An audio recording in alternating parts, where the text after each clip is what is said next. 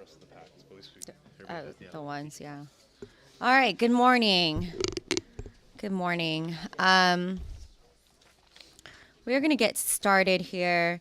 I know yesterday we paused with Senator Albert's bill. I believe that chairman has his own committee this morning, so we're going to go ahead and wait for him. But in the meantime, we're going to start with Chairman Beach's bill, which is Senate Bill 31. Chairman Beach, good morning. Thank you, Madam Chair. Members of the committee, I bring before you this. And that's, we've heard it once, but it's a real simple bill. Senator, if you can pull one of the mics. The purpose of this bill, it's very simple, is if the Attorney General has to go and enforce the law in a county where a DA won't enforce the laws that we've passed, then the DA's office needs to be reimbursed. The Attorney General needs to be reimbursed for cost of lodging and meals and billable hours. And the Attorney General has to get a guilty plea or a guilty verdict, and he then submits his expenses to the Superior Court of that jurisdiction, and within 15 days for reimbursement. So that's really kind of the crux of the bill. And I wanted to just tell you real quick, the Attorney General, let me see, can only do human trafficking, gangs, domestic terrorism, identity theft, cyber crimes, and crimes against the state, and then really certain consumer crimes. So he can only really be called in for pretty horrific acts, human trafficking or gang violence. It's not like he can go in and do a DUI case. So these are cases that the DA should be doing, and if they're not going to do their job, then he should be reimbursed if he has to go and spend time and money and resources towards that. And that's what this bill does. With that, I'll answer any questions. Okay, and so the subject matter that can be that the Attorney General can take over is very limited, is Right. what I'm hearing. Correct. And I understand when we heard this last time, there was a question from a member of the committee on line 21 as far as the date, the 15 days of judge hearing Yeah. the motion, and you're willing to work on. Right, I'm willing to work on that. correct? He's not here today, but the DA, Mr. Representative Gunter, Chairman Gunter, yeah. Chairman Gunter, he was wanting to work on that, but he actually pulled me to the side and he said, if you're doing 15 days to, get the receipts to the judge within 15 days, and then the judge has 15 days, he said that's 30 days. He thought that was a good thing. He said that was plenty of time. I know Representative Roberts doesn't believe that, but he said that was plenty of time for a judge to look at receipts. But that's up to y'all. It's your decision. I'll be willing to work with you. I think otherwise the bill's a good bill. Okay. Thank you, Senator. We have one person signed up to speak on this bill. Mr. Carter?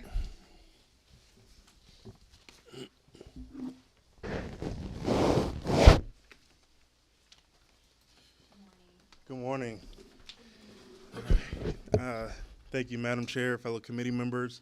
Thank you for the opportunity to speak on this bill again. I know I've testified against this bill before, so I'll kind of keep it brief this time.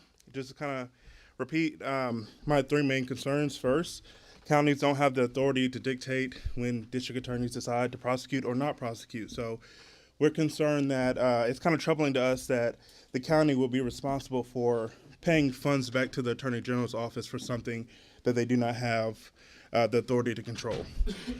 Secondly, nothing in this bill outlines parameters around how the Attorney General decides to prosecute.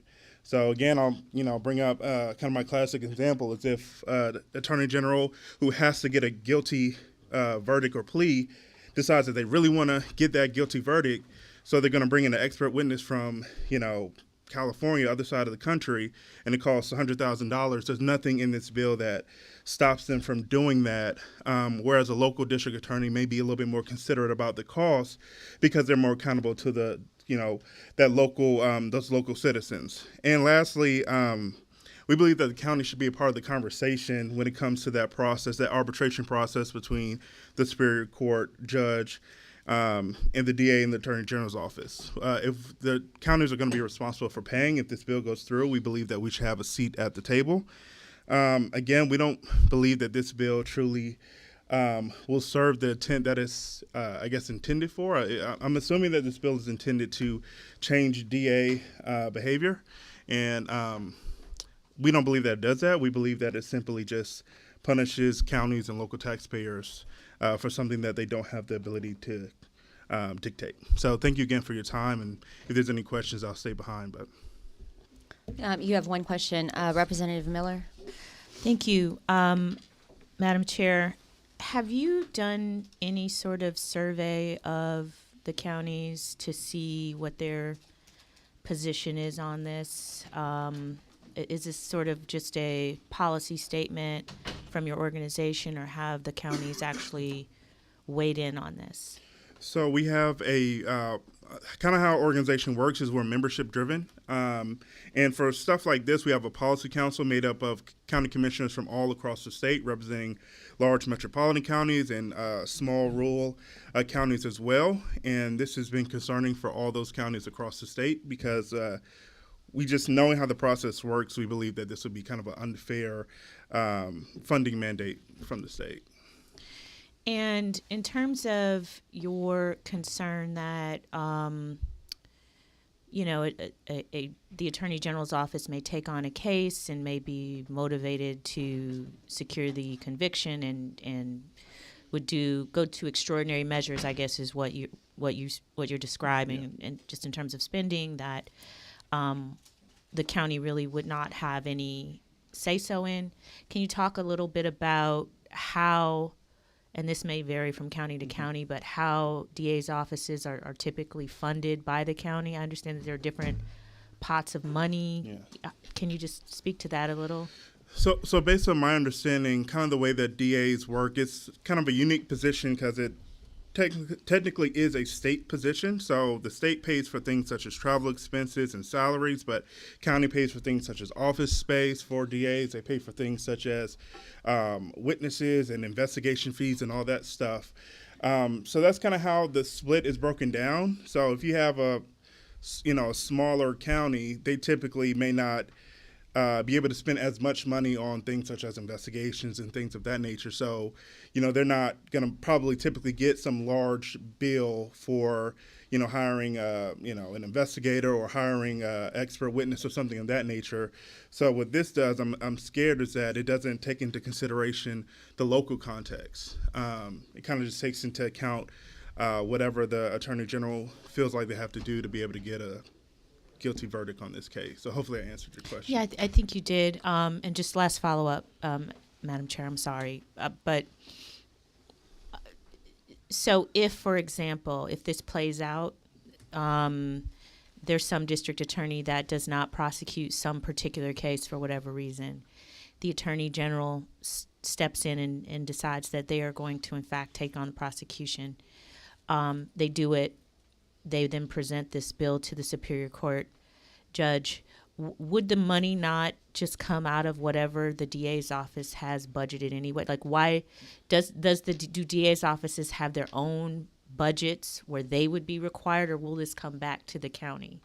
So it would come from the county. There may be some kind of designated line items for these kind of expenses, but again, I think that the concern is that there's no parameters around how much that reimbursement would be. I think even, in the normal case, I think a county may be able to kind of budget or have a good estimate, or, the county is working in partnership with the district attorney to make sure that there's appropriate use of funds. So I think with this particular case, there's no, parameters to determine how that money would be spent. Thank you. Chairman Leverett? Thank you, Madam Chairman. Good morning. Good morning. What day is it? I can't remember. So I think I understand some of your concerns. Would it alleviate, or would it, maybe not alleviate as in total remedy, but lessen your concern if there was some mechanism by which the county would also get notified of the filing of the request and could be heard and intervene?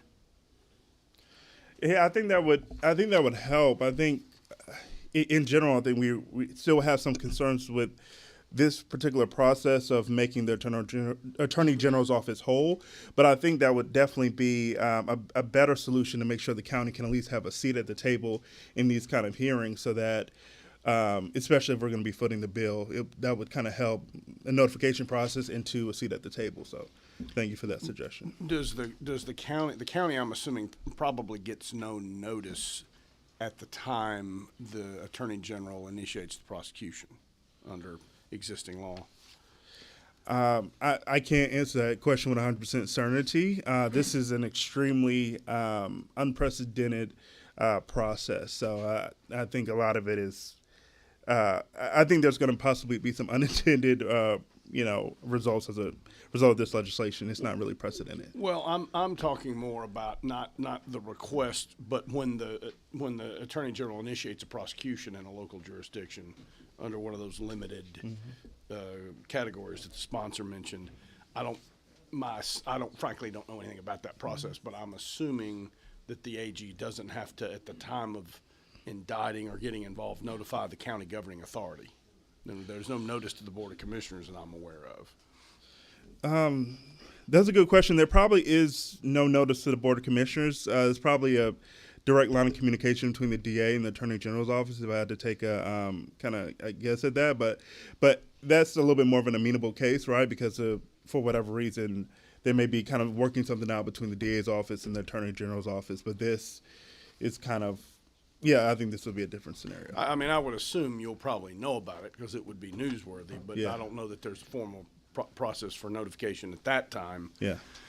And I don't know that I would think the sponsor would want to sort of go that far afield of his bill, but I wondered if some requirement that at least at the time the Attorney General makes the request of the judge, the county could be notified and the county could intervene and be heard and address issues.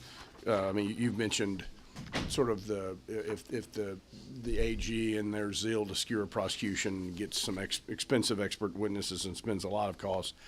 The bill as filed by the sponsor does already say a reasonable expenses and costs, so it has a limitation in there, but the ability for the county to actually be heard before the judge makes a decision would give the county an opportunity to be heard on that issue if we were to set that mechanism up.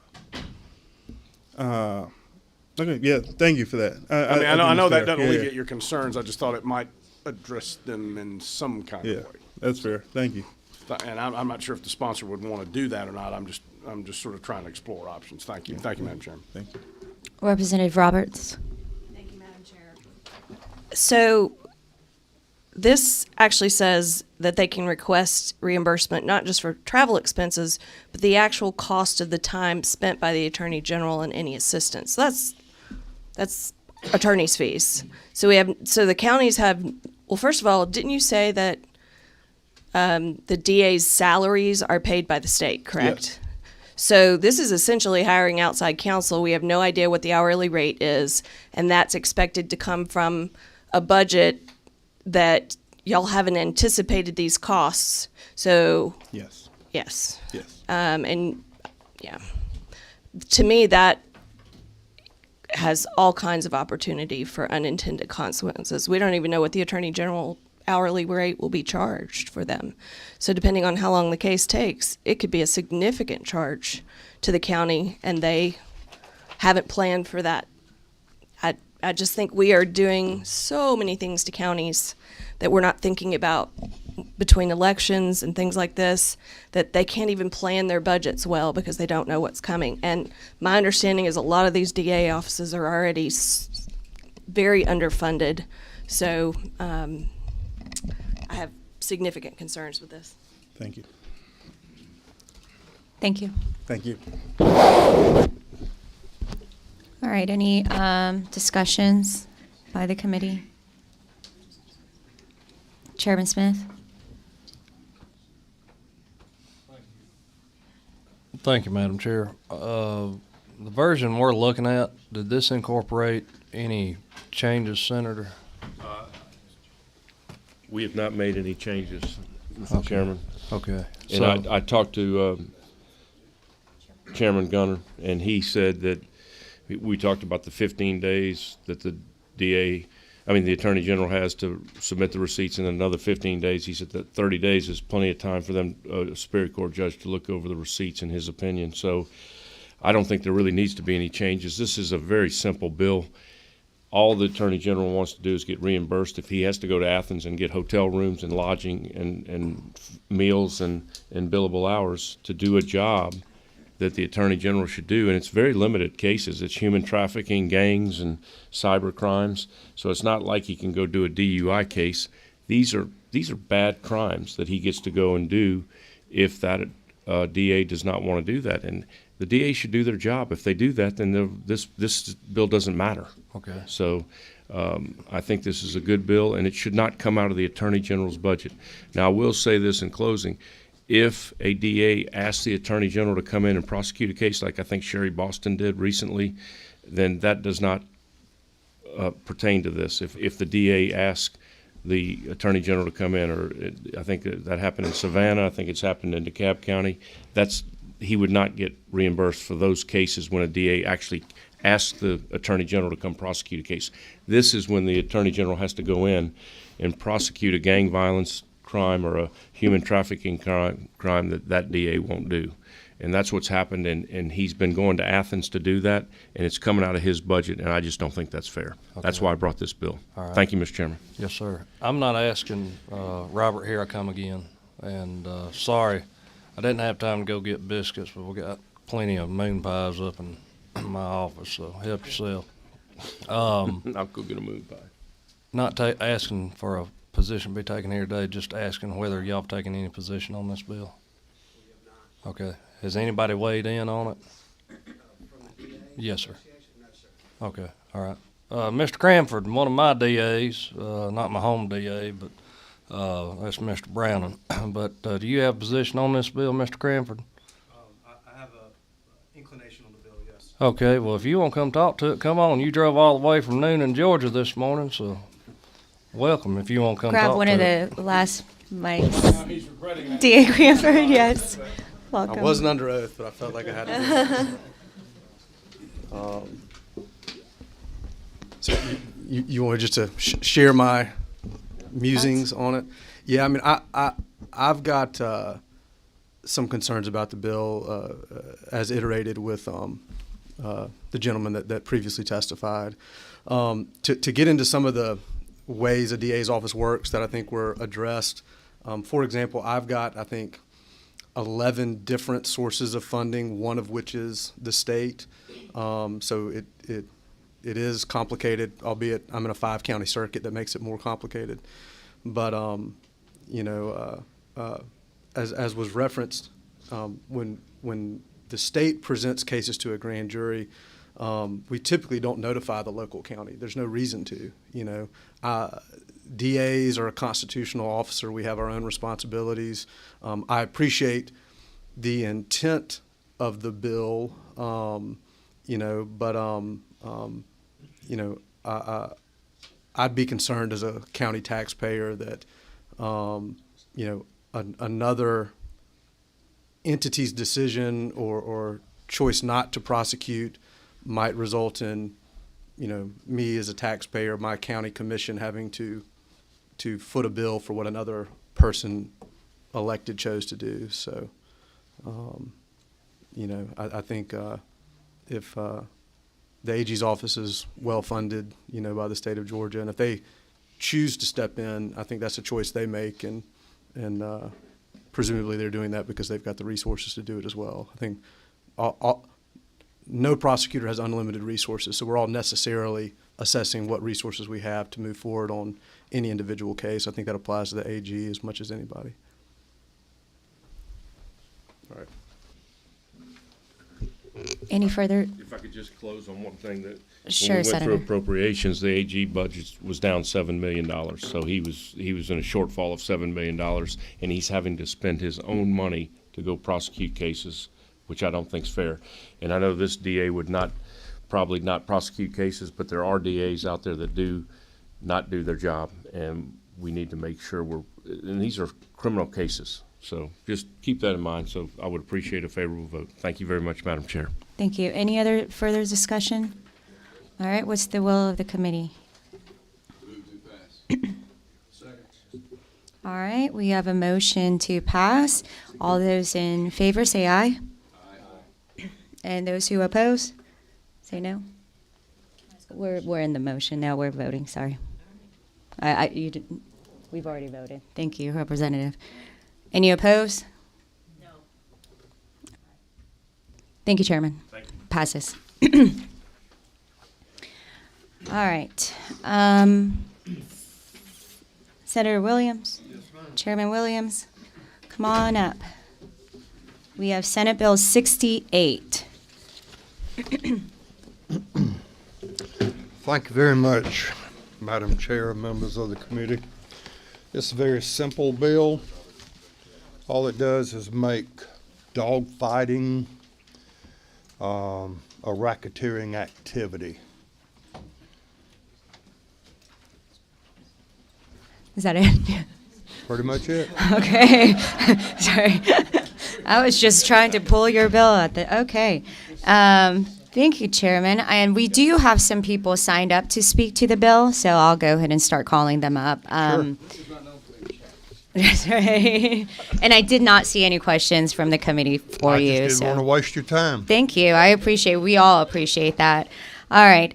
Jessica Rock.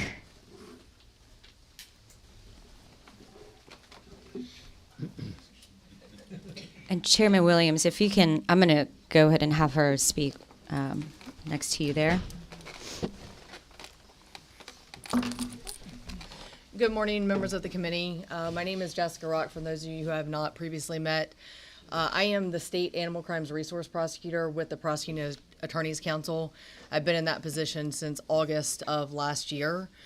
I'm also a Special Assistant United States Attorney that handles animal crimes in the Southern District of Georgia, both of which positions are the first of its kind in Georgia and basically the third of its kind in the nation. So we are doing a lot of great things here in Georgia when it comes to combating these types of crimes. But more importantly, we always have to keep in mind and focus on the fact that it's not just about the animals. This is not about dogfighting. It is about dogfighting to the extent that we want to add dogfighting as a predicate act under RICO, but there's so much more that goes on with these types of cases. And if you will give me a moment, Doug Bridges, who is a special agent with the USDA, who is specifically tasked in the federal government to handle these cases, he was here yesterday to speak, but he was unable to come back this morning. So I would like to read a statement that he wanted you to hear. Good morning, committee members. My name is Doug Bridges. I was here yesterday to speak in person, but I regret I cannot attend today because my schedule dictated otherwise. I am a special agent with the United States Department of Agriculture, Office of Inspector General. My agency is charged with working fraud, waste, and abuse within the USDA, as well as enforcing the Federal Animal Cruelty Act, which includes animal fighting. I began working these cases in 2016 at the request of a federal prosecutor. I honestly thought at that time that dogfighting was just a criminal act from a distant past and something virtually non-existent. After 6 solid years of devoting myself to working almost exclusively animal fighting cases, I can tell you unequivocally that dogfighting is alive and well throughout the southeastern United States and especially here in Georgia. The average agent in my case has fewer than 5 open investigations. I currently have 22 open, only one of those outside of the state of Georgia, and every one of these are multi-co-defendant investigations involving multiple jurisdictions, as well as a host of other crimes to include gang activity, firearms, narcotics, and even some pedophilia. It's certainly much more widespread than I ever would have thought. As I've stated in my 22 current investigations, but on any given week, I have also had to decline to work 2 or 3 cases that get referred to me from local jurisdictions in Georgia. I am one of 2 USD agents in the entire state, and the other agent primarily works fraud. This is an ongoing issue that we have, and it sounds like a bold claim to make, but I state with confidence that dogfighting or some other form of dogfighting is going on all year round in all of Georgia's 159 counties. I regularly also teach on dogfighting to local, state, and federal law enforcement and prosecutors, and the theme is always the same. Everyone abhors dogfighting. It is agreement that it should not be tolerated, but these investigations are lengthy and very time-consuming. And quite honestly, some jurisdictions are so focused on the area's crimes and are not aware that dogfighting is being perpetuated by some of their most violent and dangerous criminals. I am writing today in support of SB 68 because I believe that adding dogfighting as a predicate act under the RICO statute will provide local state law enforcement another avenue to pursue these violent criminals within our local jurisdictions, and the enhanced RICO penalties will be a great start to combating and ending dogfighting in Georgia.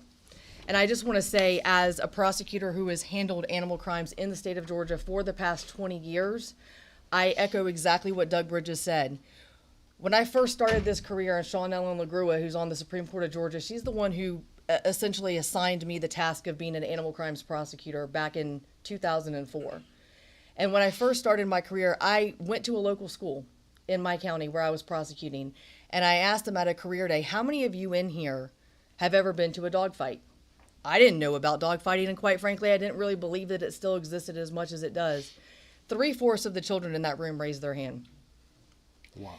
And that is something that has stuck with me as I have continued to make it my mission to go around the state of Georgia and dismantle these dogfighting operations. People have no idea that this underground world of dogfighting exists in your communities every day. You have no idea what's going on in the woods of your communities where these dogs are being housed, bred, trained, and fought at all different hours of the day. The one thing about dogfighters that people don't understand is they're very good at evading detection of law enforcement. In fact, it's one of their missions. And they talk about it on all these chat rooms and these chat groups that we infiltrate as law enforcement. These investigations take a lot of time because it's not just about going after the one dogfighter, okay? And I think that was a question that I had before is, can't we already do this in Georgia? Do we have a dogfighting law? We do. OCGA 161237 is our dogfighting law. And yes, we can prosecute that one dogfighter under that statute. The problem is we are not combating this crime as it exists in the form of organized crime and the entire enterprises that exist. It takes an entire operation to put together those who breed dogs, sell them, train them, the people who set up fights, the people who attend the fights, and the people that are allowing this type of, basically, it ends up being killing dog operation to make money, way more than you would ever imagine. I just want to give you a statistic because I could talk to you about a lot of them, but a personal statistic is within the past several years, Doug Bridges and I myself, between the two of us, have pulled 1,200 dogs out of dogfighting rings in the state of Georgia and some other states in the southeast. This is not a new concept. If Georgia passes this law, we will be the 11th state to make dogfighting a predicate act under RICO. Our counterpart Florida has already done so. We have a lot of dogfighting cases that involve multiple drug trafficking rings and dogfighting rings that we prosecuted together that involved both Georgia and Florida. So I'm here to answer any questions. I'll end with that, but I would ask that you support this bill. Thank you. Any questions from the committee? We do not have any questions. Thank you. That's the reason I didn't say much. She could say it so much better than I That's could. right. That's right, Senator. I think that is the only person that signed up to speak on that bill. So any discussions from the committee? All right, Chairman Leverett? I'm just prepared to make a motion at the appropriate time, Madam Chairman. Sure. I don't think we see anybody else signed up, so I'll take up your motion, Chairman. Move to pass. All right, and those who want to pass the bill, say aye. Aye. Any opposed? All right, it passes. Thank you, Senator. Thank you. Thank you, the committee.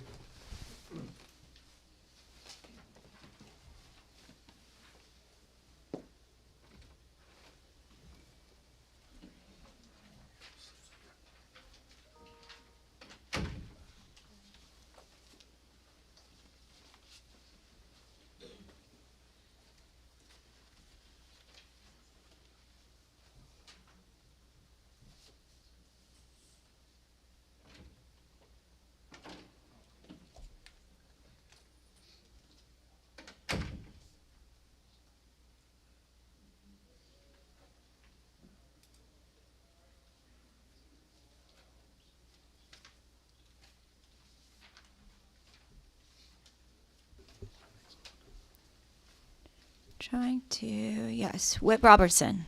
I think you are the only one in here. We're going to go with Senate Bill 92.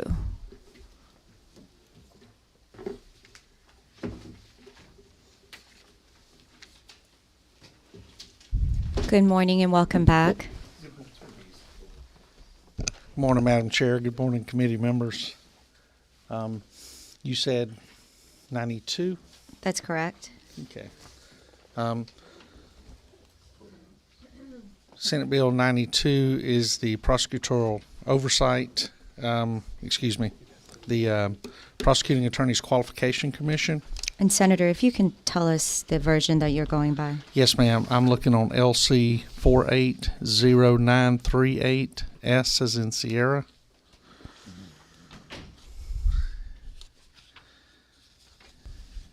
Is that? That's correct. Go ahead. Okay, good. Yes, I just that's wanted to what we make sure. have. Yes, ma'am. This is the same bill that we presented the other day when we were down here in subcommittee, and there have been no substantial changes to anything in this legislation. I know there had been discussion about the appointments. That has stayed same. The number of commission members, the appointing process of the commission members, the references to Code Sections 1518.6 and 1518.66 when it comes to the responsibilities of the District Attorney's Office and the Solicitor General's Office. Just flipping through here to ensure that, because these are such simple pieces of legislation, I'd hate to miss something.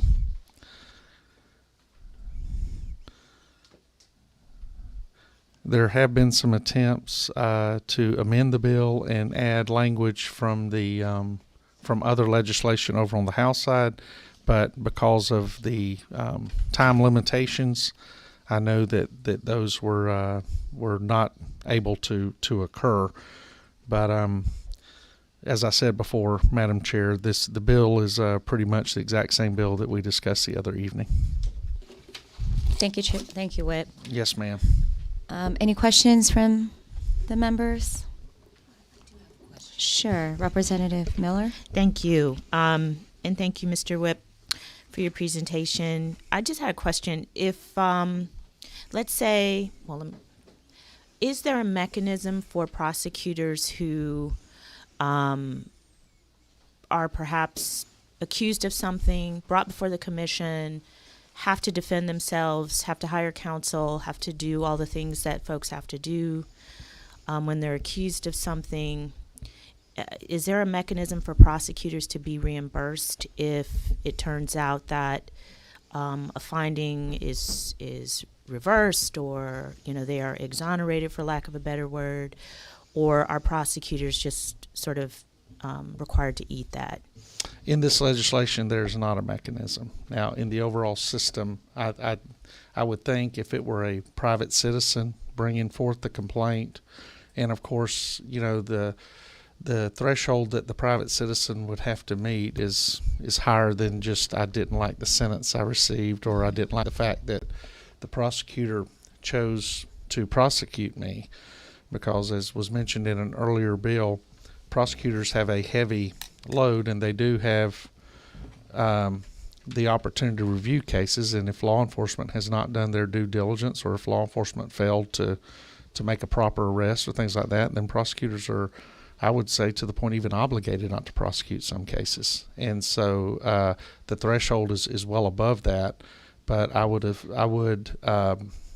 think, I don't like the word assume, that if the individual intentionally brought a false accusation against a prosecutor, and the prosecutor, based on the investigation by the Qualifications Commission, if the prosecutor was exonerated, then there may be some civil relief possibilities involved in that.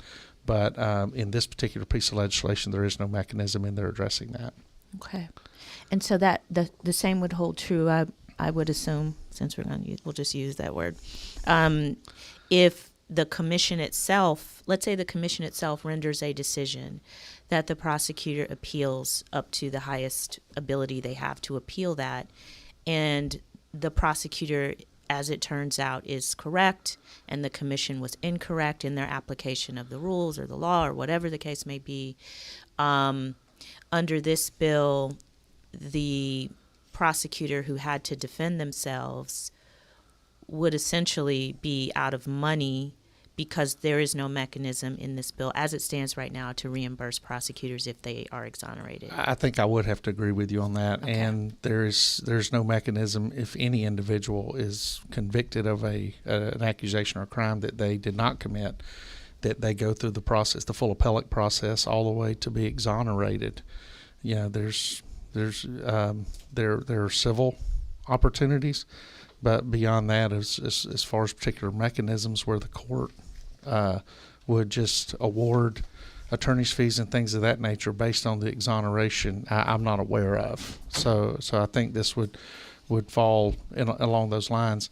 But I think the safeguard to that is that we have set the bar, I think, fairly high for anyone to come in and make an accusation against a prosecutor for not doing their job, because the base level of a prosecutor doing their job is just reviewing the cases, not allowing, I enforced a lot of Title 16 and a lot of Title 40 laws throughout my career that I did not necessarily agree with. But my job was not to write legislation, and my job was not to debate law on the side of the road. My job was to enforce Georgia law to the letter. And so as long as I did that, I was fine. I was given a small amount of discretion, and prosecutors, I think, have much more discretion. And I think when a prosecutor uses their discretion in looking at a case, whether it's a felony for marijuana, whether it's a habitual violator, or whether it is an aggravated assault, I think a duly elected prosecutor has the ability to look at that case, determine based on the subject or based on the information and evidence given in that case, whether it's practical and efficient for the prosecutor, for the district attorney's office, or the county, whether to take that case to the grand jury and seek a true bill, and for the prosecutor to determine that it is a bad case and to null the case, dismiss the case, do whatever. I think that is well within the purview of a prosecutor to make those decisions. That's what they're elected to do. This legislation, all it does is focus on any prosecutor that might make those types of decisions based on prejudices, biases, or other things other than Georgia law. And I think that is going to be a rare exception with all the prosecutors I've known throughout my career and around the state. So, last follow-up, Madam Chair. So if a prosecutor assesses a particular case and determines that there is probable cause for the arrest, but there is not sufficient evidence in that prosecutor's opinion to move forward, that is not the type of thing that would that a prosecutor could be brought before the commission on? Well, I mean, there's a big difference between probable cause and look, I feel silly sitting here talking to somebody that's prosecuted many cases and about this, because I think you and I agree a whole lot more than we would disagree. That when a prosecutor sits down and looks at a case, they look beyond probable cause. They look at the hard evidence, and officers making a case on probable cause is absolutely accepted in case law. So when the prosecutor looks there, and the prosecutor is looking at the circumstances of the case, and the prosecutor is doing their due diligence according to the code sections that I alluded to earlier, then I think it would be, I think the individual that may have a complaint against that prosecutor would be hard pressed to substantiate any kind of complaint like that. Yes, ma'am. Thank you. And on that note, Senator, isn't it, I believe if a lawyer gets a complaint through the state bar, and they have to defend themselves and spend time responding, there isn't a mechanism for them to get reimbursed. And I believe it's the same as judges under JQC investigation having to spend time, correct? Yes, ma'am. I believe that is. I'm not aware of anyone, and I'm not aware of any mechanism that allows that. But I would have to lean into the wisdom of trial attorneys. But I do believe if there's a malicious intent to embarrass an attorney or a judge or a prosecutor for political reasons or anything else, I think the civil process is available to seek damage. Okay, Chairman Leverett. Thank you, Madam Chairman. The bill provides for an investigative panel in the commission, does it not? It does. And that investigative panel effectively would screen complaints and would have the ability to stop the complaint before it even gets to the point of alerting a DA or notifying a DA of the pendency of the complaint. Is that the way it works? Yes, Mr. Chairman, you're absolutely right. And that investigative group are made up of peers. It's three current or former DAs or assistant DAs. And Yes, sir. It's under ones that my DA that came up here and testified so eloquently to earlier legislation.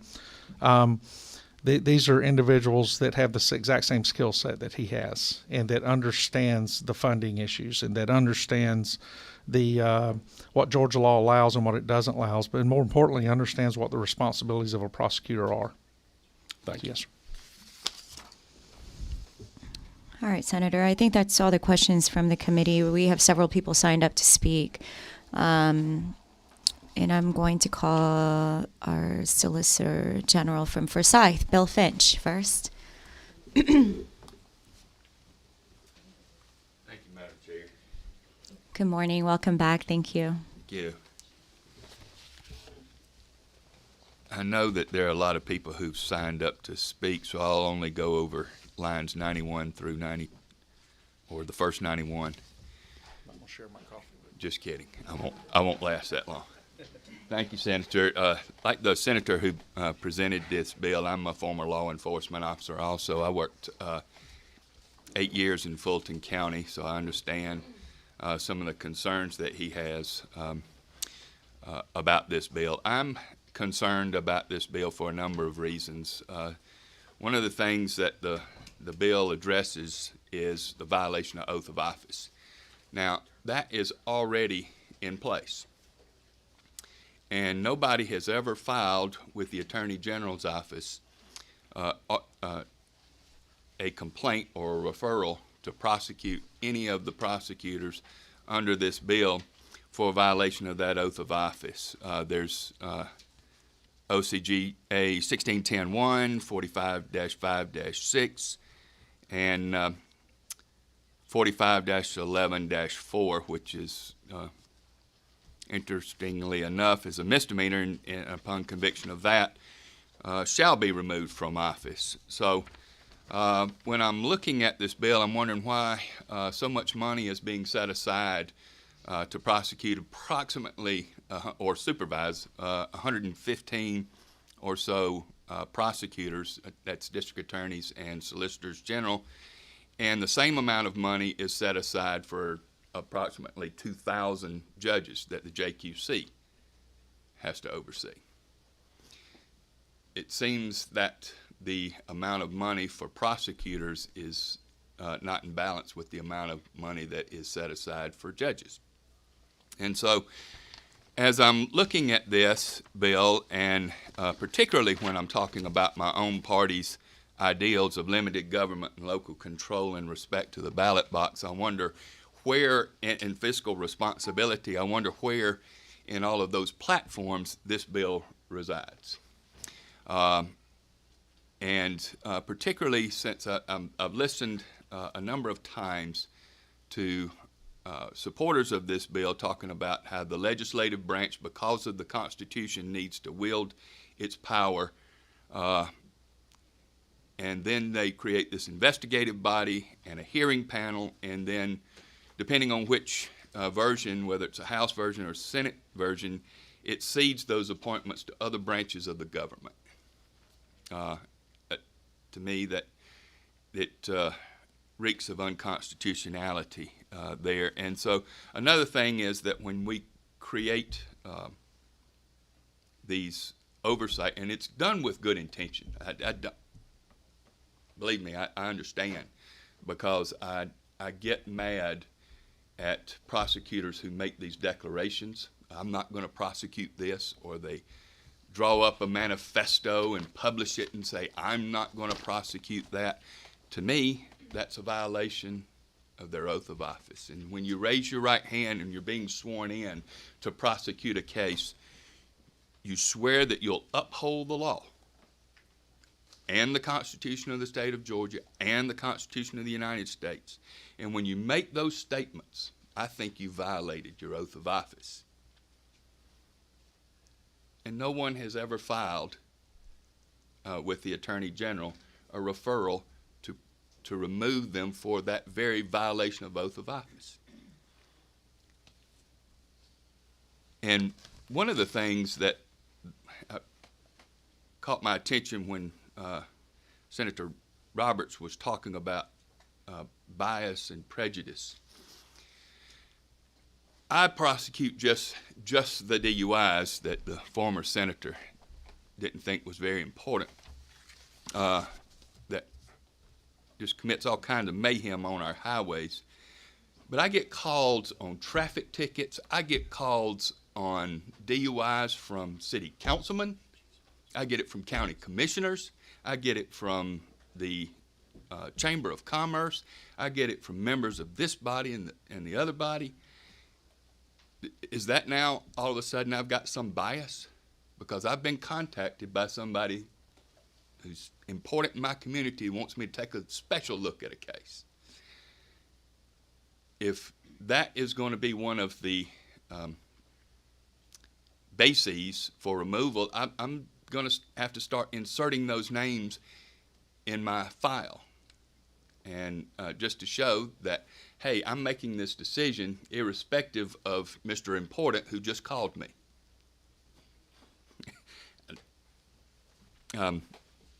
There are other things besides just the violation of oath of office. There's the impeachment process, and I've heard that it's too unwieldy, it's too antiquated, it can't be done. But this is a lot of money that we're spending on declarations that it can't be done, because there's no one set case that people can point to and say, hey, look, we've tried the violation of oath of office for free because it's already there, and it failed. So we need to create a bigger bureaucracy to possibly take away the local control. And these panels are not subject to the local control that I've got. I think I'm a pretty good prosecutor where I am. I may not be a good prosecutor in another county, maybe Appling County or Fulton County or DeKalb County. They may not have the same views that I do. And so this bill vests power in other branches of the government other than the one that the Constitution says has oversight over district attorneys. And with apologies to my good friends at PAC and the Attorney General, this bill does not cover them. They're prosecutors. The AG is an elected prosecutor, but it doesn't cover them. And so if PAC or the AG comes in to prosecute a case in mine or Appling or DeKalb or Fulton, they may come to the exact same conclusion for which that local prosecutor was removed, and then they wouldn't be subject to oversight.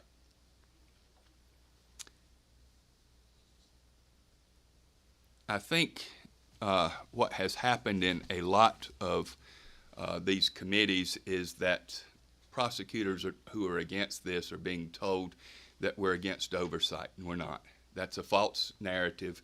I am for the oversight. There's plenty of oversight that already exists with the state bar, with the Attorney General, with the governor's office, to rein in those wayward prosecutors I do have a problem with when there is a reversal or an exoneration if you're removed from office and then another election takes place. But you were exonerated after that. Who gets that seat? So with all due respect to the good, fine work that this body does, I'm against that for those limited reasons. I am not against oversight. I'm against this bill as it's in its current iteration. So I'll take any questions if anybody has them. Representative Miller. Thank you, Mr. Solicitor, for your remarks. I appreciate them. Do you see a rational basis to treat the Attorney General, who is a prosecutor, as different from an elected prosecutor, as different from elected county prosecutors or elected solicitors? I do not. Okay. And would you agree that the vast majority of prosecutors who are elected to do the people's work do it honorably to the best of their ability? I agree. Okay. And I guess your point, well, let me ask you this. Do you think that there, in your experience, and we've heard other prosecutors talk about a morale problem in terms of recruiting prosecutors and how it is difficult sometimes to get folks to come work in these important public service jobs for lots of reasons, low pay, and other things that might make it a challenge today to get folks to want to do these jobs. Is that your experience as well? I don't have the low morale here where I prosecute. I'm fortunate to work in Forsyth County. We have resources, and we understand that we're more fortunate than a lot of people throughout the state. But I think that low morale sometimes is due to poor oversight in particular offices. And I think the fix for that is a county issue, not a statewide issue. I think they can be voted out, and I think they can be recalled. I agree with you. Do you think that, and this is just your opinion, do you think that all the talk publicly about the need to oversee prosecutors and to have commissions and that they don't have enough oversight, do you think that that is doing damage to the law enforcement brand of which prosecutors are a part based on the actions of a few? Well, I think the narrative back and forth needs to be toned down a little bit. Thank you. Thank you. That's all the questions. Thank you. Solicitor General from Bibb County, Rebecca Griss.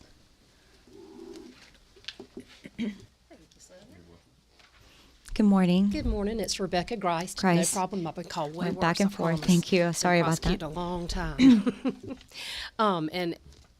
Thank y'all for giving me the opportunity to speak this morning. Actually, Solicitor General Finch said a lot of things that I was going to say, so I will be brief.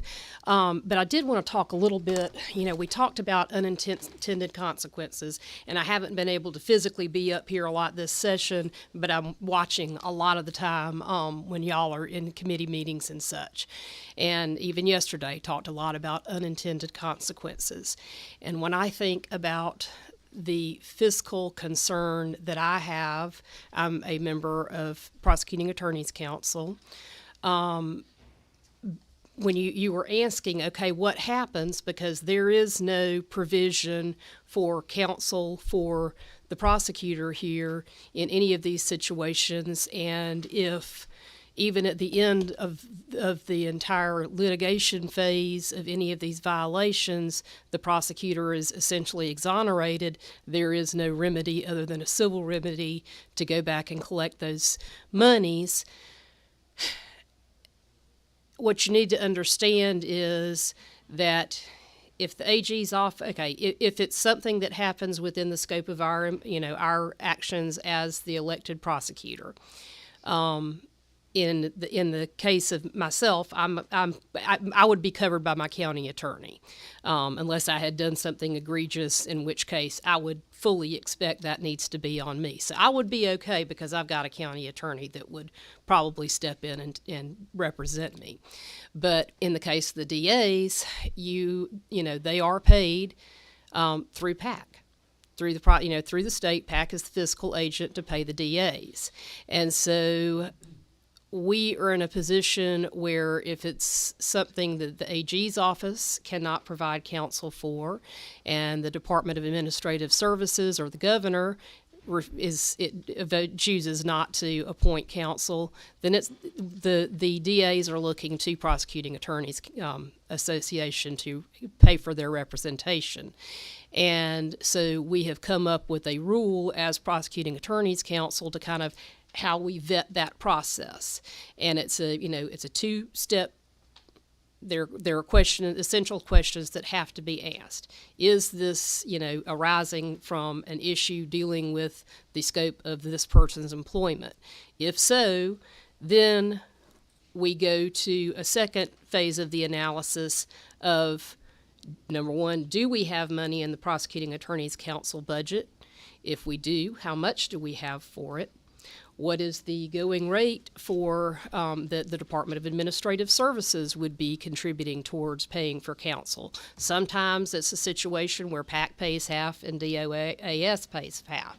It's a lot of different scenarios, but understand that ultimately, unless the DA has, malpractice insurance or some sort of liability insurance of their own, they're very likely to look towards PAC for their representation.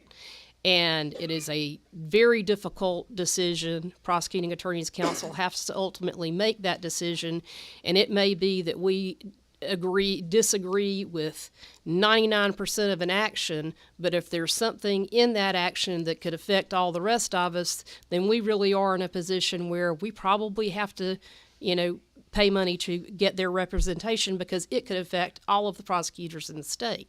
And so understand that when you have a 1.4 million, 1.3, whatever it is, new entity that is overseeing 200 people, they're going to have to find a reason to justify their existence, which means that they're going to be looking for the cases that they need to intervene in. I absolutely understand, and I'm in no way opposed to prosecutorial oversight. I have been a prosecutor for 29 plus years now, and do not get me wrong, I do not oppose in any way prosecution oversight. I just believe that it already exists in Rules 3.8 of the State Bar of Georgia, the rules of ethics. We are held to a higher standard than any other attorney in this state, including judges, by the way. We have strengthened those rules. I'm on the Board of Governors for the State Bar of Georgia, and that was, I think, one of the first rules that, when I first took office, that was the vote. And we understand, we agree there needs to be oversight. It just doesn't need to take the form of a separate entity that costs this much money. And you're saying, $1.4 million a year for the agency itself side of things. You also are going to have state funds one way or another, AG's office, DOAS, Prosecuting Attorneys Council, or a county government. Those are still taxpayer dollars, probably in equal, if not double, amounts to defend these types of actions. So understand, people have a right to counsel. Counsel is not free, and it is very expensive. And we were joking in the back, gosh, if we got paid our hourly rate, we'd be rich. But not a one of us is in this noble profession that I happen to love dearly, and it is hard to, number one, have colleagues who aren't treating it with the respect that I believe it deserves, but it's also feeling a bit like an attack on us. And I know y'all say, no, it's not. We know there's so many good prosecutors, but it's pretty hard to feel otherwise when your actions working as a dutiful, ethical poorly paid prosecutor for all these years are being called into question. But I'm not saying we don't need oversight. Please do not get me wrong there. I believe that's my main thing. But please understand that the fiscal side of this is triple what you think it is, at least. Whether it's taxpayer dollars out of this, this chamber or this dome, or if it's sitting back in our individual county seats or at the AG's office or at a government administration, it's government money. Thank you. You got any questions? Thank you. You have no questions. Okay, thank you very much. Taylor Hawkins.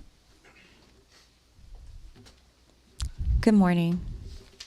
Morning, Madam Chair. Pleasure to be with you all again. Taylor Hawkins with Frontline Policy Council organization seeks to protect family and Christian values. Wanted to start before I get into my remarks by saying that the district attorney in my circuit, the Alcovey circuit, Randy McGinley, is sorry that he cannot be here. Wanted to be here to testify in favor as well, and did show up at a previous committee hearing to testify, so just wanted to mention his support of this piece of legislation. But then, in getting to ours, as we travel across the state for hosting events and different other things, one of the things that has come up most often in the last couple of years has been a renewed focus on public safety, as different news stories of district attorneys from across the country have also begun issuing manifestos and making declarations stretching the limits, to put it mildly, of prosecutorial discretion of crimes they will and will not prosecute. That has actually reached the local family level, and where people, especially in areas that have experienced an increase in crime, have come to us and said, just in simple terms, hey, we know y'all are at the Capitol. Please, can you work to do something about the district attorneys that are, and while we are not legal experts, I did want to mention that because I feel that should be a part of this conversation, that has filtered down to the local level, and people do feel deeply that if they feel as though that there are district attorneys and this has become a precedent now who are abandoning their duties in some form or fashion, there needs to be oversight. And so when mentioning our support, I did want to mention as well that this is not just a policy position from us, it is also something that we've heard from many families across this state. So with that, I would recommend that this committee pass this piece of legislation. Okay, thank you. And you have no questions. Thank you. DA Cranford, you can come up, and I know you've spoken about this bill before as well, so I'm sure your remarks will be limited, but go ahead. Yeah. I mean, I didn't sign up, but I've said it before, and it's probably just worth saying again. I mean, I'm not excited about creating a bureaucracy that has the power to discipline and ultimately remove us from office. But in looking at a lot of the behavior we've seen over the last however many years from elected prosecutors, some of which ultimately I just don't think falls under the bar, and I don't think there's ultimately a way currently to deal with, such as sexual harassment, for example. I just think on balance, this legislation is necessary, and I made the decision, when the first bill was dropped, I think by Representative Trammell, a Democrat, that this was something that I wasn't going to oppose, and I wanted to engage the legislature on to try to get as good of a bill as possible to mitigate the negative things that I was concerned about it being weaponized and things like that. I am supportive of the bill in front of you in terms of who's making the appointments, because I think it's coming from a lot of different places. There'll be a bipartisan input, for example, from the Senate and about which DAs should be on this committee, which judge that's a former prosecutor would be on the committee.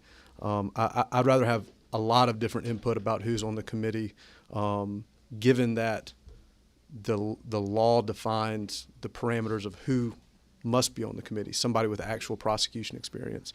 And I stated before why I think that's really important. I won't belabor that, but I hate that I think this kind of thing is necessary, but ultimately I just do, and I appreciate the engagement from this committee and the rest of the legislature about how can we get as good a bill as possible to mitigate, the ways any bureaucratic institution might be go overboard, Okay, you have one question from Representative Miller. Sure. Thank you, Mr. District Attorney, for coming back and sharing your thoughts. You said that a DA who sexually harasses someone, that would not be a violation of their oath of office. Why not? As I understand oath of office, and I'm happy for anybody to come disagree with me, but as I understand it, there has to be what we call a predicate offense. There has to be another violation, another crime to pursue, and if they do it in their official capacity, it also violates their oath of office. So in the times that my office has brought it, and it's not something I came prepared to speak about, but as I understand it, I think there's case law that speaks to that requirement. And again, if there's any other lawyer in the room that knows more about it off the top of their head, I would be happy to hear from them. But yeah, I think there's got to be another violation underlying a violation of oath of office. Okay. And I don't know that not all sexual harassment would violate a criminal statute, for example. Okay. All right. Well, we'll have to do some research on that. And then Yeah. my second question is, you said that the appointments would be bipartisan. What in this bill guarantees that appointments to this commission will be, in fact, bipartisan? I guess what I meant was, there's the one I'm thinking of, I don't have it in front of me, is I think the Senate votes on an appointment, right?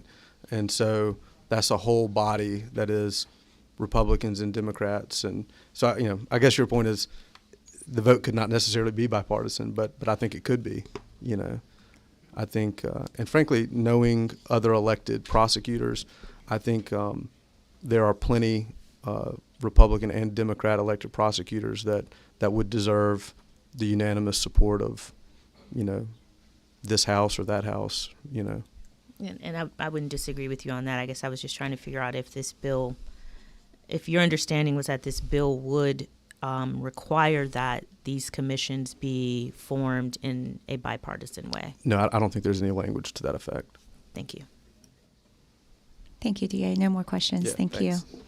We're going to keep this as a hearing only today. And we've got 2 more bills to go, but I'm going to go ahead and take a 5-minute break. So if we can come back in about 5 minutes. Thank y'all.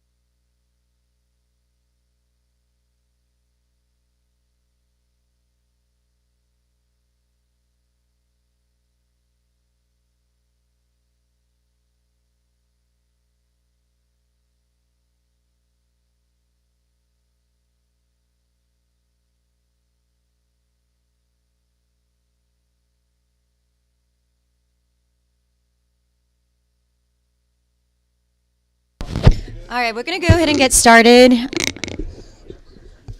We are going to take up Whip Robertson's Senate Bill 63. I know we have a Senator Albers. We've got a lot of people signed up for your bill, so we're gonna wait for a little later on that as our last bill. But Whip Robertson, whenever you're ready.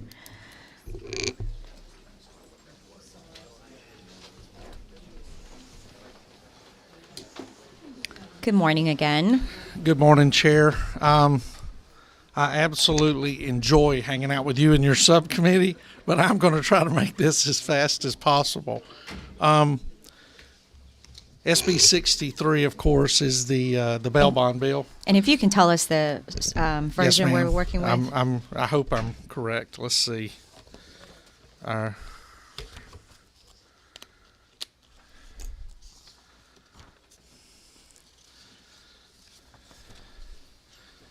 And I guess I'm going to ask this question. There's too many LCs here. I have a LC 442370 Sierra. That's what Oh, that's what wow. we have. Thank you. If I was a gambler, I'd buy a lottery ticket, or a ticket to the soapbox derby. But I jest. Yes, ma'am. I want to first of all thank the subcommittee and all of the alphabet soup of groups that came up and spoke to this bill the other day.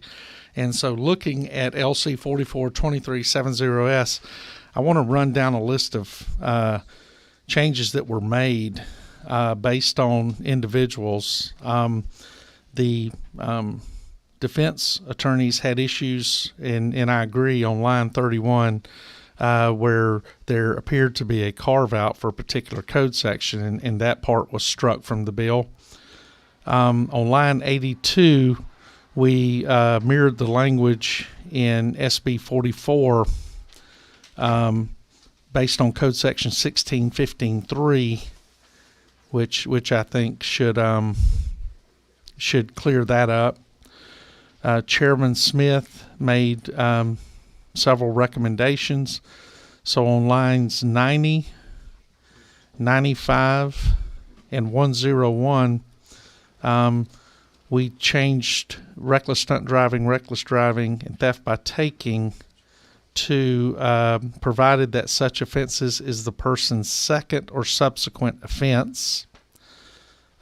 Based on concerns from Representative Miller, on line 127, we struck affray as described in 1611.32. Based on Chair Hong's concerns on line 200 through 203, we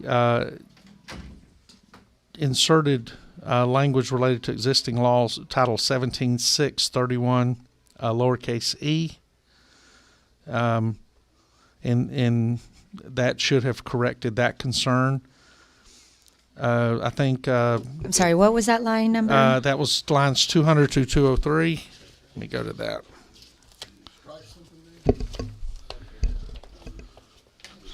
On my I think version, we added.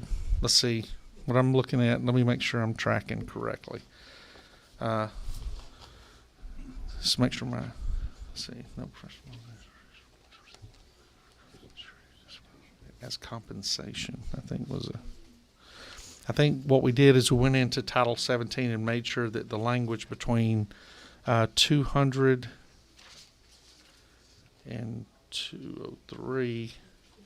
I apologize. I don't know why she put this on this list. Let's see, it's simply. Can you tell us the change? That's what that's what I'm trying to figure Right. out. I mean, like the subject matter, so maybe we Yes, can. ma'am. It was related to. It was a Title 17, so it was related to the professionalism of bondsmen. I think the change is actually on 04. 204. No professional bondsman or his or her agents or employees who receive compensation from becoming the surety on a criminal bond shall thereafter receive any other sum in the case as compensation. So line 202 to 204, correct? Yes, ma'am. Okay. Yes, ma'am. I apologize for that. Let's see. And that was also, I see what happened now. There was a flip here on this. One of the big changes that we did make that I understood was the judges had some concerns when we reduced the 10 days to 3. So we went back to the 10 days, the original, extending that time frame for the judges. And That's 251. Right. I think it was over, let's see, 258, I think. 251 and 257. I highlighted it. In the new one? Yes. Okay. And I may be referring to that line from the original because the judges were concerned that put them in too much of a compressed data or compress the days too much. Let's see. And the issue relating to domestic terrorism, that was also struck. And that's going to be, that would have been line 395. So you see by striking that, where I want to verify, make sure I'm not misreading.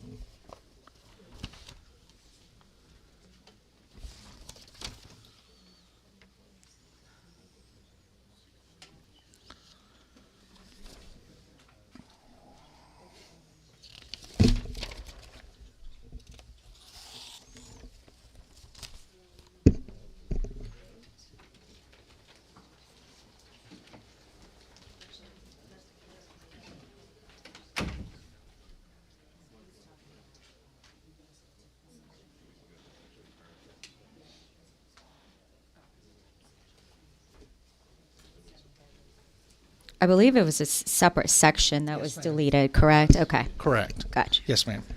But those were the substantive changes made to the legislation, and if there are any questions from the committee, I'd be happy to entertain those. Thank you, Senator, and thank you so much for working with everybody on revising your bill. I do not see any questions from committee members, but we do have one person signed up to speak. Maisie?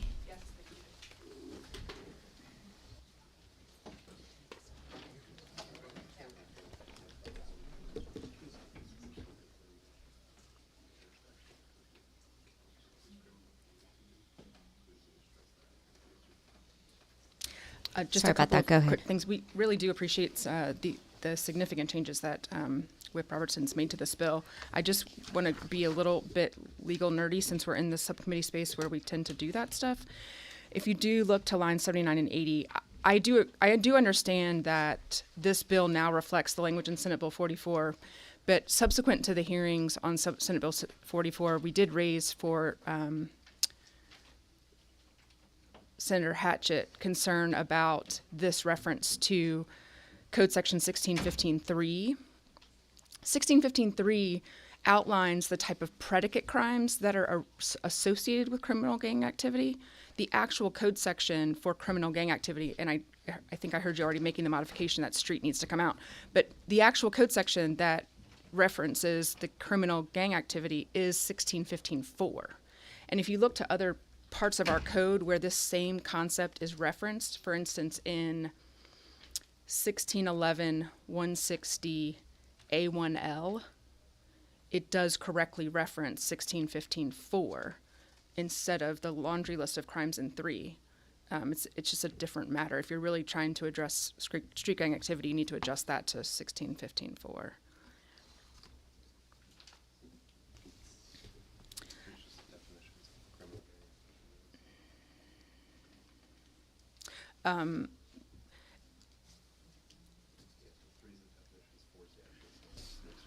Good.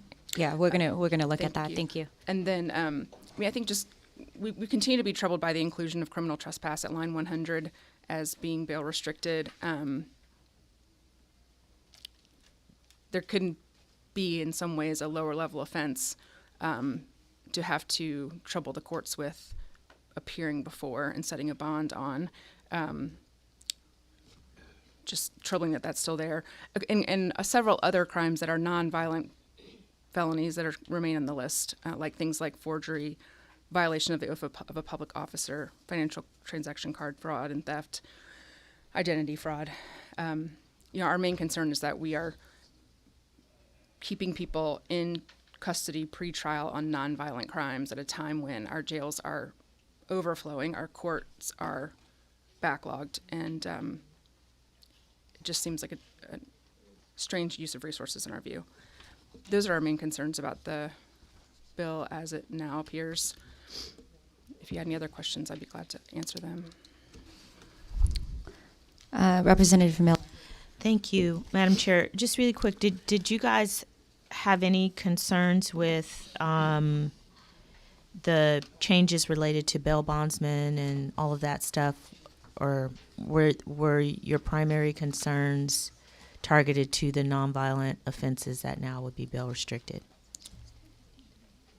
They're primarily directed at the bail restrictions, yes, ma'am. All right. Thank you. You're welcome.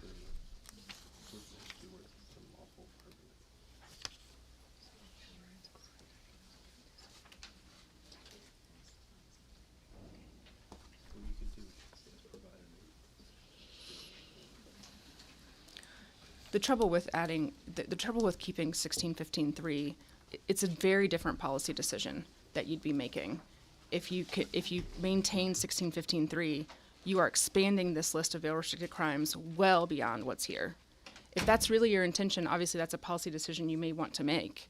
But when we look at the way that this code section is referenced in other parts of the code where the intent is to implicate criminal gang activity, it's 1615.4.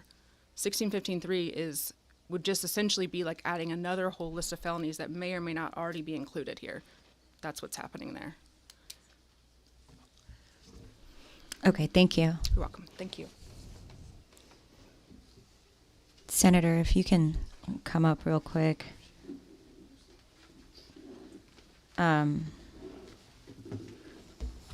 So we were discussing line 79, I think.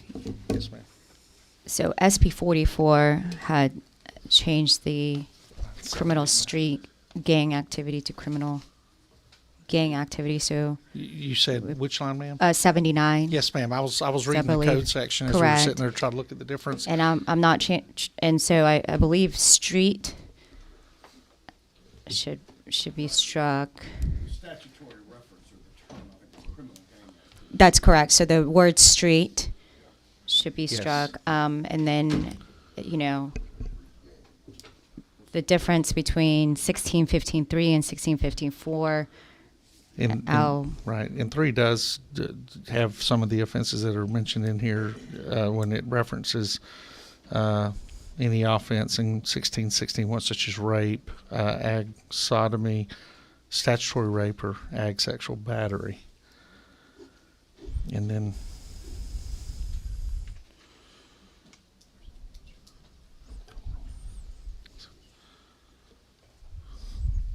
And I'll let you.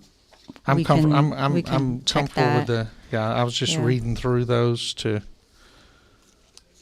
Well, I guess the term criminal gang activity is defined in 1615.3. So 1615.3 is the definition, and 1615.4 is participation in gang activity that's defined.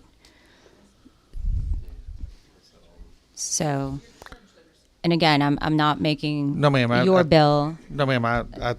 In my interpretation, I think that was the purpose, was to an encompassing policy that defined the activity, not necessarily drilling down into the individual parts of the activity. What's all included in that activity. So it could be, and I don't know what your intent was on that thing, but on that line, but Yes, ma'am. you can reference 1615.3 in defining the word criminal gang activity, and then reference the code section 1615.4 for participating in criminal gang activity, if that was your intent. But Yes, ma'am. think that's something to look into as well. So, and I think to the gentleman's questions, street was not in there. Is that right? correct. So Yeah. the word street should be struck. Correct. Correct. Okay. Any questions from the committee? And any discussion? Representative Miller. Thank you. I guess I would just say I do appreciate what Mr. Whip is endeavoring to do with certain of these offenses that he's adding. My problem, and again, most of my problems come from the perspective of Fulton County, because that's my county. That's where I practice now. That's where I prosecuted. Our county is just different. We're big. We're busy. There are a lot of moving parts. We're underfunded in so many ways. So I think that adding these nonviolent offenses to the list of bail-restricted offenses is too restrictive for the folks who are operating our jails and operating our judicial system at the county level to make it run as expeditiously as possible. Our jails are we're bursting at the seams in our jails. So I appreciate the edits. They do make this a lot better. I wish we could strike some more of these offenses, but I think for that reason, from the perspective of Fulton County, I cannot support it as written, although I understand what the author's trying to accomplish. And I do appreciate that, Representative Miller. I do. And we attempted to work on something else on the bill, which we're going to have to do out of session, where we have discovered there's an opportunity for a lot of nonprofits. We can establish under Title 17 the ability of the nonprofit bond groups to establish in Georgia compete is not the right word, but to operate alongside traditional bail bonding companies. So that they're able to assist the county in reducing jail population. I've looked at a lot of the issues related to jail population and have found that I believe there are many people being held in our county jails that should not be there that are not related to these kind of crimes. There are a lot of administrative issues and things of that nature that I think can be expedited through technology and other things. So we are definitely not ignoring that. Early in my career, I worked in a very overcrowded county jail in Columbus, Georgia, and I do appreciate the environment in there that the officers are in and the environment that those being held waiting for their day in court are in. So I thank you for your understanding, and I do appreciate that. Thank you. And I am confident that you, Senator, will look into some of these other concerns as well. I think we'll have some time to discuss before it goes to full committee, if it gets passed out of ours today. So on that note, I'll entertain any motion from the committee. Chairman Leverett. Move to pass. Any second? All right. Those who approve, say aye. Any opposed? No. And that would be a tie. And so, as the chair, I'll break the tie and I vote yes. So it passes. Thank you. Thank you, Madam Chair.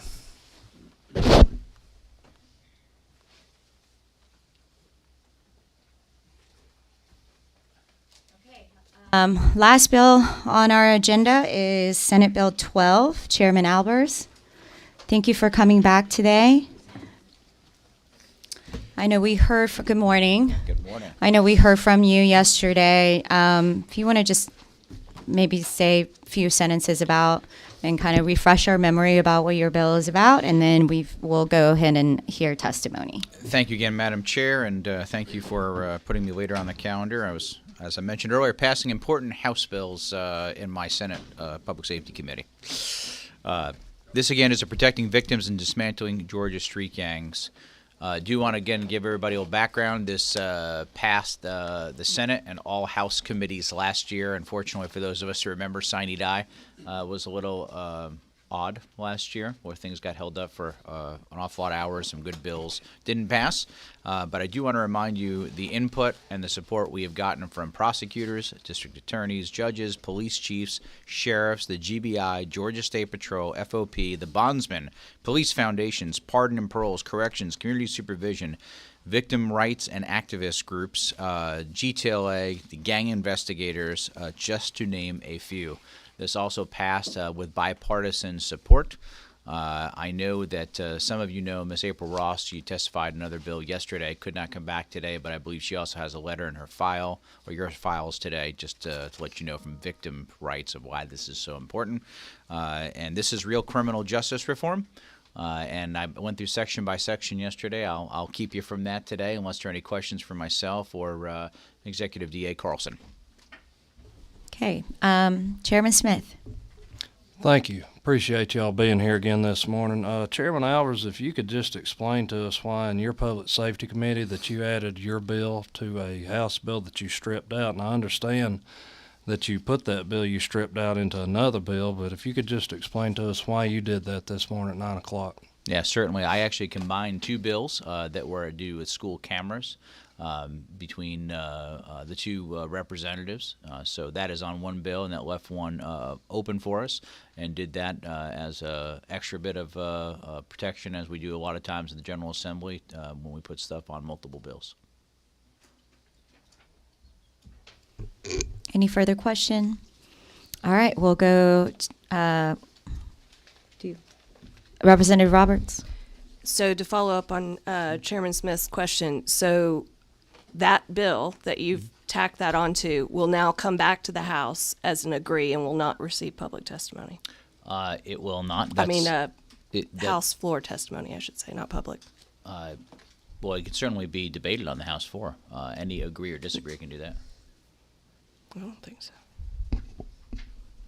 Certainly can in the Senate. Yeah, your rules are different than ours. Okay. Not aware of that. Okay, we'll go to testimony. Or are you done, Roberts? Okay. It's okay. We'll go to testimony. Ben Lindy will take testimony. Thank you, Senator. I'm sorry, you put SB 11. I'm assuming you put SB 12? Okay.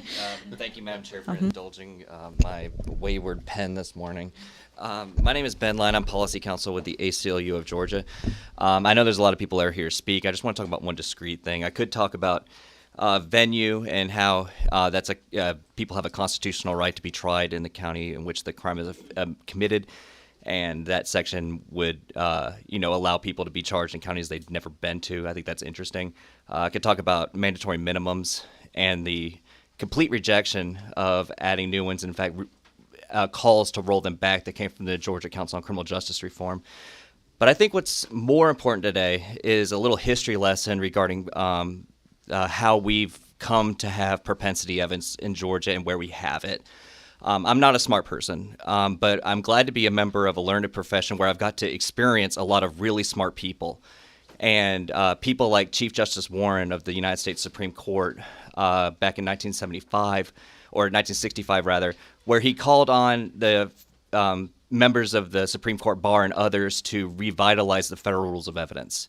And that took a decade of vigorous debate among policy experts and people who are practitioners to find out what evidence that's otherwise admissible and relevant should not go to a jury because it's just too prejudicial. That was a 10-year balancing test. And they specifically found that propensity evidence, which is a way of saying that if a person's done the crime before, they're going to do it again, is so prejudicial that they limit it specifically to sex offenses. Georgia's evidence code at the time, I think it's fair to say, was a mess. It had been an albatross that had evolved since the Cobb Code into something that was pretty unrecognizable. And Georgia joined 24 states in wanting to adopt the federal rules of evidence not long after they were adopted by the federal government. But that process took 25 years. Again, that was 25 years of careful negotiation among very smart people, including Professor Milich, who gave me my paper chase moment in law school, to really find out what evidence, is, should not go to a jury. And they specifically looked at bent of mind evidence and found that Georgia was exceptional, and not exceptional in a good way, in having this bent of mind evidence to allow people to be prosecuted just because they'd done offense in the past. They looked to case law and found that it was something that had been universally criticized by the courts. They just hadn't had an opportunity to overturn it yet. And when they were adopting the rules of evidence, all these policy experts came together and determined that that's just a bridge too far. And they limited propensity evidence to the same sex offenses that were under the federal rules of evidence. When I was a prosecutor, the first words I said in my closing argument is, I have a heavy burden. And it's a burden that I'm thankful to have, because I can prove my case beyond a reasonable doubt, and that's the due process that the defendant is entitled to. And this is why I've proved my case. I'm sure many of you are prosecutors said something very similar when in your time representing the state of Georgia. And the reason that we're proud to take up that heavy burden is because this erosion of due process really only has one effect, and that's making it easier to convict innocent people. I understand that the intent of this bill is to protect victims, but there's nothing about protecting victims that has innocent people convicted of offenses they didn't commit. And so I just wanted to give that history perspective, because I think this is too important. It was too long of a process, culminating in effectively 35 years of expert study to just, expand something that was universally criticized and go back into a dark day of Georgia evidence code, without some very substantial reasons for having that kind of evidence used, I think is wrong. And that's why we're in opposition to SB 12 today. And with that, I'll yield and wait for any questions. You have no questions. Thank you. Thank you very much, Madam Chair. We have 4 people signed up with FCDAO. Do you guys want to speak separately or together? Wherever. Are any of them here? Anyone here on that, or? Madam Chair, I'm with Senator Albers today, so I'll wait until he gets recalled, but I know some of my colleagues wish to speak. We can go together. Yeah, we can go together. Okay. For the resident expert there. Good morning. Good morning. Thank you. Committee members. I'm John Floyd. I'm here in my capacity as a Special Assistant District Attorney for the Fulton County District Attorney's Office. My role there is principally to advise on gang and RICO cases. I also appear as counsel of record for them. I've spent approximately 25 years working with various prosecutors' offices in Georgia, specifically on RICO and gang cases. Mr. Carlson and I, for example, litigated together the first case on constitutionality of gang cases here in Georgia. So my individual appearance here today is really just to address the venue provision, which was alluded to earlier. I know there's few things people like to hear about more than venue right before lunch, but I'll try to be very brief about it. This really relates to sections 3 and 6 of the legislation. Section 3, I think, is uncontroversial. It simply adds to the legislative statement of intent and findings of fact, and it recognizes in a little additional detail the nature of gangs as they function here in Georgia. The reason I mention this is it ties into the venue provision, and that's part of the reason why it's here.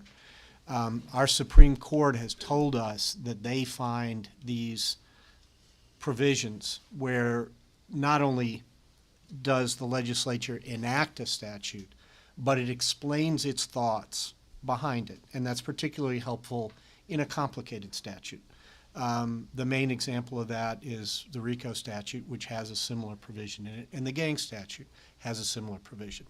So in the Rodriguez case that I mentioned just a few minutes ago, the unanimous Supreme Court said basically, this is the best guide we can possibly have in deciding how to deal with these statutes, which are by their nature somewhat complex.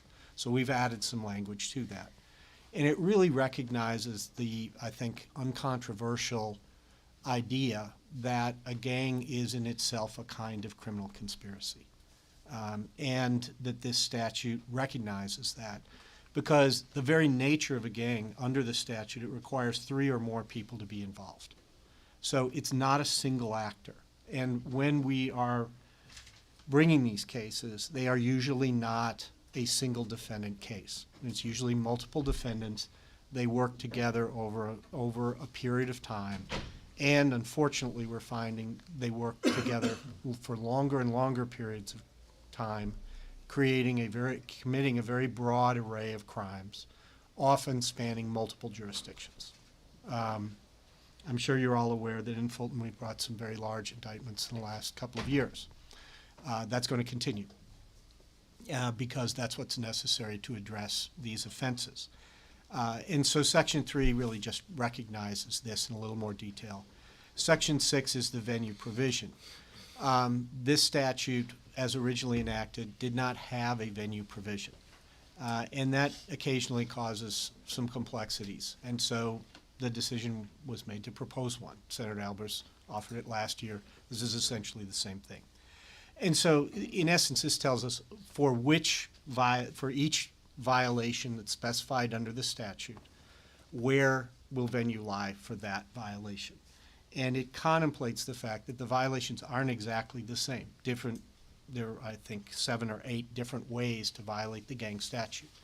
And so this has been tailored to the nature of those violations. So if the particular violation involves criminal street gang activity, that's A, B, D, or E, we've specified where that case can be brought, and so on, moving throughout the statute. There was an allusion before in an earlier speaker mentioned the venue statute. This is modeled on RICO. RICO does have a venue provision. We use that as the first step, although there are more ways to violate the gang statute than there are to violate RICO. So we've gone a little further in defining this. But the point is, and this is why I mentioned conspiracy earlier, conspiracy venue lies wherever any act in furtherance of the conspiracy occurs. And that's really, again, what we have with our gangs. They functionally are a type of conspiracy. We have a statute more narrowly tailored to them than the general conspiracy statute, but that's what this accomplishes. The idea that if you are a member of a conspiracy, you're answerable for prosecution anywhere that conspiracy acts is uncontroversial. That's general conspiracy law, period. Here, we're just making the application of that clear to this statute. So the venue provisions in subsections A and B of Section 6 recognize that. The venue dealing with threats to victims and victims' property, and unfortunately this is something that happens. We may have one act of criminal street gang activity occur in one county, but we have a witness to that lives in another county. We may have property that gets possessed, controlled in another county. And so this allows us to bring the case against the acting individuals affiliated with that gang in one county and do it efficiently and effectively. In other words, they're held responsible for all of their conduct in furtherance of that gang's activities in a single prosecution. And so in subsection C, it was based on theft by extortion and the other theft venue statutes, which are quite broad. So any place the property is taken, the property is possessed, control over the property is maintained, venue would be appropriate in that circumstance. But in each of these situations, the venue provision here, where we're filling a gap where there was not previously, so we followed RICO where appropriate. We followed other analogous venue provisions from other parts of Georgia law in doing that. This is simply to make the rules clear. And as I said, it's not, none of this is novel. None of this is a major extension of any kind. It's all based on existing Georgia law. So with that, I'd be happy to answer any questions if there are any. Yes, you've got one, Chairman Leverett. Thank you, Madam Chairman. I'm assuming that the constitutionality of the venue provision for conspiracy is, I mean, that's since time immemorial, I'm assuming, and the RICO, which is a little more recent, I'm assuming that's been challenged also and upheld. You're correct in both counts. Okay, thank you. Yes. Thank you. Thank you. That's all the Thank you. Representative Miller actually has one. It's really quick. So right now, if let's say Fulton County is prosecuting a criminal street gang, and that criminal street gang has committed crimes in Gwinnett and Cobb and other counties besides Fulton, the way the Gang Act is written now, we would not in Fulton be able to include those offenses from Cobb or Gwinnett or other places? Excuse me. I believe we could, but it is not clear because the statute doesn't have its own venue provision. And so rather than leave this as a jump ball and have confusion over it, because we frequently get venue challenges, and we'll get individuals. Let me put it, perhaps I should put it this way. Experience is showing that, and you've heard this before, I know in this committee and elsewhere, the gangs don't limit themselves to governmental boundaries. Some of them are becoming larger. Some of them are becoming more financially successful. They're not limited simply to drugs. We're seeing dogfighting was mentioned earlier today, but white-collar crime, fraud, things that are very lucrative, prostitution, human trafficking, etc. These are crimes that don't respect any one boundary. So we have one gang, but it's not acting in one jurisdiction. And so how can we, depending on what the particular violation or violations are that are being charged, be certain that we've got the appropriate venue? And this just clarifies that. Because right now we have to extrapolate based on other provisions. And that eliminates that ambiguity. So then in practice, and this could probably happen anyway, but I just wanted to make sure I understand what we're doing. Let's say a person, a Savannah defendant is a member of a criminal street gang that has ties to Chatham County and also Fulton County. The Savannah defendant has not himself come to Fulton County directly and is sort of a member of the gang from Chatham County doing Chatham County stuff. But we bring a prosecution in Fulton County and we indict Chatham County guy. Are there concerns about the ability, one, I think the sort of constitutional rationale for requiring that folks be prosecuted in the jurisdiction where the crime happened as opposed to, not being. And and I'm not being very articulate this morning, but I think I know what you mean. You follow what I'm trying to say? I think I can answer that. So let's take something that isn't the Gang Act for a second, because the question would be, are we changing things? Are you doing something drastic that you haven't done before? The answer to that is no. So under the general conspiracy statute, if the person in Savannah is part of a conspiracy and an overt act in furtherance of that conspiracy is committed in Fulton County, they could be prosecuted under the general provision in Fulton County, and that's always been true. Because the crime is committed where the conspirators act. Okay? So where an overt act occurs, that's where that crime occurs.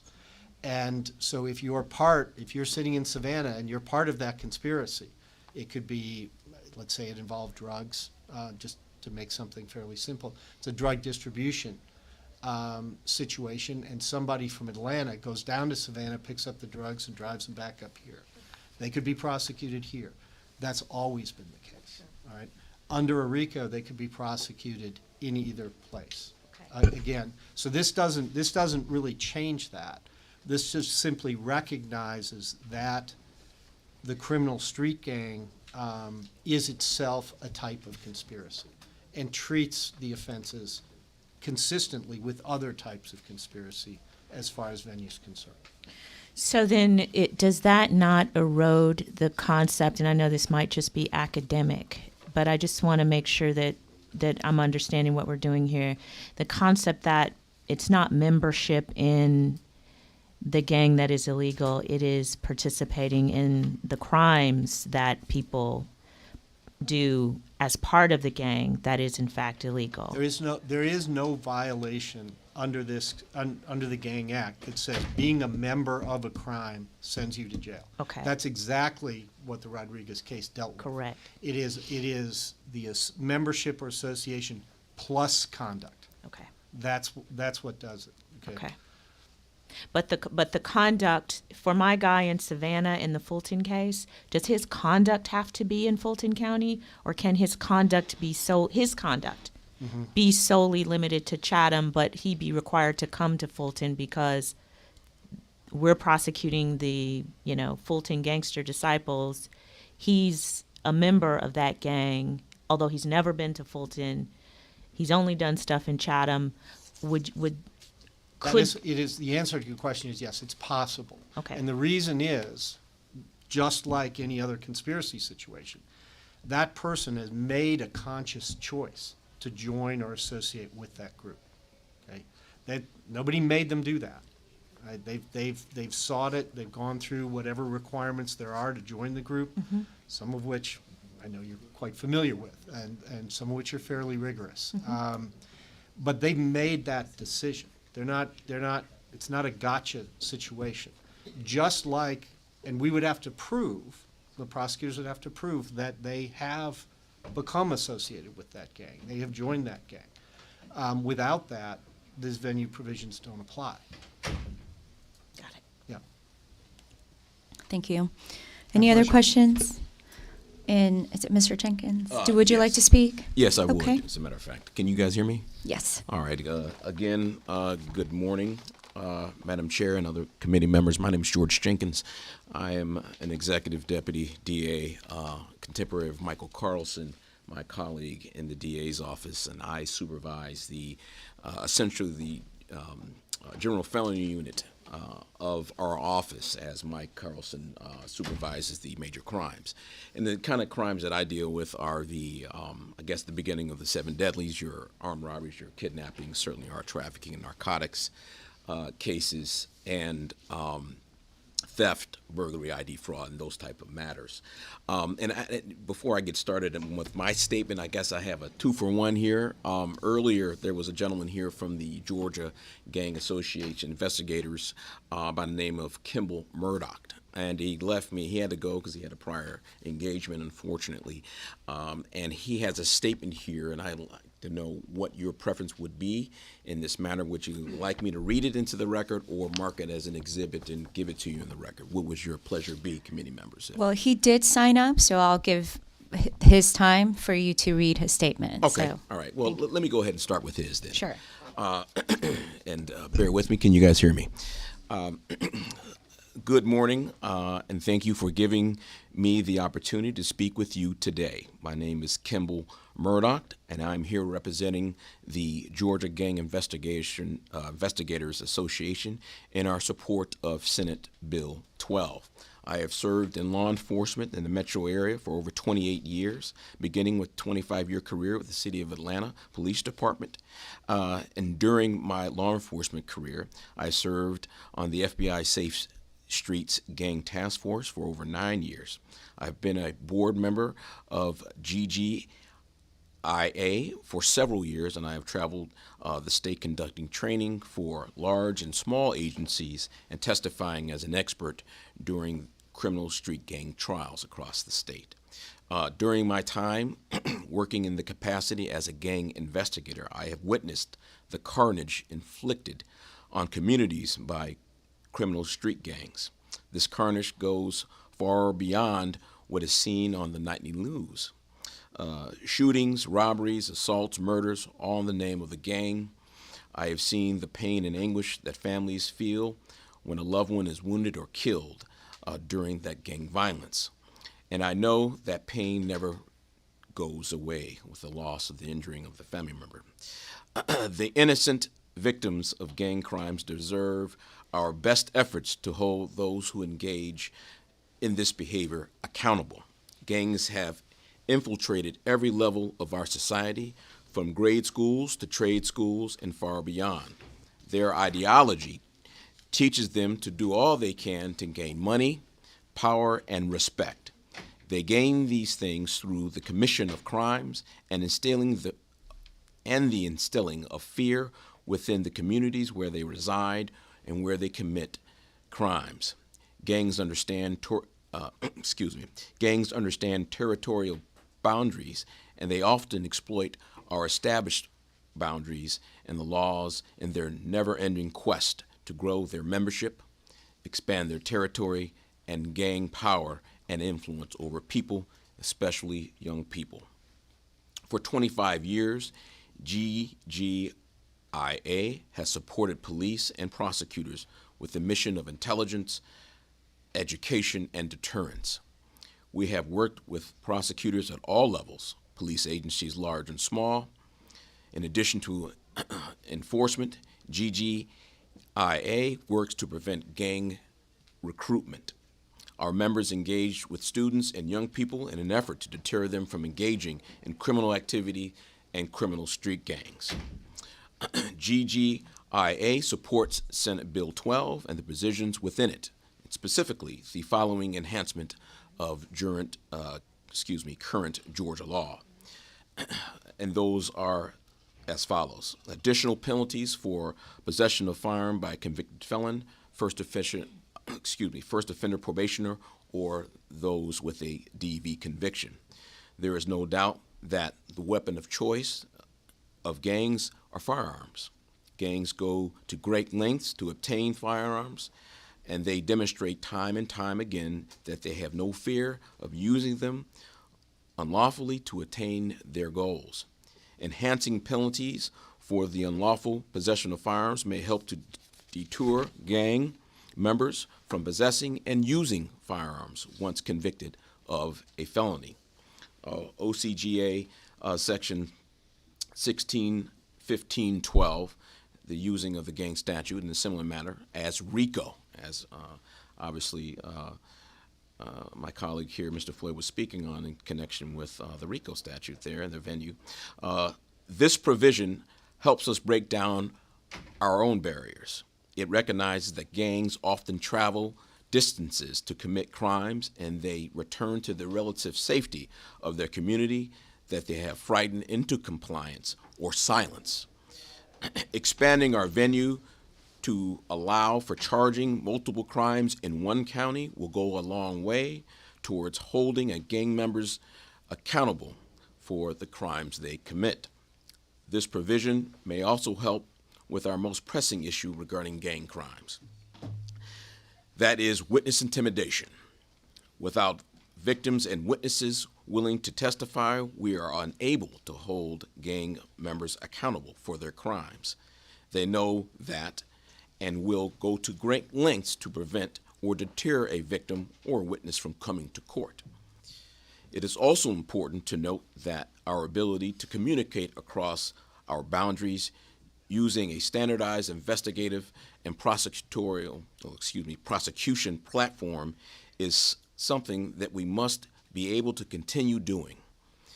The former Linux system has provided that platform for us, and we continue to see success in our investigations and prosecutions using this software. Further, recidivist punishment. Criminal street gangs prey upon those who perceive to be weaker than them. Often these are children, often they are elders, and those who cannot protect themselves, such as persons with disabilities. The exploitation of these members of our society is despicable, and GGIA supports the provision of the recidivism punishment as noted in the draft of Senate Bill 12. And further, and I was speaking to Title 17, and Superior Court judges should be the entity setting bonds in gang cases. GGIA believes this is appropriate as it places the responsibility into the hands of someone who can make an objective decision about whether this person needs to be charged in a gang crime or not. Further, in Title 24, the evidence evidence law in this matter. Gang members routinely select our most endangered populations as their victims. This includes domestic violence, abuse of children, the elderly, and those with special needs. Gangs also frequently choose their victims along racial and ethnic lines. Juries should not only hear evidence of past attacks on these victims, but should be able to consider them for all relevant purposes. This is essential to protect these victims and holding gangs accountable for victimizing the most susceptible among us. Further, OCGA 1615-2 states that Georgia is in a state of crisis has been caused by violent street gangs whose members threaten, terrorize, and commit a multitude of crimes against the peaceful citizens of their neighborhoods.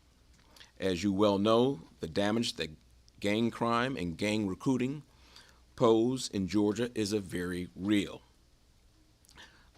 Our opportunities to do what the original gang statute intended, that is, eradicate gangs from our state, relies heavily on our ability to use our laws appropriately and effectively.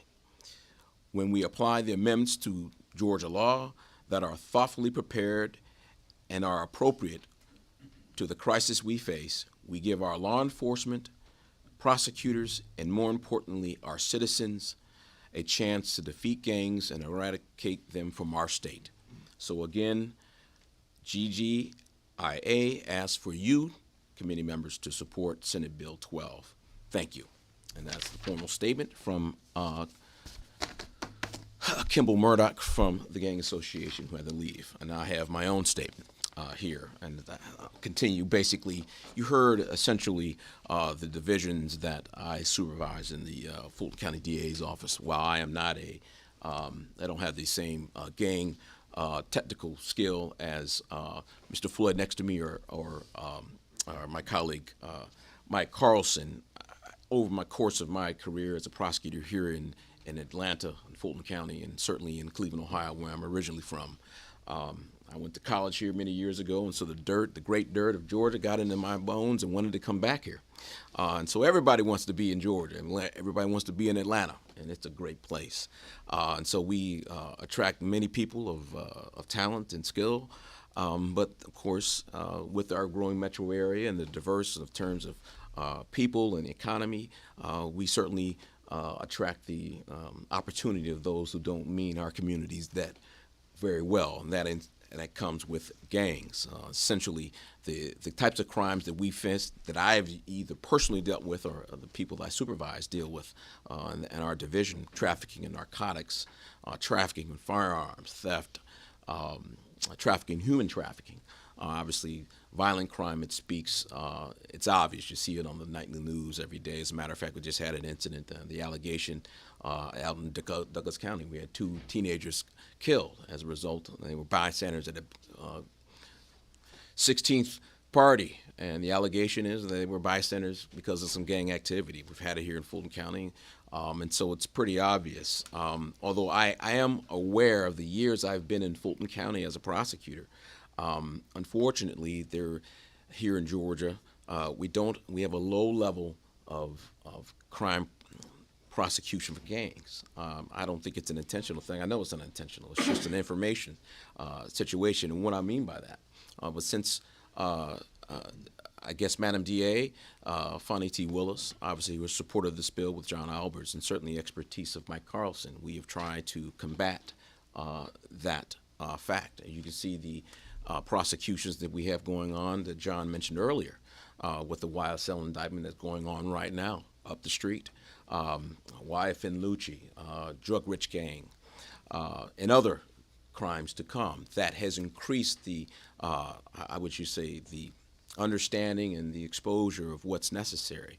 But I can think back many days as a line prosecutor who I spent much time with your committee member Miller here, and their experience as a prosecutor, both federally and state. Many times we dealt with gang cases, they just weren't charged as such. As I was dealing with hijacking motor vehicle cases, our drug trafficking cases, or even our burglaries. I can tell you that what we do in Georgia affects other folks. Many of our entering auto cases and theft cases, our gang members are looking for what? They're looking for firearms and personal information. And I know a lot of you are thinking, well, what's the connection between some of these gangs and elder abuse? Well, you have a lot of fraud that's going on and targeting throughout this country and through Georgia by gang members collecting information and using them against the elderly in connection with crimes that they can profit from, because this is a profit business and gangs and organized gangs activities. And I can recall that I had a conversation as the administrations were changing. I worked for the former prosecutor and obviously with Madam T. Willis and their concern. And she put me in touch with the prosecutor who was in control of the Manhattan DA's Violent Crimes Task Force. And we had, in our communication, they were discussing that many of their shootings and homicides, the origin of the weapons were Georgia. Gangs, what I mean by gangs, those weapons found from stolen weapons here in Georgia and then find their ways up to New York and up to the Northeast. And so one thing, there are a lot of opportunities for us to support this bill and what gangs have done, but there's something that Mike Carlson actually reminded me of, and I had actually forgotten about, an incident that occurred in connection, because part of this bill, obviously, for the most vulnerable of us in the society, and that means who are children, our elderly, and our disabled. But also, this can be used in what we have against domestic terrorists and hate crimes. Specifically, back in 2015, 2016, I think there was an incident where the DA in that jurisdiction reached out to Mike.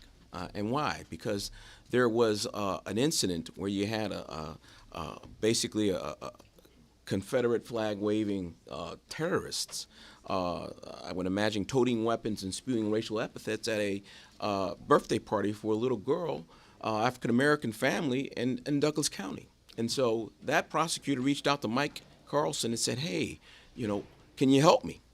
And Mike says, well, we can apply the gang statute to hate crimes. And as a result of that incident, and it was a nonviolent one, but nonetheless a horrible situation, the defendants in that case received guilty verdicts and prison sentences for their conduct.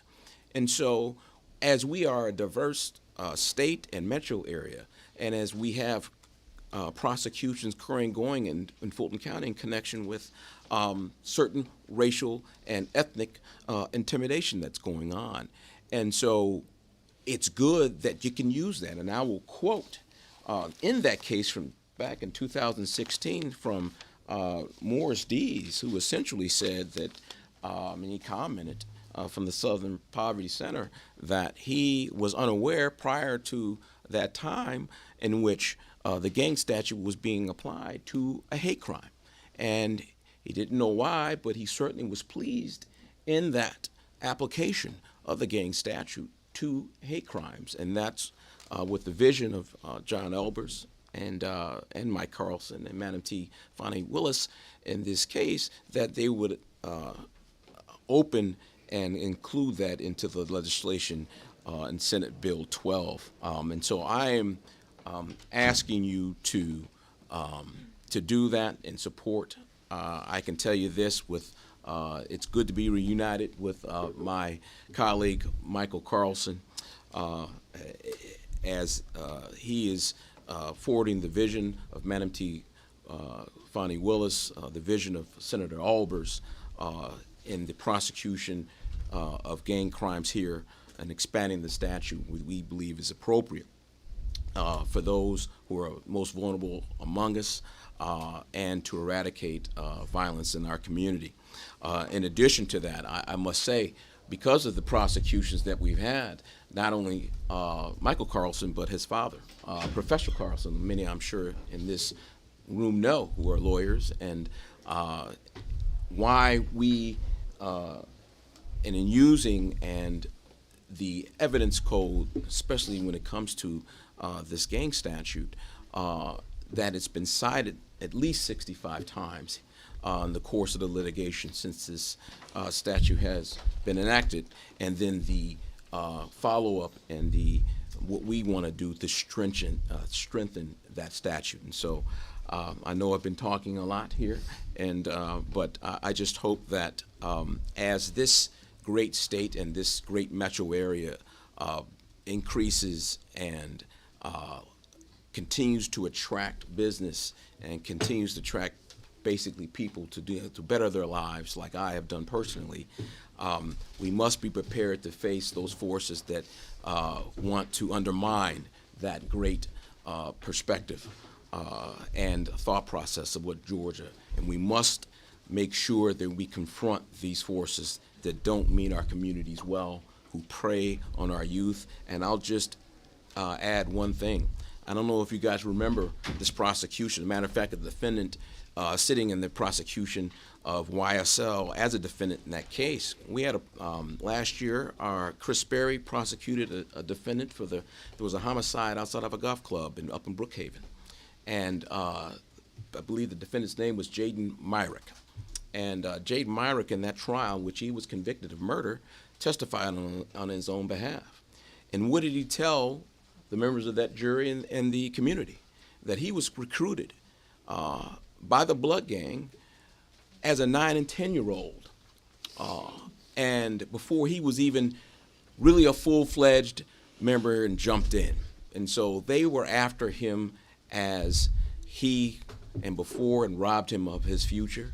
And now he's sitting convicted of murder and sitting across the street as a defendant in our current YSL case. And so these are very serious matters, and we better do something about it. So I'll stop talking. And if Thank you, guys have any Mr. questions. Jenkins. And thank you. And you have no questions. Thank you both. Thank you, guys. Appreciate it. Thank you very much. And we've got Gactyl. I'm not sure which one of you guys are speaking, but go ahead. I'm Maisie Lynn Burton, Executive Director of Gactyl, and I'm joined today by Jordan Van Meter, who is a practicing lawyer out of the McDonough area. We will do our very best to stick to the bill in our discussion today, but there is a lot in this bill to discuss. Sorry. And I know I did give the previous speaker a little bit more Yeah, long we'll do our time, best. so I We'll do will our give you a best. little bit of leadway there too. Thanks. Go ahead. Thank you. We'll go through the bill, I think, in the order of which the sections appear, and do our very best to address some of the comments that have been made so far today. Some of you weren't here last session in your roles as legislators.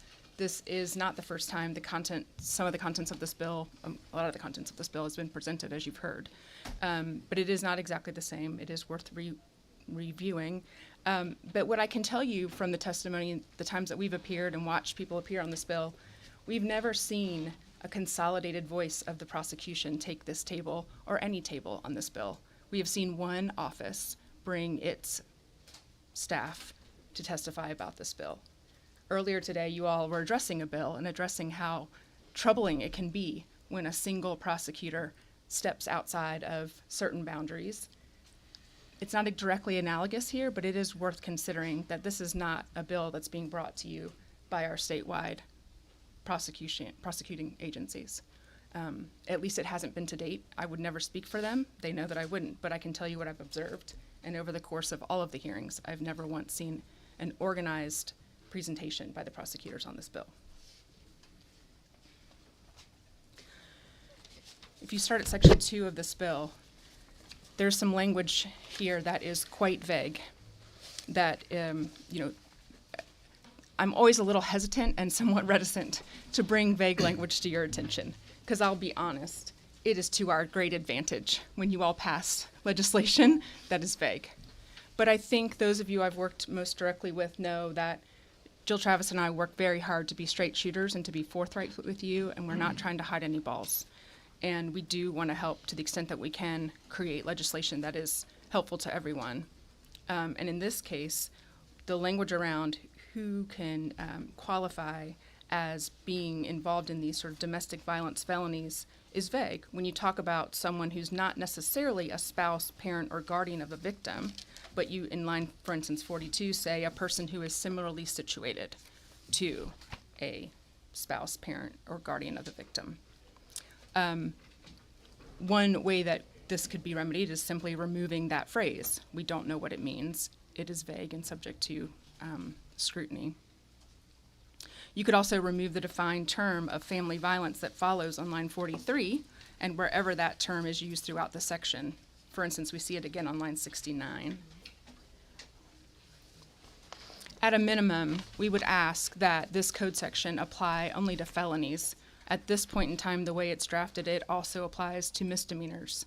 So you are including allowing people convicted of family violence misdemeanors to be charged with being a felon or first offender in possession of a firearm, if it were to pass as written right now. You heard a bit about Section 3 from one of the earlier witnesses, and it was characterized as a simple part of this legislation. It is not simple. It is here, just as he described, to support this idea of an expanded venue and to put words in your mouths. You might know, some of you who were here, that Representative Gilliard chaired a study committee on gang and youth violence a couple of years back. Unfortunately, we've worked with House Research to try to find the report that might have been generated by that committee, and we've not been able to locate one. So whether there were findings made by your body about street gangs, we don't know. It was not, apparently either not written or not published to the public. It's not available where you would typically find such reports on your website. So these findings have been drafted for you. They are not findings your body has made. And as you heard from the testimony earlier, if this were to pass, the court is going to consider this your findings. If they are, pass it. If they're not, be very careful.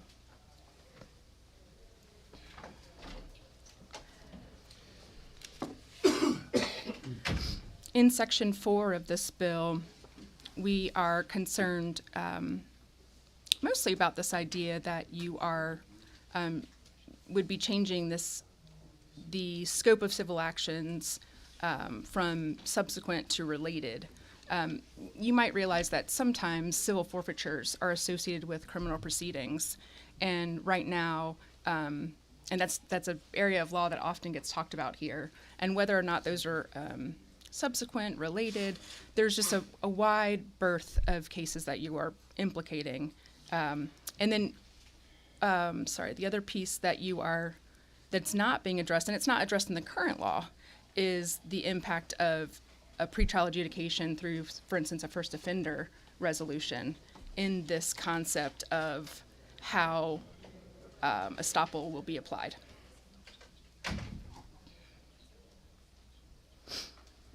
Can you repeat that just right what you just said? So right now in our law, as listed on 84 through 86, you see that a conviction of an offense defined as criminal gang activity shall estop the defendant in any subsequent civil action or proceeding as to matters proved in the criminal proceeding.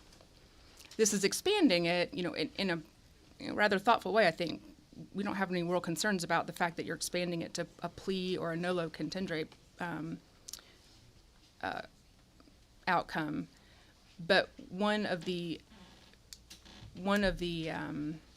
ways that a criminal case can be resolved is through pre-adjudication first offender. So if first offender cases don't result in convictions, they don't result in a guilty plea or a nolo plea, they are pre-adjudicated. So if the person is successful, the case is not actually adjudicated guilty or as a conviction. So there's a class of cases that are not included. If you're going to expand this idea, I guess we're just suggesting that you expand it that way as well. But then the larger concern is this idea of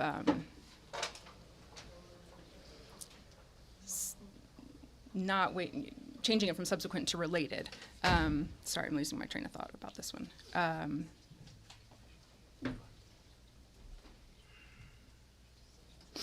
That we would be concerned if a plea or a conviction would stop someone from, sorry, say it. Jordan can probably say it better than I can. Sorry. I'm a little lost. Many times in criminal prosecutions, they come along with a civil forfeiture action, and many times the civil forfeiture actions are not fairly adjudicated, but because of the pressures of the criminal case, they go undealt with. And I'm looking at the text of the statute, because it includes a conviction of or a plea of guilty. A plea of guilty given as evidence in a plea colloquy within the context of a first offender statute does not result in actual conviction or sentence. It's just evidence for the record that cannot be taken back. But that would be a plea of guilty. So just looking at this from a bird's eye view, I could foresee a situation where someone has a civil forfeiture action where they may have a car or a house even or thousands of dollars at stake that are fairly defensible in terms of whether they're forfeitable or not. But if they take advantage of a first offender disposition of their criminal case, they'd be stopped from closing the loop on any forfeiture action that was taking place at the same time. That was my take on it.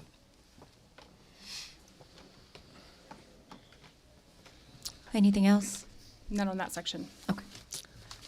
In section 5, paragraph 22. So I'm sorry, referring to line 96. Paragraph 22 of 248803 deals with judgments of previous felony convictions being used to prove a fact essential to the current case and sustain the judgment. Our concern about removing that from 1615-9 is that this opens the door to the prosecution using convictions just to show that a person is a bad person. This is what's here now is protective of what we've talked about today as propensity evidence. It protects someone from being maligned in a current case, but by taking this language out and removing that hearsay exception from this 1615-9, that's our concern, that it'll just be a prosecution based on bad character. And when you think about the fact that a child as young as 9 could end up in a situation where things are happening that then could be used against him later because this protection goes away, I think that's very troubling, and especially in the way that gangs are populated and move in the world. I've been accused by some of my colleagues in the prosecution space lately of having grown too cynical working down here on this legislation. But I gotta say that the testimony we've heard on Section 6, this venue section of this bill today, only encourages my cynicism more and more. Because one of the reasons it was described as having been brought to you is because we get venue challenges. So we're here to make sure we can win them. The last part of that I'm adding to it, of course. But that is the insinuation. And it's not the first time I've felt that way in a hearing this week about the bills that are being presented.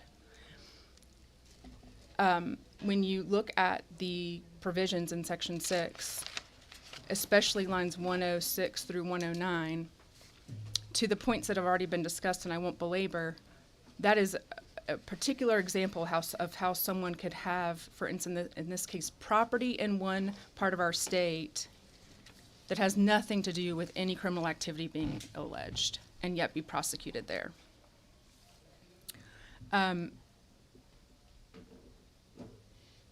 We also have a very wide venue statute in 1722 already. Subsection H reads that crime in more than one county, if in any case it cannot be determined in what county a crime was committed, it shall be considered to have been committed in any county in which the evidence shows beyond a reasonable doubt that it might have been committed. We believe that this exists, that the venue provision as it exists today is sufficient for prosecuting the cases that have been described. And holds to the standard of evidence that we're used to in these cases of beyond a reasonable doubt. The biggest concern about this portion of the bill that we have is in lines 115 and 116. Code Section 1617 is the part of our law that helps to avoid the double jeopardy problem, successive prosecutions of the same conduct. Specifically, subsection B says that if several crimes arising from the same conduct are known to the proper prosecuting officer at the time of commencing the prosecution and are within the jurisdiction of a single court, they must be prosecuted in a single prosecution except as provided in subsection C. Lines 115 and 116 would make that inapplicable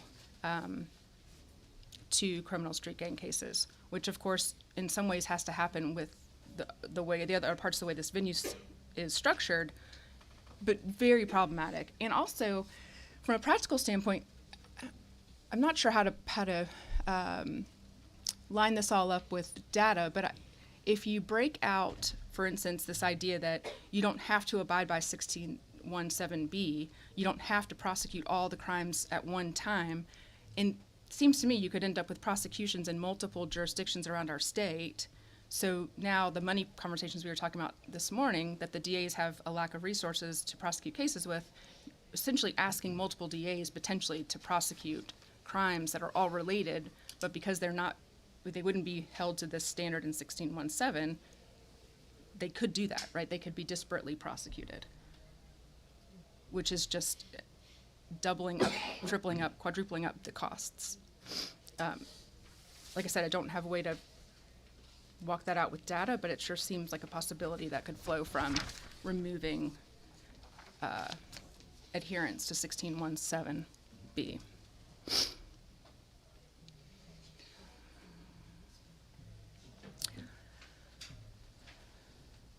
So subsection 8, yesterday when this bill was introduced to your subcommittee, it was discussed as being a bill aimed at combating gang crimes. This bill does not only address gang crimes. When you look at this Section 8, for instance, this is in Title 17. This is related to some of the vulnerable victims that have been discussed. But again, we're in a space with some vague language that I am, with candor, providing some references to you about. At lines 153 and 154, the idea of the abuse of a disabled adult or elder person, that's not a concept that's been defined in our law. We know who an adult or disabled adult or elder person is, but we don't know what abuse of that person is. Is it a simple assault? Simple assault doesn't require any kind of touching, any kind of actual violence. It happens with words. Does that qualify here? Just needs to be more specific if this is a policy issue that you'd like to address. Similarly, at lines 164 and 165, abuse of a minor. It's the same issue. Also, we don't know in this code section who a minor is. And you had conversation yesterday that kind of falls on those same lines. Is it someone under 18? Are they under 17? We could always raise the age and kind of clear some of that stuff up. In addition, Section 8 removes judicial discretion. Under current law, which you see there at lines 140 through 142, you can see that the trial judge has in her discretion the ability to probate or suspend the maximum sentence. But then when you look at lines 158 through 160, that is removed, that discretion is removed. Also, that happens again at lines 170 through 172.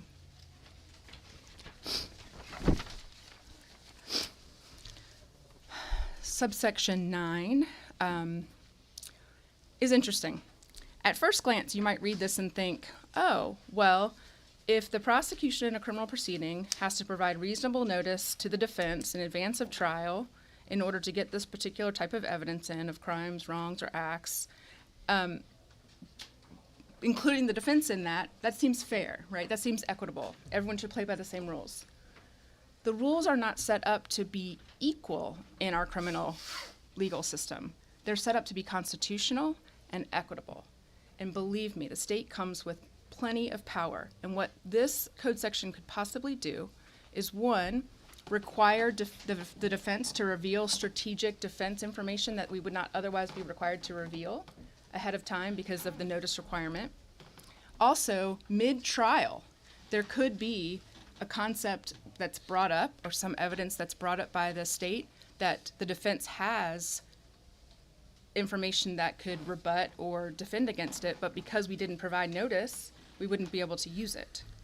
The reason why this is set up the way it is currently is the way that it should, and the reason it should stay the way it is this is kind of what my colleague from the ACLU was saying. This is among those evidence codes that were painfully rewritten in 2011, and they line up with our constitutional understanding of how criminal legal prosecution should be carried out.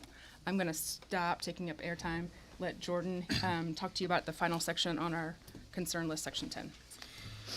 Good morning, Madam Chair and other members of the committee. As my colleague stated, my name is Jordan Van Meter.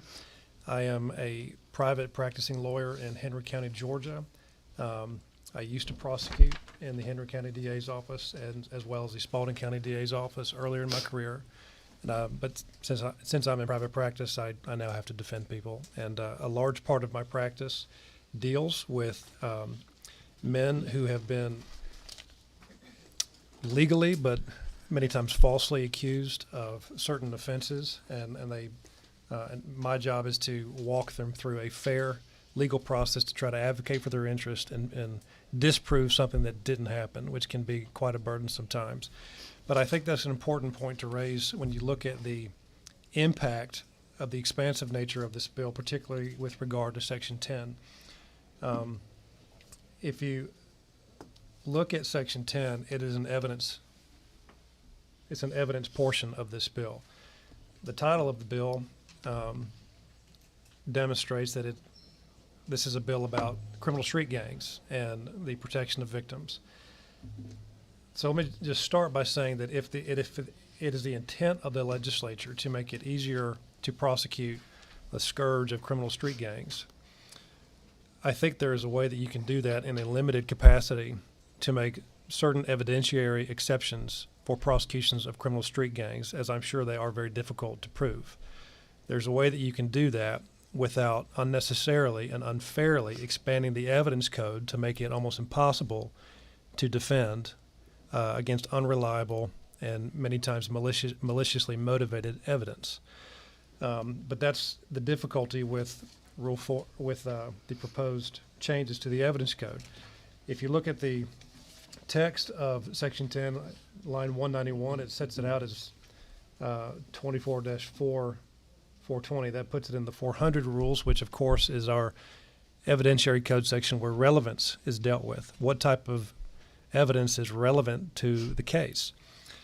And the traditional and long-standing rules of our judicial history and our common law practice are seen in Rule 403 and 404. And it's for good reason. It's because the purpose of the rules of evidence in a criminal case is to ensure that if the state is going to remove someone's liberty, they have to do so through the ambit of due process and only on reliable evidence. Reliable evidence.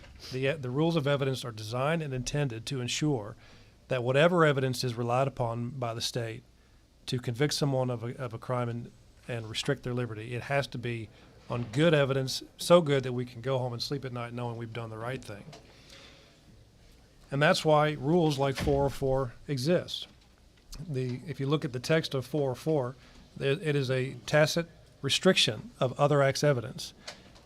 The indictments of the state are supposed to be proven on the evidence that they have that is germane to the case at hand.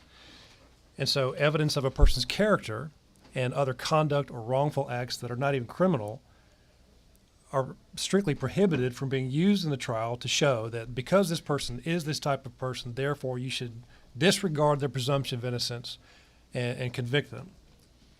We don't do that. And the only time that you can do that is if the state can come in under 404B and demonstrate that that type of evidence is necessary to prove some piece of the puzzle: intent, motive, lack of mistake, identity. So to some degree, you could say that what the bill is seeking to do has already been done in 404B. If the state needs this type of evidence, looking at the text of the bill itself, evidence of an act of domestic abuse defined as threatened use of physical force against a former cohabitating romantic partner. That type of conduct, if it could be sufficiently proved, would be admissible under 404B with notice and with the judge making a discretionary call. So those safeguards are already there. So to that extent, I would say that it's not necessary. But beyond that, what is lacking in legislation like this are the safeguards that are intended and necessary by our evidence code. Just looking at lines 194, for example, 193 and 194, it says in evidence, and evidence can be anything. Evidence is just whatever the state presents to the jury. Evidence of the accused commission of any other family violence or domestic abuse shall be admissible and may considered for its bearing on any matter to which it is relevant. That is a broad standard, and as many of you are lawyers, I'm sure you know, relevance is a almost laughably low standard of proof. Relevance objections are often overruled because almost anything can be argued to be relevant. The issue is whether it's reliable. Does the type of evidence that have come with the indicia of reliability that the hearsay rules and the confrontation rules and the credibility rules all are designed to ensure? But this statute says that anything is relevant. If it's relevant, it's admissible. If it's relevant, it's admissible because it's this type of evidence prosecuting this type of person. And look how it defines domestic abuse on line 195. Domestic abuse means the intentional or reckless use or threatened use of physical force against a child, stepchild, foster child, etc., current or former spouse of the accused, a person with whom the accused has a child in common, or a former cohabitating romantic partner of the accused. So imagine a situation where an accused is divorced from the mother of his biological children in a very difficult and ugly and awful divorce, and there's a lot of bad blood between the two people, and that the mother of his children, maybe because he's behind on child support or any number of reasons that we typically see in family law court. Imagine a situation where the DA's office calls her and says, we're prosecuting someone for an alleged act of family violence against his new girlfriend, but we're having a hard time proving it. Is there anything you can say from your marriage to him 10 years ago that would help us prove that he is a domestic abuser? Oh, yes, I have a laundry list of things that I can say from our relationship. Stuff that's never been proved, that has never been reported, stuff that's not even criminal. This type of statute would allow the state to take that approach, which I can say happens quite frequently because many times the state will prosecute cases that can be prosecuted but perhaps should not be. Just to give an example, just from a real practice point, because that's what I've been called to do here today, is give you real life experience. I'm defending a case right now of a 45-year-old man with an ex-spouse and children who was arrested and accused of committing an act of family violence on his girlfriend and his fiance at the time. There was no visible evidence, no photographs to document that what she was saying was true, and there should have been based on what she said to the police. And he is in jail without bail. And the prosecuting witness has signed a recanting affidavit under oath that she made it up because she was upset with him about her suspicions that he was cheating on her. And she's sorry she did it, and she's, with advice of counsel, knows that she's putting herself at risk of perjury. And that all these things are true under penalty of perjury. I say them. Please don't prosecute this man. I was mistaken. I'd never wanted this to happen. The state can ignore that, and they are ignoring that because of their subjective beliefs that everybody's lying except the prosecutor. The prosecutor knows what's best. The prosecutor knows what happens. We're gonna prosecute this person because we think we have a case. So now, as weak as the case is, given those facts, imagine how easy it would be for the prosecutor to find additional evidence from former spouses, former lovers, partners, etc., to help it make its case where it probably shouldn't, just because the prosecutor perhaps has prosecutorial ambition, or I could go on and on about that, and I won't.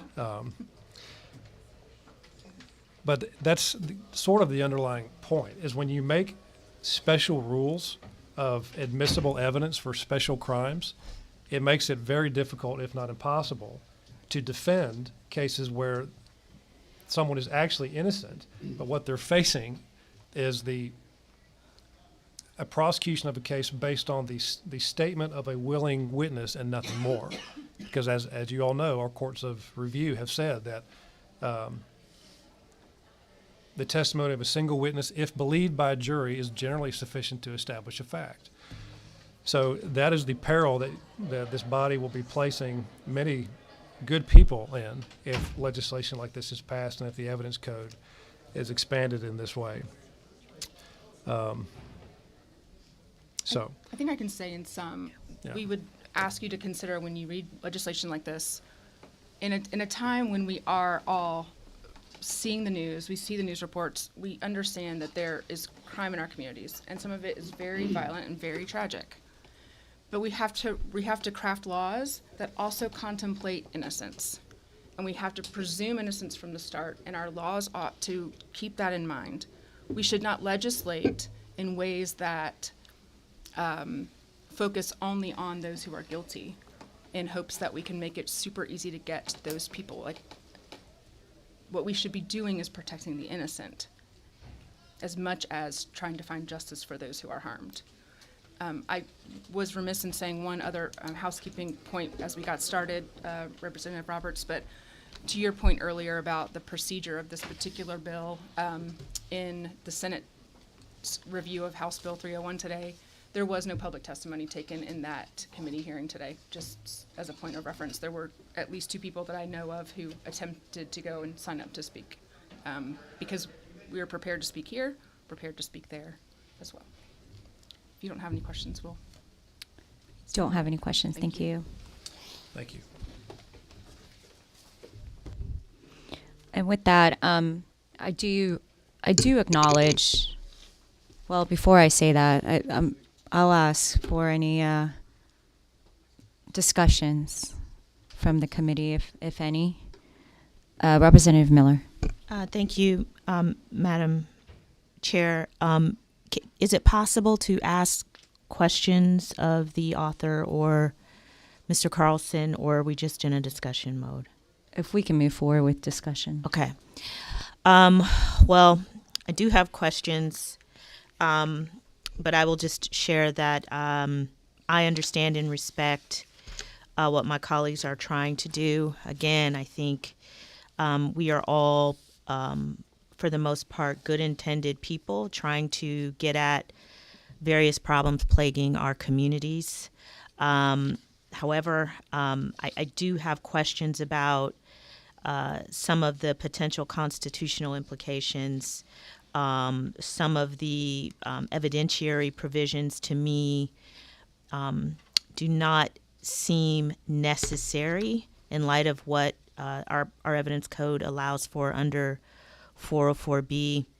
I also am concerned about lines 115 through 116 and whether there are not double jeopardy implications in enacting that and eroding sort of established precedent in terms of when claims must be brought by the state against a person. And of course, lastly, I was under the impression that this bill did not contain mandatory minimum sentences that would erode a judge's ability to exercise discretion when that discretion is appropriate. I do trust judges.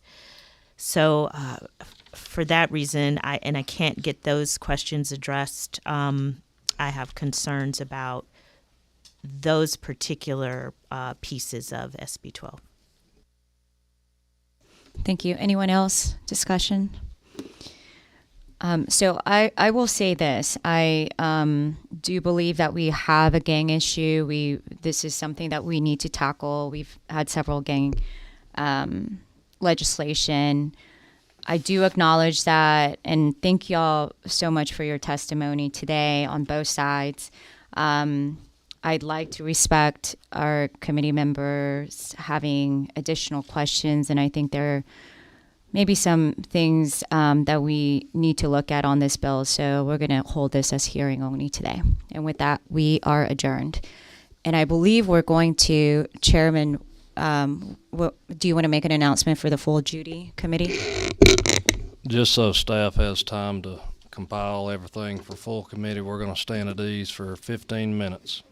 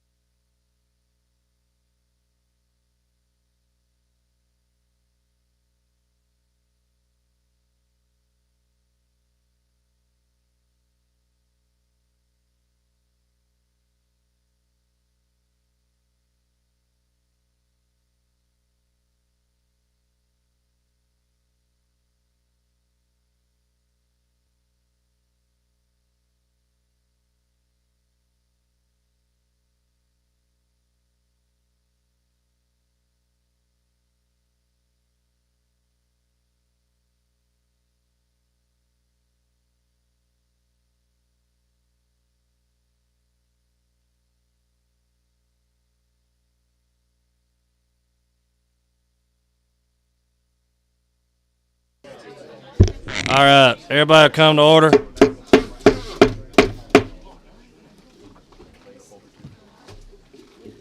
All right, I'm going to ask Chairman Gunner to open us up in a word of prayer to start out with. Chairman Gunner.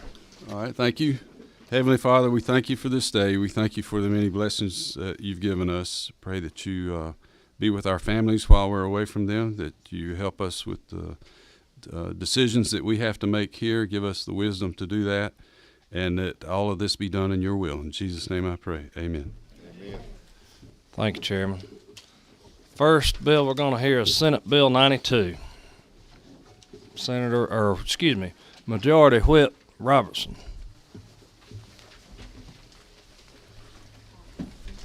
Mr. Chair, with your permission, I would like to ask the Starsky to my hutch to sit up here. And I wasn't going to go with the Laverne and Shirley thing. I thought that might be too much. I'm Laverne, man. Yeah. Yeah. I'd rather be Cagney than Lacey. It just sounds better. Representative Gullett and I have worked very close on this for the last 3 years, and so the one I'm looking at, and again, to make sure I'm right, is LC 480938, S as in Sierra. This is the prosecutorial oversight legislation, or Prosecuting Attorneys Qualification Commission legislation that we have testified to multiple times, and the one that passed out on the Senate floor, and that has been vetted by the subcommittee on the House subcommittee on a couple of occasions, and I'd be willing to answer any questions related to anyone who is not familiar with the legislation. But basically what it does is it sets up a structure similar, not exactly, but similar to that of the JQC. And currently our entire criminal justice system is under oversight, whether you're a deputy sheriff working in a rural county or you're a police officer with the Atlanta Police Department.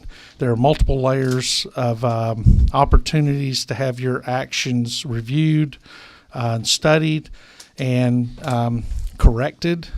And if discipline is necessary, absolute discipline. I can tell you, in the law enforcement community, the state of Georgia decertifies more law enforcement officers than any state in the country. We have a very high bar with Peace Officer Standards and Training Council, and Director Ayers runs a very tight ship up there, and I've sat in on a lot of the decertification hearings and the appeals, and they're very consistent. I have experienced the JQC process very close, and watched judges who chose to do things according to their way of doing things as opposed to the way things were supposed to be done, retire and leave the job because they failed to meet that high standard of an individual that holds the absolute freedom of other Georgia citizens in their hands. And all we are asking is to put the same barriers, or if you will, guardrails, in the prosecutor's office, the offices of district attorneys. I myself and Representative Gullett have both experienced issues with prosecutors within our districts. Myself, prosecutor in the Chattahoochee Circuit, ended up going to prison because of misconduct in office, and we've seen it down around Savannah that, you know, prosecutors not focused on their mission have led to the actual death of Georgia citizens, and in other parts of our state. But I think the legislation has been worked over very well. I think there's going to be opportunities as we move forward to perfect it even better, and I would not be surprised if we were the Senate and the House sitting together at some point, making sure that we've dotted all of our I's and crossed all of our T's on this.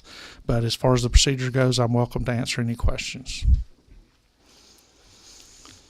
I see no questions. Any discussion from, our own member, Representative Gullett? Do you want to add anything to that? No, I think you covered it very well. Joseph, how long have you worked on this? This is my third year. Okay, thank you. All right. Seeing no questions, any discussion from members of the committee? I Got a move to pass a second. All those in favor, let it be known by saying aye. Aye. All those opposed, same sign. No. All right. Vote carries. Congratulations. Get me a rules form, Senator, and I'll sign it for you. Thank you. Who's going to be carrying it over here? Representative Gullett? Yes, sir. Okay. Thank you. All right. Who's next? Let's see. Tell you what. Senate Bill 31, Chairman Beach.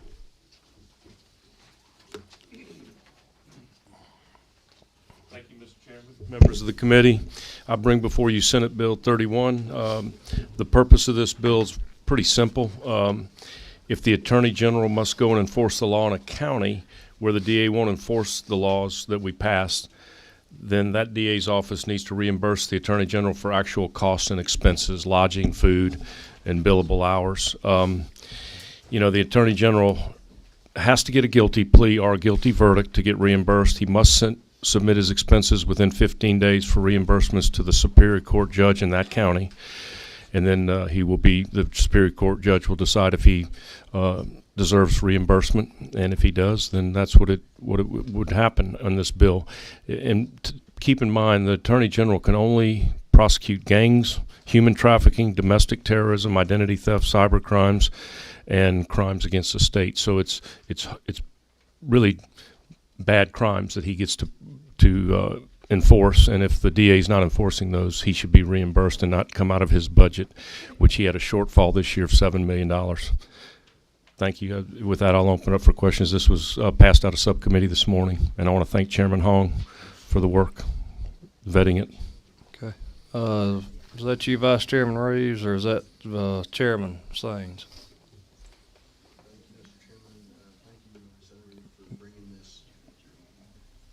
That doesn't work. Thank you for bringing this bill. I fully support it. Only question is, it seems like it's a safeguard in terms of actual travel expenses. Have y'all looked at all expenses incurred to administrate the hearing instead of just travel? It was for travel, lodging, and billable hours. Okay, billable. I'm sorry, I missed those that. are the three things. Okay, so Yes, they sir. can recover billable, Yes. the attorney's cost. Thank you. Yes.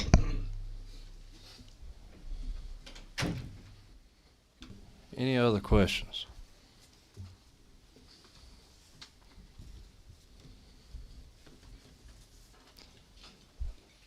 Chair wants to ask one of my district attorneys, Herb Cranford.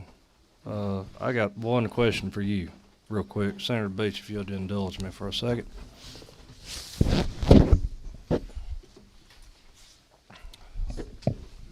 Herb, I appreciate you being here with us so long. You've been here since probably about 8 o'clock this morning. Something like that. Okay. Doesn't seem that long for what it's worth. This is just a general question, and it's kind of one that's a little interesting, just hearing Senator Beach talk about this. Billable hours. You bill hours in the Coweta circuit? Thankfully, that's a concept foreign to me. From when Mr. Scandalakis hired me out of law school, I've never had to bill hours, and hope to never have to do that. Do you know of any DA that does this by billable hours? That's not how it's set up in the state of Georgia. No, we're salaried, and we're on call 24/7, literally. So, thank you. That's all I had. All right. Thank Thanks. you for being with us. All right. Any discussion from members of the committee?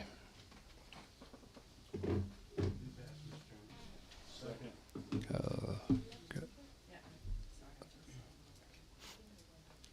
I'll tell you what, I got a motion to pass in a second, but I'll let you discuss if you'd like. Well, just to your point, this is talking about billable hours. We have no idea what rate of billable hours will be charged. We have no idea how much time a case like this will take. So it's an unfunded mandate on counties yet again. I am so tired of these extra layers of expensive government, and the only people that are going to suffer are our taxpayers. Okay, I will point out one point on this because I had some concerns myself on that.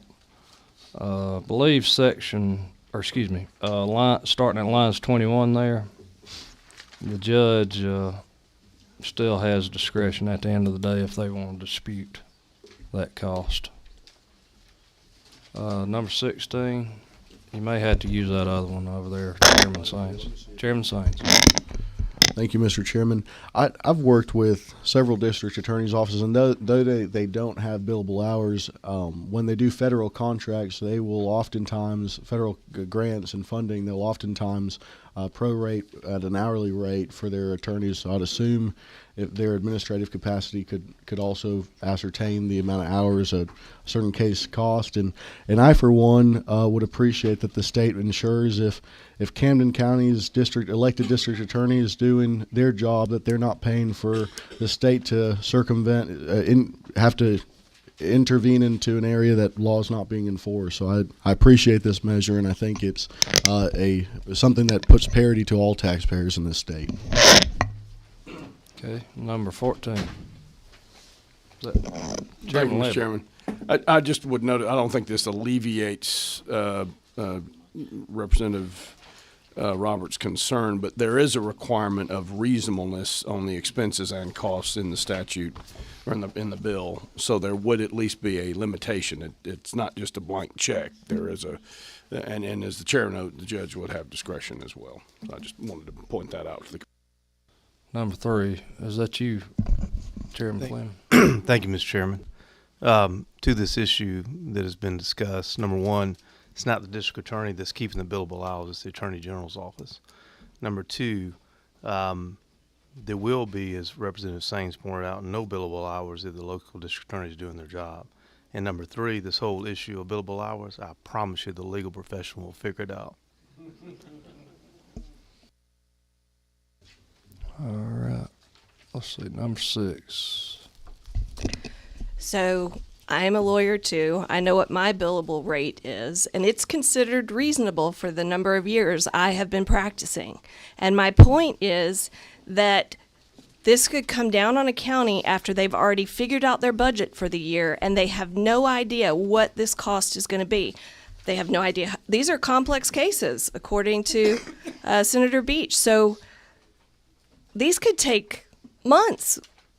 So you're sitting here saying that it's going to be fair equitably. I disagree, and I think the county taxpayers are the ones that are going to suffer. Number 8, Representative Miller. Thank you.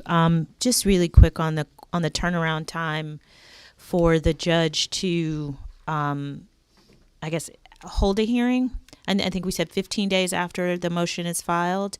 I think that is probably going to be a challenge for judges in Fulton County.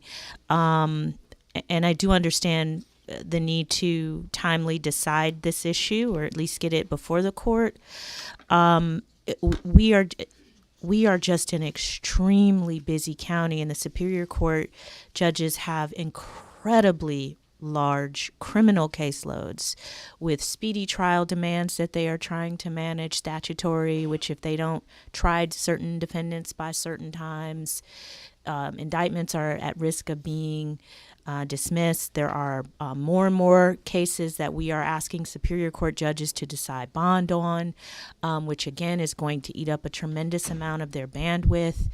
There are also statutory provisions related to deciding bond for certain people during certain periods along the way of investigation and ultimately prosecution. So I'm concerned with the 15-day requirement, among some of the other things that my colleagues have raised about the cost to counties. I'm wondering if, I tried to figure this out before I pushed the button, a friendly amendment for the timing for the judge would be something that could be considered at the appropriate time if the author would consider expanding that period a little bit more for judges in busier jurisdictions. Okay, hold up just a second. We've got some more discussion, it looks like, before we're in a posture for taking amendments. y'all just messing with me over there. Representative Fleming, you got another point to make? Mr. Chairman, I think Representative Shea Roberts made a fair point about county budgets, but I will tell her that this is not unheard of. There are many counties that deal with this regularly. It used to come up all the time with death penalty cases. And I have, as county attorney for several counties, I have advised and helped counties work through these issues before, and they do come up in the middle of the budget year, and I've seen them work it out many times. So it's not an unheard of situation that counties have not had to deal with before. I just want to make that comment to what I thought was a fair question. They still using the death penalty over there in y'all circuit? Every now and then. I tell you what, that's good to see somebody still use it around here. Let's see, I think that was it. I think I heard an amendment.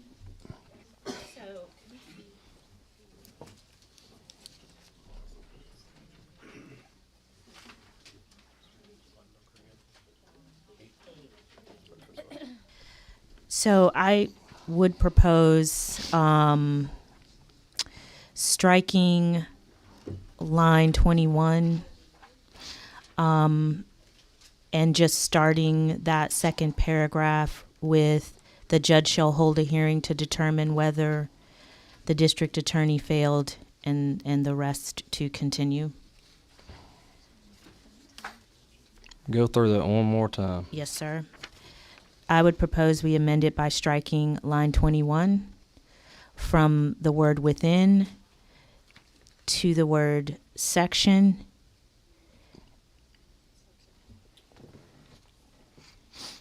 And then say the judge shall hold a hearing. So it would start with the judge shall hold a hearing to determine whether the district attorney failed to perform and continue on. Okay. All right. Thank you. Is there a second? Second. All right. Discussion on the amendment. Representative Fleming. Mr. Chairman, I understand the thought process behind the amendment, but I don't think it's necessary, and here's why. It says within 15 days of the motion pursuant to the subsection, the judge shall hold a hearing. Does not say the judge has to rule. Does not say the judge cannot hold a second hearing. If there's more time needed there, we all know how often judges do not rule from the bench. In fact, it's fairly common. So I think there's enough leadway in there to accomplish what you want without having to make that adjustment. I think the bill is fine as is. Okay. Number 17. Chairman Saines. I'll go, and then we have two here. We're all three sharing a mic. I think the representative who added the motion has made it clear that there are courts that face heavy backlogs. I'd be concerned not having a timeline would make this never heard. And as previously stated, if this is a budgetary decision that needs to be made clear, we're then leaving counties in limbo whether that decision to be made. I think we're be putting multiple parties in jeopardy by doing so. That's my comment. Mr. Chairman, do you want? Yeah, Vice Chairman Reeves. Mr. Chair, my question was for the sponsor. Is that a friendly amendment or is it objectionable? No, I would be against the amendment. Thanks. All right. Number 6. Thank you, Mr. Chair. So the entire reason for this bill is that a prosecutor is not doing their job and the attorney general needs to come in. There are very few things that require a attorney's fee hearing in 15 days. Any kind of hearing, really. Writ of mandamus is, 10 or 20 days? I'm trying to think. So you're requiring a hearing on fees within 15 days when all of this is intended because DAs aren't doing their job, but yet you're handcuffing them with extra stuff for them to do, extra cost. That's counterintuitive to what we're doing. And now you're putting it on the judges, too. So all I'm hearing through all of this is we don't trust our DAs and we don't trust our judges. And that is unacceptable. These people went to school for a long time. They've been practicing a long time. We should trust them to do their job. Okay. No other discussion on that. We'll call this the Miller Amendment. And just to clarify again, her amendment would strike all of line 21. And just for grammatical clarification, Representative Miller, you'd probably want to capitalize that T right there. Okay. All right. I hope my English teachers are listening out there. They'd be darn proud for a first grade observation. Okay, so on the Miller Amendment, all those, because we got to move in a second on it, all those in favor say aye. Aye. All those opposed, no. No. Opinion of the chair, it does not pass. On the Senate Bill 31, LC 442268S, got to move in a second on that one. All those in favor of passage of the bill say aye. Aye. All those opposed, like sign. No. Okay. Opinion of the chair, the ayes have it. We'll sign the rules committee slip if you got it. All right. Okay, who's hungry out there in the audience? Okay. All right. I'm going to take a 30-minute break. Y'all go over and get you something to eat before they close it down, and we'll see you back at 1 o'clock. Committee members, you've got lunch waiting in the office. We'll stand in recess until 1 o'clock.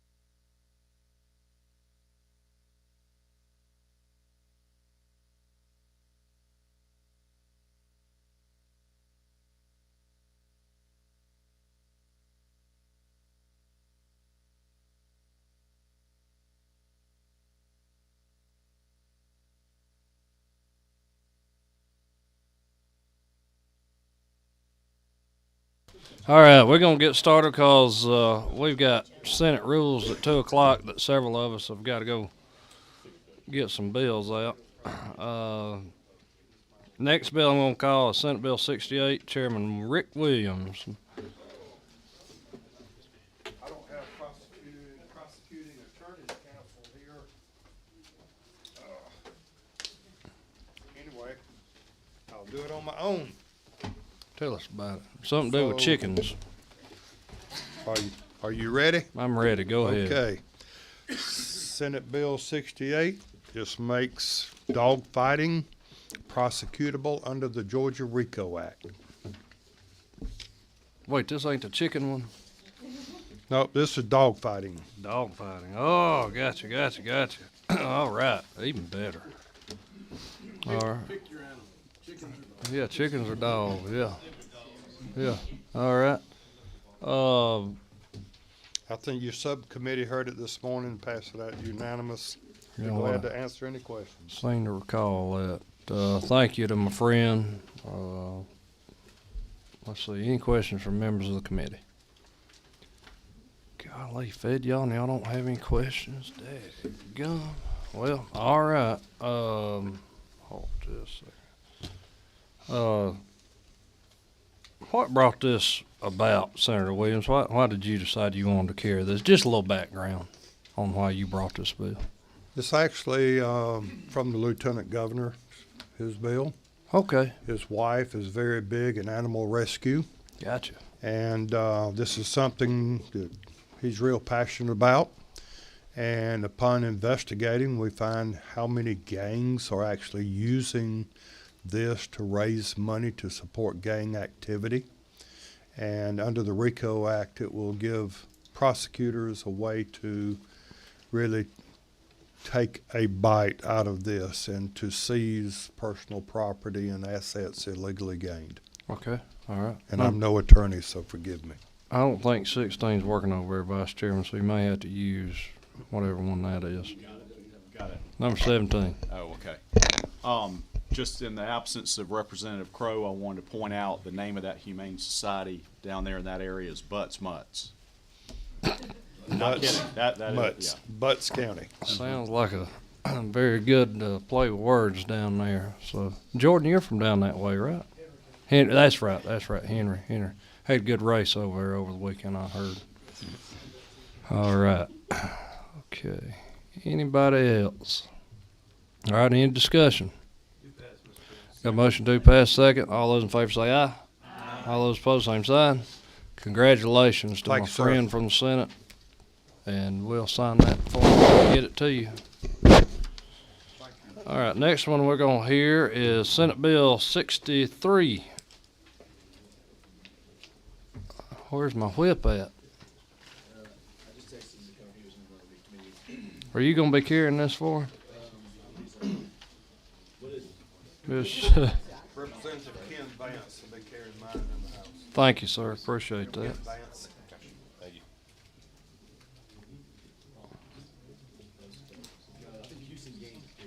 you. Gotcha. Okay.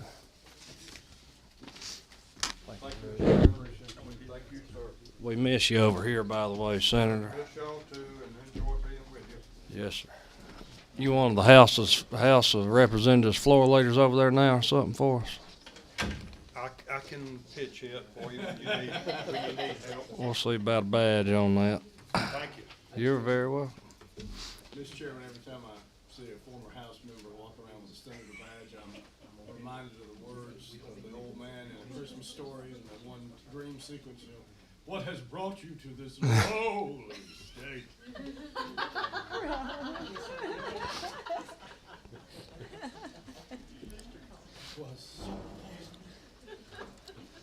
We passed it. You're welcome.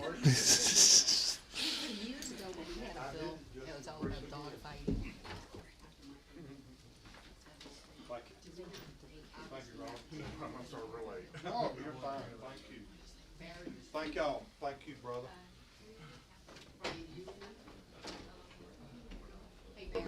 I'm just waiting on a senator, y'all, and then we'll get right to it.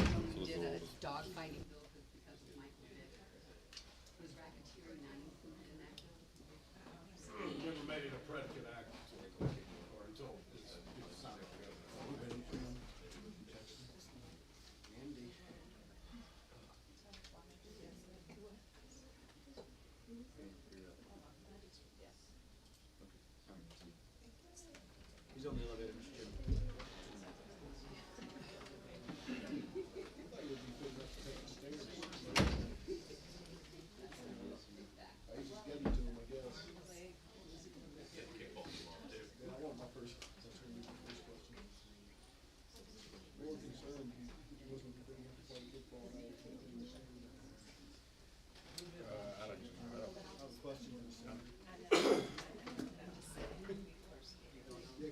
you try my mic?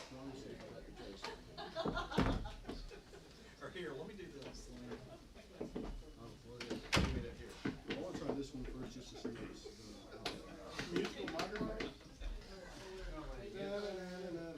Hello. Oh.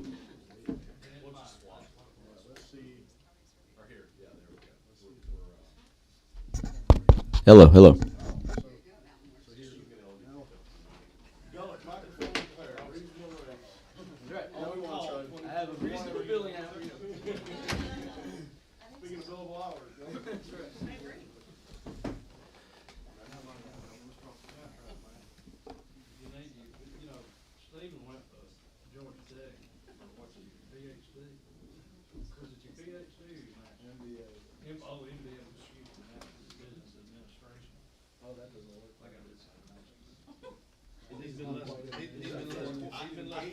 I think the kratom.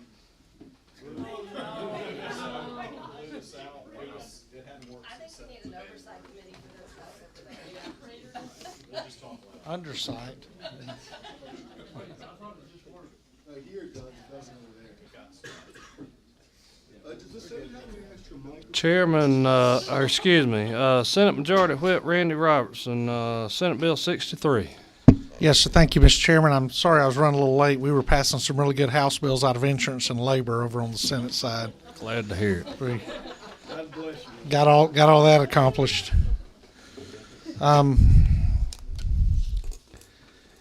Yes, sir. I believe, and Chairman, correct me if I'm wrong, LC 442370S is in Sierra. That's correct. Yes, sir. I want to.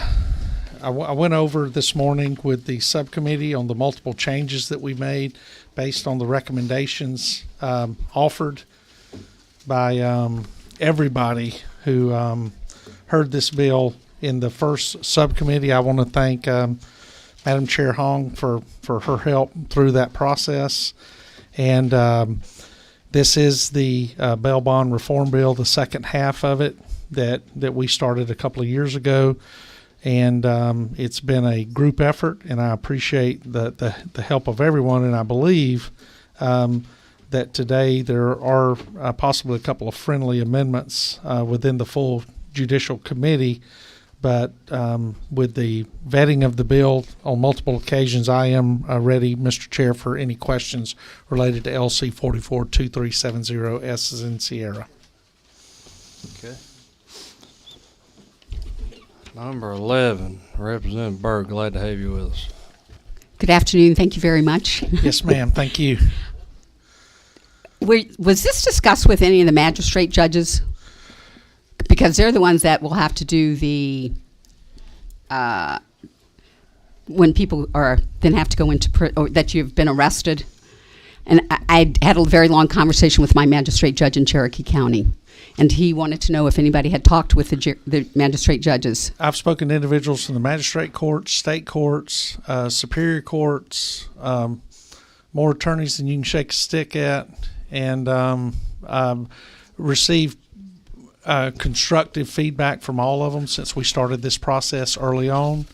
But yes, ma'am, and I have a magistrate back home in Columbus that we've had these conversations, and also recorder's court judges. Yes, ma'am. Very good. Thank you.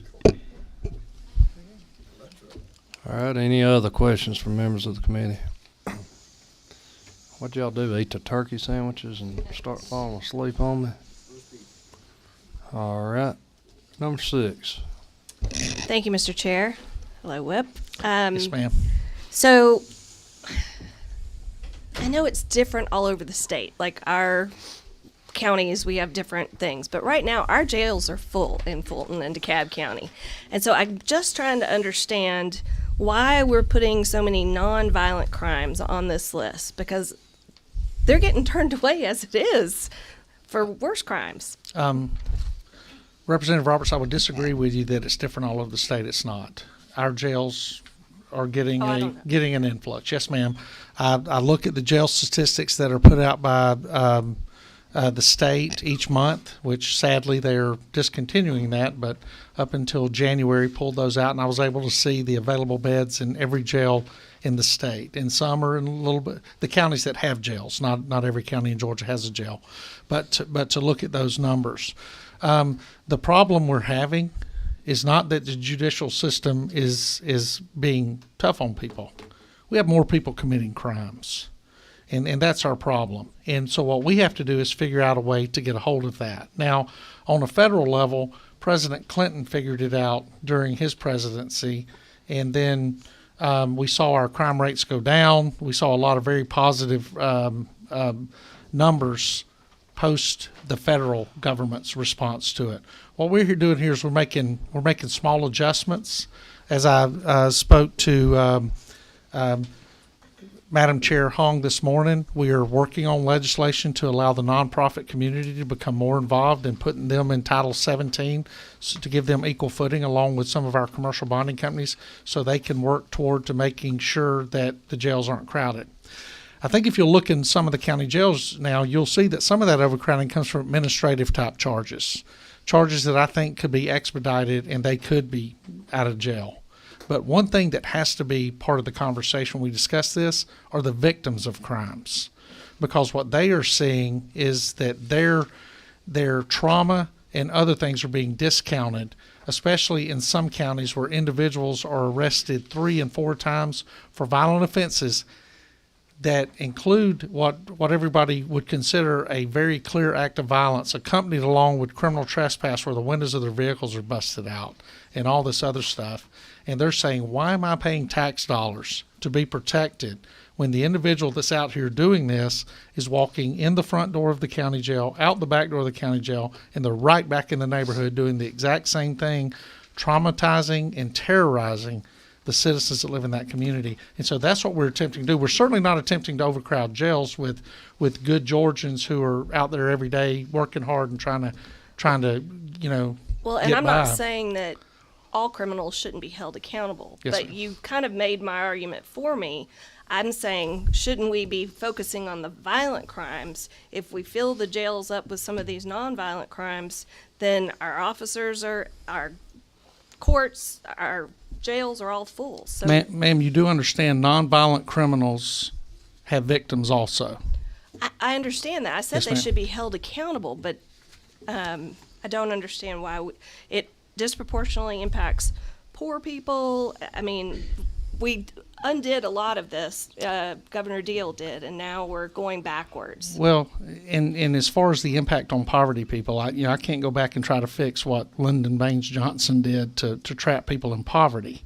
But what we cannot forgive, and listen, I grew up with a single mom in rural Georgia who worked 2 jobs, worked a full-time job and a part-time job every day and raised me and my 2 sisters the best she could. I didn't realize I was poor until I drew my first paycheck.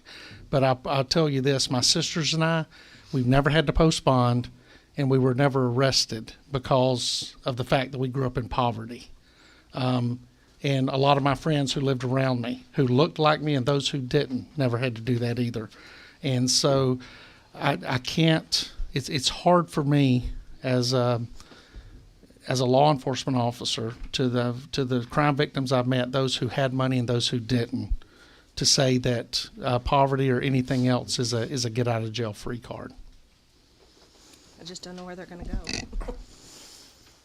So let me ask Whip this. Did you vote in the 64 election? I guess I could have in some states because I was 2, but but in the great state of Georgia, my mother voted for me. I got you. Yes, you. sir. Sounded like she might have been a Goldwater voter. Well, she took me to the polls for my very first vote, and she said, "You make up your mind whoever you want to vote for, but don't forget to vote for Ronald Reagan." Gotcha. All right, number 8, Representative Miller. My mom said the opposite. But he may not have been. He may not have been on the ballot the first time you voted. not when I voted, but just in terms of who to support. But so again, just to echo on a little bit on Representative Roberts' points, something you said just in this moment, I think I just want to make sure that we have vetted this idea as we're considering your bill, because this idea is impacted by your bill. Our current jurisprudence in Georgia requires that we, in the criminal justice system, presume a person is innocent until there has been sufficient evidence presented to a judge or a jury that they are guilty beyond a reasonable doubt. So when people are accused of crimes, we say this all the time, we hear judges say it, even capital offenses, the presumption of innocence is with them until it has been overcome by sufficient evidence to prove a person's guilt. So when you are justifying, it sounds like what you're doing is trying to start punishing people early. In other words, you want the punishment to start before we've actually had due process run its course. And I guess the way that our bond jurisprudence is now is that it's sort of a balance, right? The judge can consider these factors, the Ayala factors, and it includes whether the person has been convicted in the past and all these other, if they're a danger. But the judge is required to consider each case, the facts, etc. Do you believe that? Have you considered the implication of your bill, which would expand pretty significantly the cash only offenses, and how that might implicate the presumption of innocence for those accused people? Well, what I've seen since we did this 2 years ago is I've seen somewhat of the opposite impact of that happen, actually. Mm-hmm. We've got in some circuits what we noticed where normally, and I'll use a case I looked at in particular where there was an obstruction of a law enforcement officer that probably 5 years ago would have been a $500,000 bond or something like that in this particular district. The individual was able to get out of jail on a $15 bond.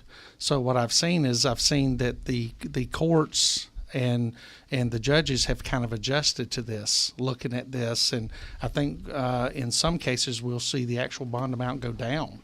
But I do not see bond as a punishment. What I do is I see bond in some cases as requiring the accused, and that's all they are, the accused, to be invested in the system to make sure that everybody follows through, that everybody's on the path to work their way through the criminal justice system as it's established. But no, I don't see it necessarily as a punishment. And we go back and to the point that Representative Roberts articulated as far as poverty. So there's adjustments, and I think when we move forward to the adjustment in Title 17 to allow the industry that has succeeded in other parts of the country to establish themselves here in Georgia, I think we'll solve that problem. But when it comes to the criminal justice system, I continue to believe that the voices that are being silenced are not the voices of the accused. It's the voices of the crime victims that we tend to silence intentionally or unintentionally as we pass legislation. Thank you. Yes, ma'am. Any other questions? All right. Any discussion by members of the committee on the bill before us? Got a move, do, pass. Got a second. Number 16, is that you, Vice Chairman Reese? It is. Mr. Chair, I have two amendments. Okay. Let us know what those are. Whip Robertson, have you heard for the Council of State Court Judges with an amendment to line 100? Yes, Okay. I have. On page 5, line 96, or line 95 and 96, it says, comma, provided that such offense is the person's second or subsequent offense. Mr. Chair, I move on line 100 to do a similar provision at the request of the state court judges, comma, provided that such offense is the person's second or subsequent offense, semicolon, to match up criminal trespass with reckless driving and several other crimes on page 5. Okay, stand by. You may need to repeat that for our Sure. analyst here. Absolutely. If everybody's on page 5, line 100, after the code section, comma, provided that such offense is the person's second or subsequent offense, semicolon, that would match up criminal trespass with reckless driving, with theft by taking, and some other provisions in the bill.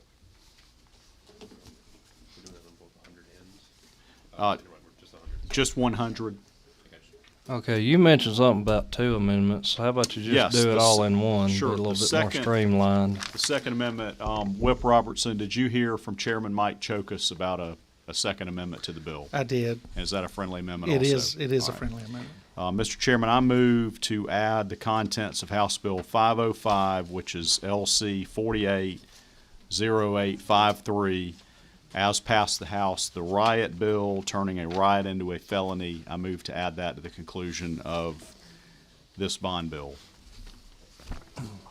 Do the committee members have HB 505 in front of them? Be glad to get a copy made of that. All right, hold on a second. We're going to be at ease until I can get copies of that. 505.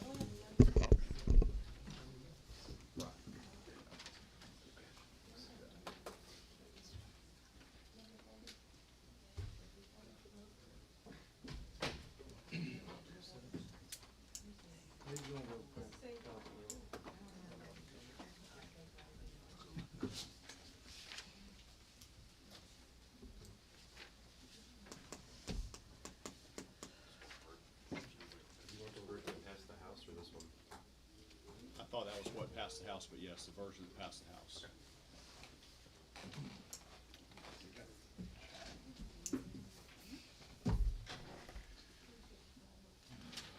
That's what's posted on what he had, yes. That would be as passed. Should be.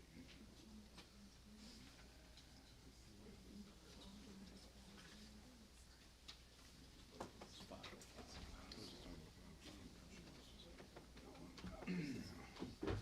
So this does include us. We allow people that can go to jail then.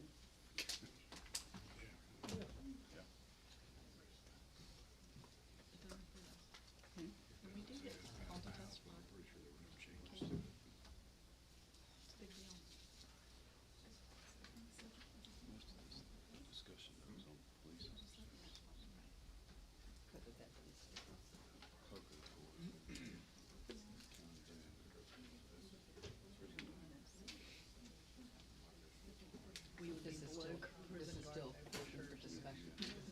Still open.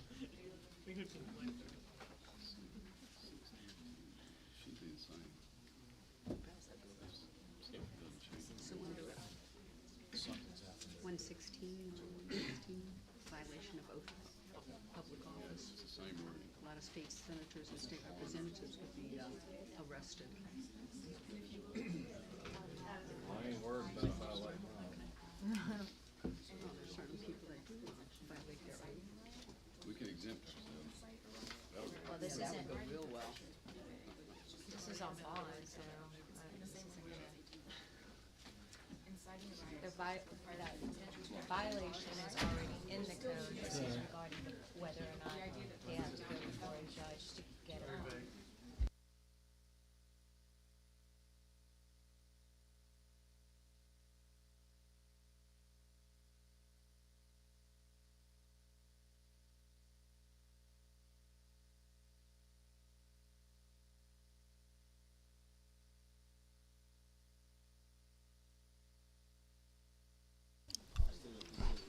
Jordan, did you want to speak to that? Okay. Yeah. Yeah.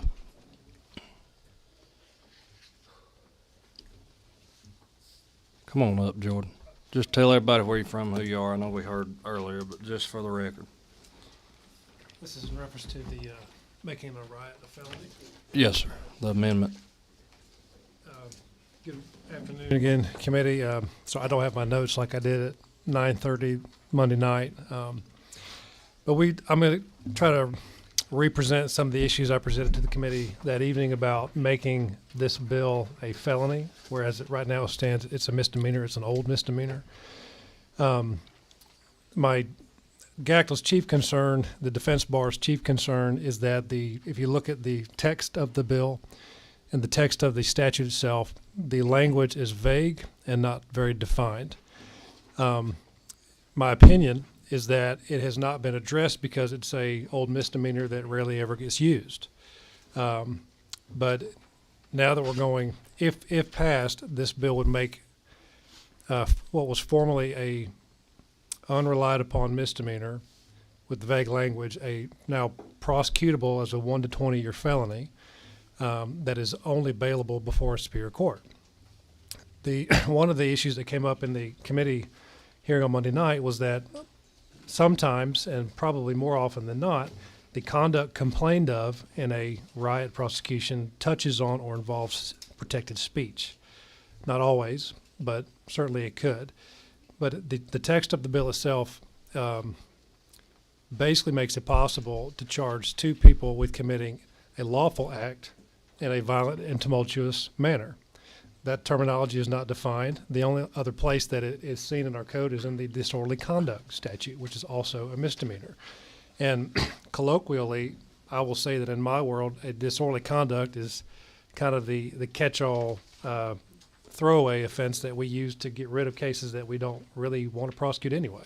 But we use that statute because to resolve cases that are difficult to resolve for a number of reasons. But it encompasses a lot of behavior because it's so broadly applicable.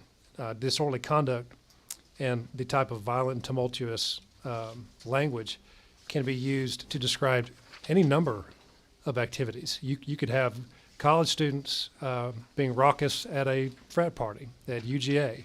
You could have two or more people shooting off firearms at New Year's, which would probably be in violation of most local county ordinances, but people put up with it because it's New Year's.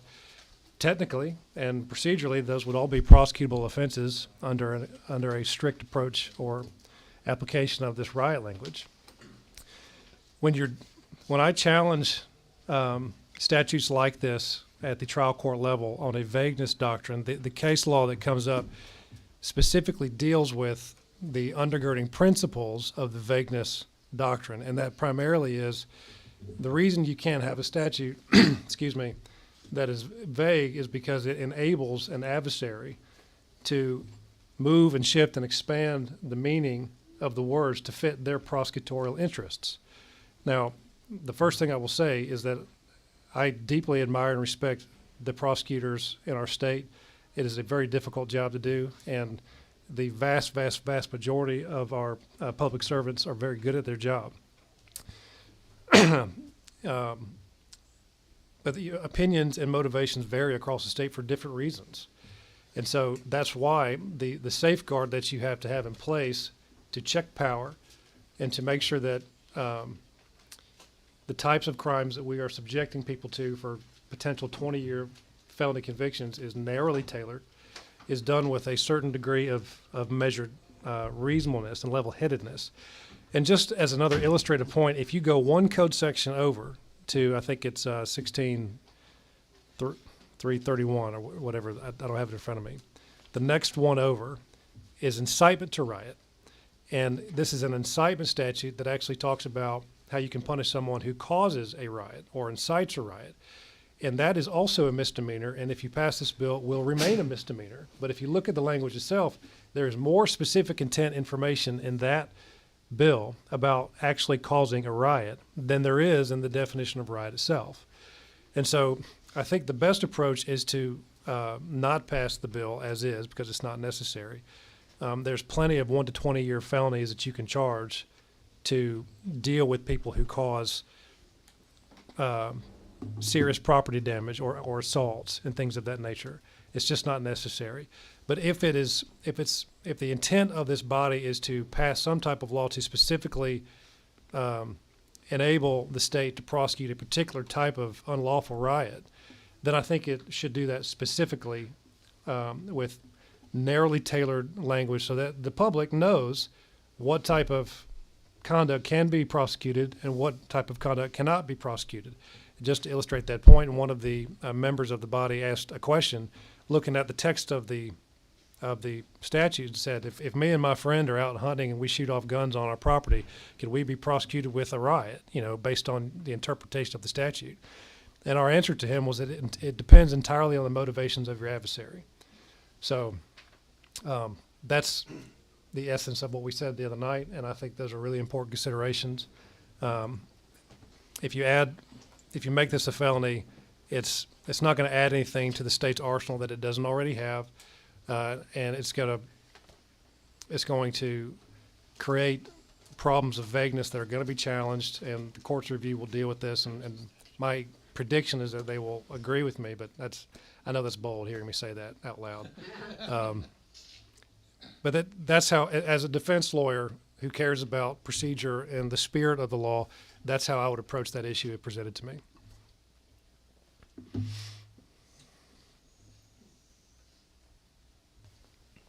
Thank you. Got a couple questions for you there, Jordan. And thanks for coming up here. Just my pleasure. Because you're a great trial lawyer, so we knew you could handle it. Number 16. All right. Couple of questions. 161130A, the riot statute, which is currently a misdemeanor, provides that any two or more persons who shall do an unlawful act of violence or any other act in a violent and tumultuous manner commit the offense of riot, right? Yes. So there is a violence component under either of the tests for that crime, correct? Yes. All right. So the two buddies out hunting. Man, together. I think he was going to finish Okay. his thought there, All so right. don't cut him off. No, I'm happy to listen to your hypothetical. No, go ahead. You are correct. I mean, there is the violent, tumultuous language kind of gives that or provision the caveat that we hope it needs.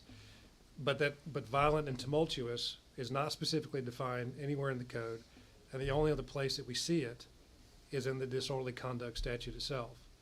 And so what is violent and tumultuous? So it can't just be violence, it has to be violent and tumultuous. What is violent and tumultuous, I think, is open to interpretation. You could argue that celebratory gunfire is violent because it's gunfire, and it certainly is tumultuous. I mean, that is a crude example that I've just tried to raise, but I think it's within the realm of possibility. Well, violence is commonly defined under Georgia law as crimes against person or property, correct? So I'll take your word for it. And then tumultuous, the Black's Law Dictionary or Webster's Dictionary, it's a mob. It's, mob violence, right? I don't have Black's Law Dictionary in front of me. I'd have to take your word for it. And then if current Georgia law is so clear that the actions in 2023 of some of these things, which would be a felony under this statute, are currently a felony, why were people booked in and let out of jail without going before a superior court judge for a felony here in Atlanta, here inside the perimeter in 2023? That's what this law was in response to make it a felony, so they'd have to go in front of a superior court judge.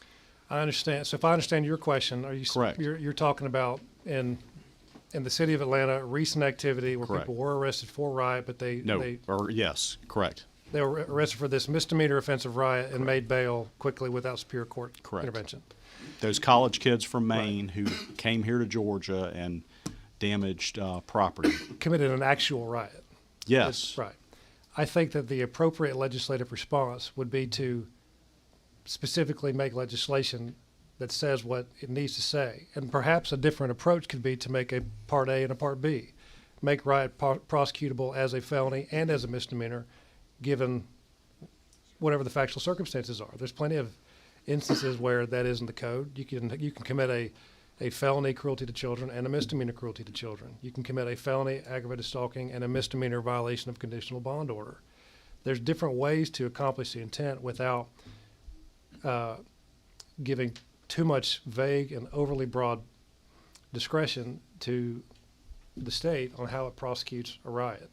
So if the intent, and that's really my point, is that if the intent is to not let what happened with these main rioters to happen, I think that there is a perfectly legitimate state interest in doing that. I think there is a more narrowly tailored way to do so that when it's done, it's not, number one, it's not broad, it's not vague, it's confined to a specific type of conduct that leads, like it would be easy to incorporate language from the next statute over in 31, because that language is clearly talking about the subject matter that you're referring to. I lost my train of thought. There was another point I was going to make on that. I hope that answers your question. Thanks. Looks like you got another one over here. Number 6 is that. Thank you, Mr. Chair. Representative Reeves, my understanding is that only one got out on bond, and that was the one that was a legal observer, and that the others are still being held for domestic terrorism. This feels like a little bit of overkill. I mean, you tell me, if I'm just at a protest and somebody else decides to throw a Molotov cocktail, am I now charged with riot just because I was there? I didn't start it. I'm not. My response would be, again, it depends on the motivations of your adversary. Because probable cause to arrest is extremely low. It's one thing to convict someone beyond a reasonable doubt, but if you're at one of these events and you support the underlying cause, and perhaps you're yelling hurrah and hooray, and this is what I'm here for, and I'm young and I'm free and I'm protesting, etc., could you not be charged with party to a crime of a now 1 to 20 year felony and held without bail, even though you didn't actually participate in the underlying conduct? If you aided, encouraged, abetted the conduct itself. I mean, that's one way of looking at it. So Well, just standing there, I might not have encouraged it. I could have. I mean, those things break out sometimes. And perhaps in truth you did not. But what's to stop a police officer who's trying to keep the peace, and understandably so, from arresting everyone for riot and letting the legal system sort it out? Because, again, probable cause to arrest is such a low threshold. Right. I'm not suggesting that would happen, but I could foresee a world in which it might. Well, my understanding of the arrest that we're talking about that instigated this entire bill is that there was a legal observer there from the ACLU dressed with the vest that said legal observer, and he got swept up in the domestic terrorism charge and did get out on bond. He's the only one that I'm aware of, and it's a $5,000 bond for a legal observer. So that's my concern. And so if he was arrested at a time where this was a Superior Court bond-only felony, it sounds like he would have been entitled to bond either way, but he would have had to have waited for a Superior Court hearing. And the only point I'll make on that is that as I forget your name, man. I'm sorry. Representative Miller. Yes. So eloquently pointed out earlier, our legal system functions on a presumption of innocence. And as frustrating as that can be to when we know what happened, it is an important legal presumption. And in my work, I have discovered that the only way to meaningfully give life and meaning to the presumption of innocence is to ensure bail and pretrial release, that under appropriate circumstances, you will be released prior to trial until it's proven that you've actually committed a crime. And so, and again, this goes back to the point I had forgotten earlier. When you're talking about conduct that often involves protected speech, speech is a fundamental right, and so any government regulation of speech has to be narrowly tailored with least restrictive means. Now, speech that becomes violent and tumultuous and damaging property soon becomes not speech. I didn't turn that phrase right. But those are all very factually sensitive issues that have to be proven in an adversarial system with evidence in a court of law and an appropriate hearing, none of which can happen in the first 48 hours of an arrest. So, again, the caution that I would ask the board to consider is there are other options. If you just make this 1 to 20 year felony and Superior Court bond only, I think it will have unintended consequences years down the road in jurisdictions where riots don't occur and things of that nature. There is a way to do this that is specifically and narrowly tailored towards the prohibited conduct that understandably this body wants to prohibit. Yeah. Yes, by no means was I condoning the behavior. Let me be clear. I don't either. Number 8, Representative Miller. Chair, so just so I understand some of your expressed concerns about the concept of vagueness, is it your thought or belief that this statute as written would be subject to a voidness for being void for vagueness? In other words, a constitutional challenge in that regard? Yes. And when you were trying to compare it to other places where, well, first of all, as a misdemeanor that's rarely used, we've sort of not had to deal with this issue. But if we make it a felony punishable of up to 20 years, is it your thought that we most certainly will be litigating this and potentially have this portion of the statute declared unconstitutional because it's vague? That's how I would approach it. If the stakes are higher, if someone is arrested and prosecuted and convicted and given a sentence of 20 years in prison, certainly one of the challenges to be raised is you can't be prosecuted under the statute because it's void for vagueness. The public is not on notice as to what specific type of conduct is prohibited because it could be anything. So to answer your question, yes, I think that would be the statute passed in its current form would be subject to challenge, and I think you would see case law develop in our courts of review on that subject. Now, how they would rule on it, I have no idea. I've stopped trying to predict that. Sure. But that's one way you could look at it. And you think the fix for that would be, if there is a fix, that this statute should be drafted in a way that is more concise and clear with definitions that put people on notice about what kind of conduct would subject them to a potential 20-year sentence. Yes. So if you look at OCJ 161131, it states that the offense of inciting to riot occurs when a person who, with the intent to riot, does an act or engages in conduct which urges, counsels, or advises others to riot at a time and place and under circumstances which produce a clear and present danger of a riot. So it's clear, just looking at that next over code section, that they're talking about the circumstances that are always in place when you have a violent mob and a riot. It's clear and present danger of a riot occurring, counseling and advising others to riot. So that is the type, just as an example, is a type of specific language that I think would be better to define the actual offense of riot. Thank you.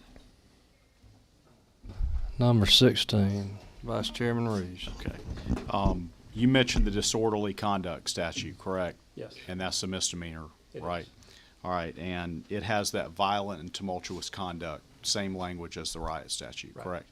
And that's been interpreted in Freeman versus State to require acts of violence, not mere speech or mere gestures, correct?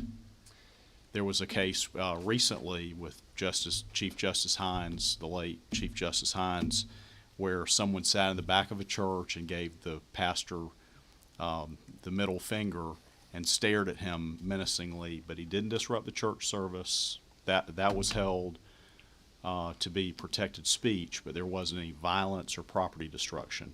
And that was a reported case that went all the way up to the Georgia Supreme Court concerning a misdemeanor. But the Georgia Supreme Court has given clear definition on what is and is not violent conduct, correct? Recently. Without the benefit of case law, and I'd be happy to look at it. My experience with the disorderly conduct statute is that it's multifaceted. There's different ways in which disorderly conduct can be prosecuted. It usually comes up in the context of a fight or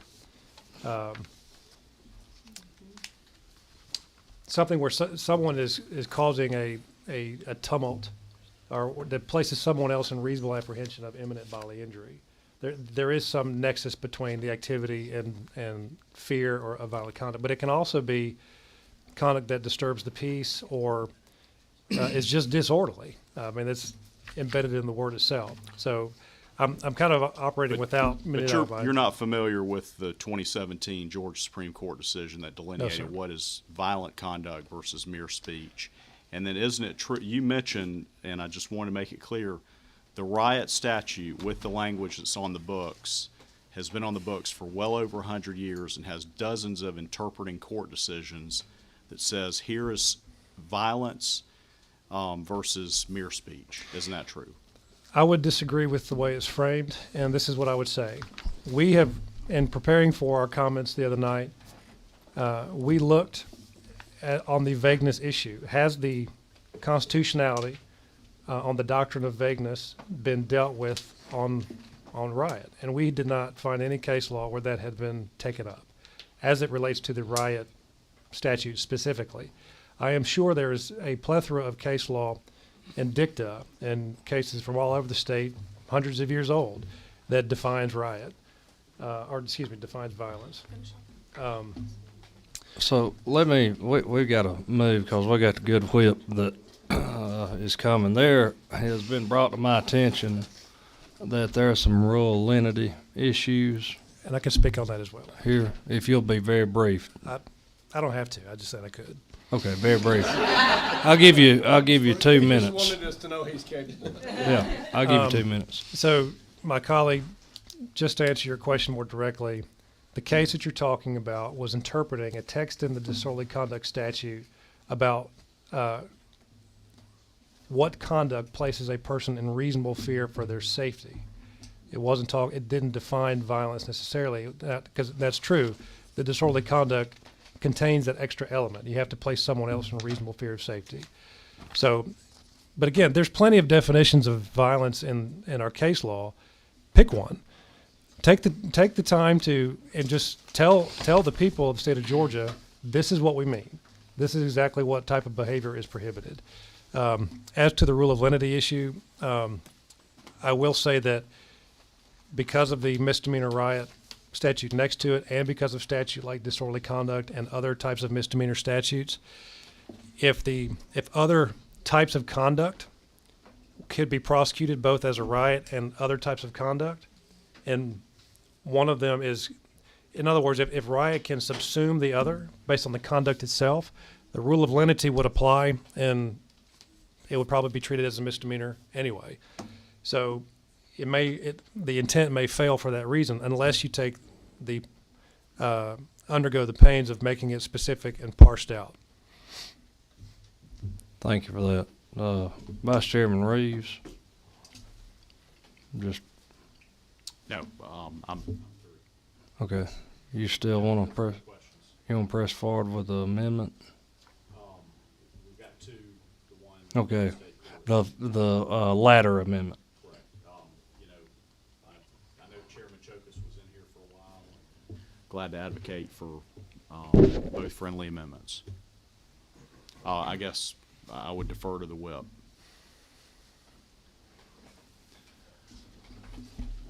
Let me ask this. Judge Gunner, would you weigh in on what the rule of lenity looks like in a courtroom for us? Sorry, we're not that far. I mean, I can leave. You don't bother me. I've said When you have a statute that covers the same conduct but has two different penalties, the lower penalty is the one that applies. So, if that's simple enough. Yes, and when I was a prosecutor, Blair Mahaffey explained it to me that we don't prosecute the felony offense of giving false statements to law enforcement and reporting a crime, because false report of a crime is a misdemeanor, and it's the same conduct. Right. Prosecuted, or that can be prosecuted by different statutes, and the rule of lenity applies and makes it a misdemeanor anyway. Right. It's merger deals with sentencing structure and counts. The concept of lenity deals with the conduct itself. Right. Thank you, Judge. That being said, you still pressing forward with that latter part of the amendment? And I would ask for two votes on the vote on the friendly amendment from the state court judges on line 100 separately from the Okay, you had submitted this as one amendment at the chair's discretion. If you want to pull off the latter part of that amendment, we can do that. And you can resubmit it as another amendment. Okay. Can I submit the state court judge's request Yes, first? Okay. I'll allow that. Mr. If Chair, you're rescinding that latter part of the amendment. I intended for them to be separate Okay, amendments. So, all right, okay. Mr. Chair, I move to add the state court judge's language on line 100 Okay. that matches it up with the second or subsequent offense. Okay. Do I hear a second? Second. Moving a second on the first Reeves amendment. All those in favor say aye. Aye. All those opposed, same sign.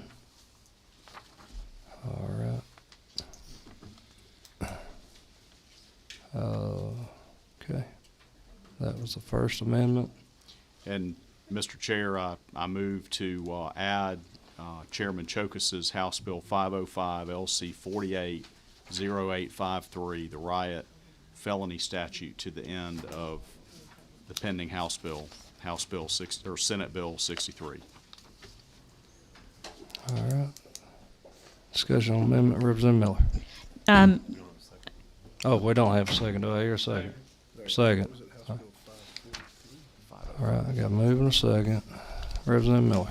I do just want to say thank you, Mr. Chairman. As it relates to this amendment, I would like to just object to it based on our own rules, Rule 11, because it is not germane to what this bill is about. This bill is about bail bonds and cash bail. So I would like to object on lack of germaneness.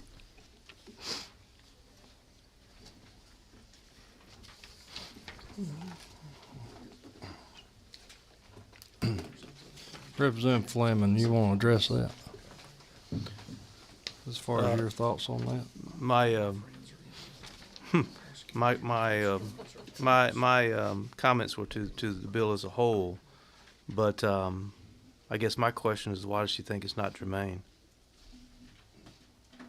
She thinks.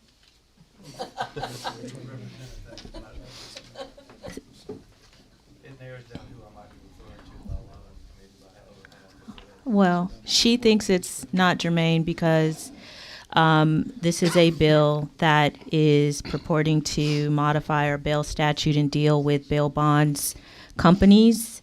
We hear criminal, just because they're both criminal related doesn't mean that one is germane to the other. Everything we do in here is related to our criminal code for the most part. So if we have a Rule 11 that says that amendments should be germane, it is my belief that changing the riot statute as it exists right now as a misdemeanor to a felony is not germane to this bill that we are addressing.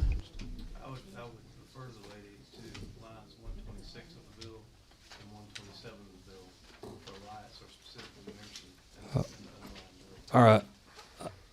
I've heard enough discussion here. I'm going to rule it as germane. I'm going to allow it.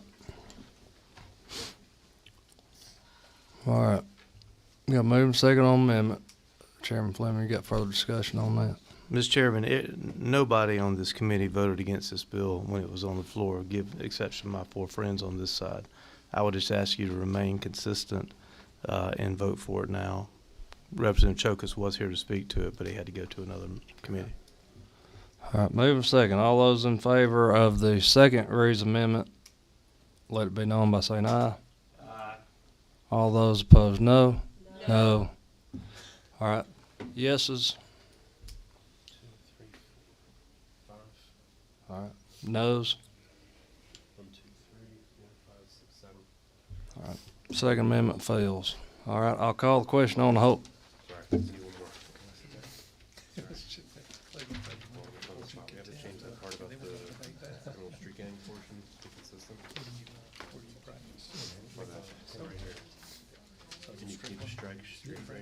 Make it match up with actual code sections, and then take this language out, and then add in. We'll have somebody propose the amendments.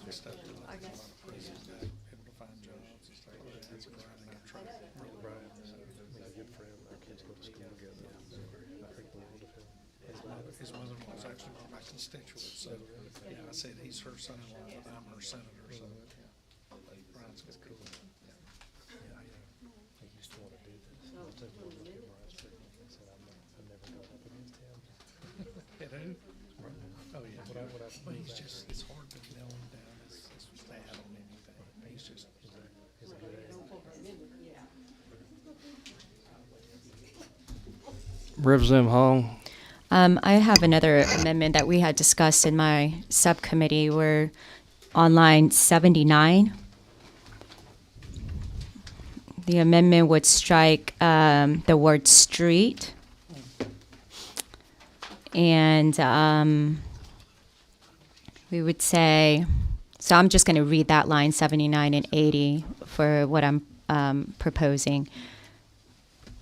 So be participating in criminal gang activity, comma, in violation of code section 16-15-4, comma,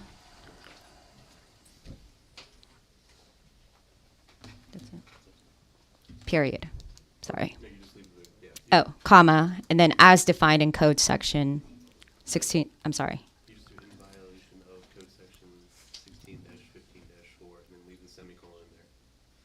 Oh, I'm sorry. Okay. So I'm going to redo that. Okay.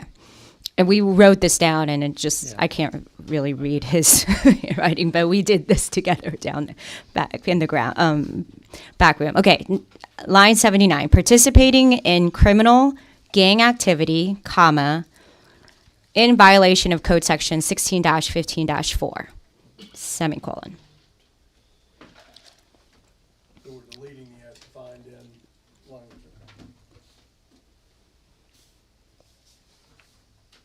Like to motion to have that amendment. Got a motion, a second on amendment. Representative Fleming, you got. I was in the subcommittee. Just tell me what the effect of your amendment does. So number one, we're striking the word street. No, I know what you know word that is one, the okay. effect of the So 1615.3 that was in there doesn't define criminal gang activity. It defines violations of gang activity. I'm sorry, I have it twisted around. Sorry. I'm going to I have don't the have the analyst. code This is a section. Thank you. consistency with code Correct. section. Sure. So we had SB 44, which obviously changed some of the wording in there, and I think what some of the discrepancies were is that it says as defined in, but that actually pulls to 16-15-3, which is the definition section. So that is actually correct. It is defined in there, but under the top, I think it was the subsection, you're basically doing all the crimes that are violations of. So it's actually what the person would be charged with. And that's where 16-15-14 or 4 it actually has the violations in there to list all the reasons of things that would be unlawful conduct. And so if you're actually listing the things that would be, I think, bail restricted offenses, you'd want the ones that are actually listing the crimes themselves, which somebody would be, listed or charged under. Not So, just the so definition. actually reporting directly to the crimes, which is what you think the purpose should be. Anyway. The So- actual acts, Yeah, correct. Okay, that's it. Yeah, that's fine. I got you now. That's. All right. Yes, sir. Of course, always. Moving a second on the Sue Hong amendment. Do I hear all those in favor say aye? Aye. All those opposed, same sign. All right. The Hong amendment has been added to it. All right. I'm going to call the question on the whole bill. All those in favor of passage of Senate Bill 63 with the Reeves 1 amendment that the state court judges wanted us to have in there, as well as the Hong amendment. All those in favor, let it be known by saying aye. Aye. All those opposed, same sign. No. All right, need a show of hands. All those in favor, raise your hand. 1, 2, 3, 4, 5. Okay. All those opposed? 3, 4, 5. All right. Chair votes yes. All right. Next bill.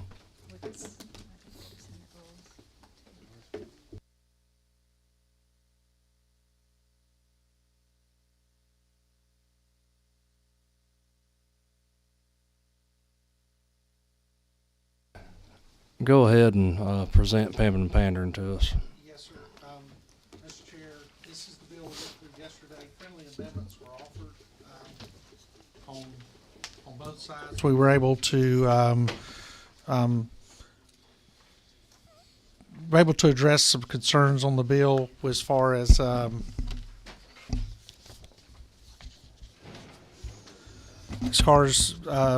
verbiage on dealing with the provided, however, that in the court's discretion, the court may depart from such mandatory minimum sentence with the prosecuting attorney and defendant having agreed to a sentence.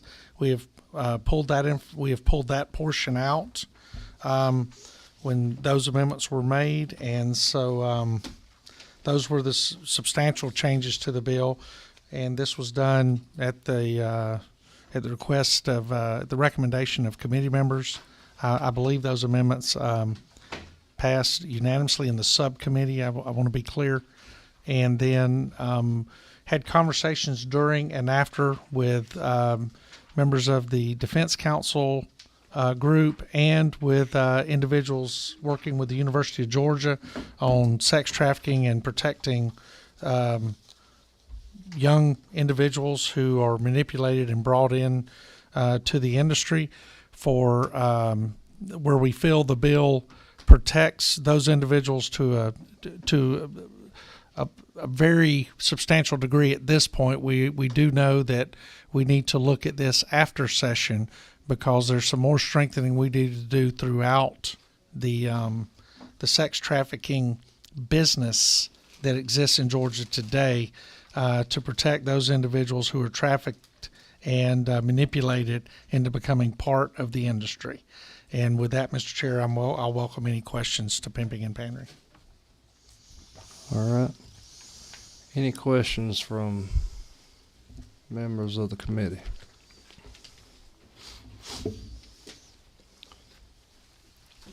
All right, I see no questions. We are in a predicament. We do not have a quorum, so we cannot take any action. What I'm going to ask of you, Mr. Majority Whip. Yes, sir. Can you go up there and press upon our good friend, the Rules Chairman of the Senate? Yes, sir.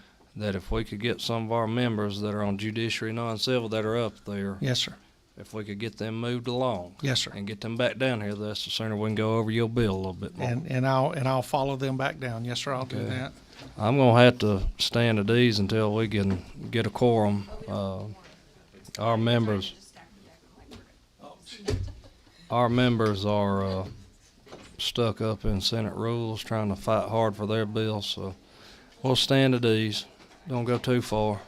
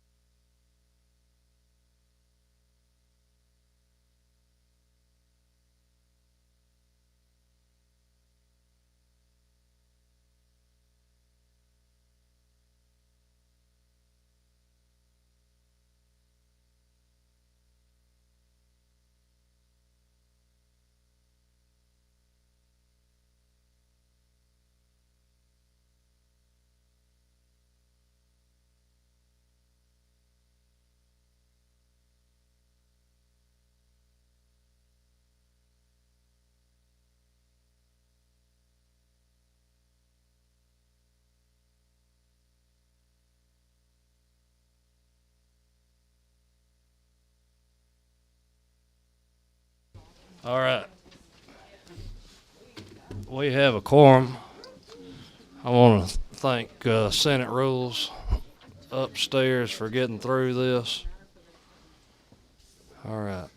Just to remind everybody, we've got Senate Bill 36 before us. And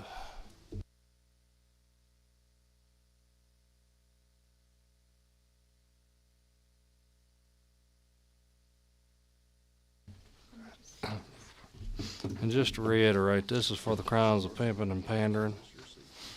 And this is increasing the penalties for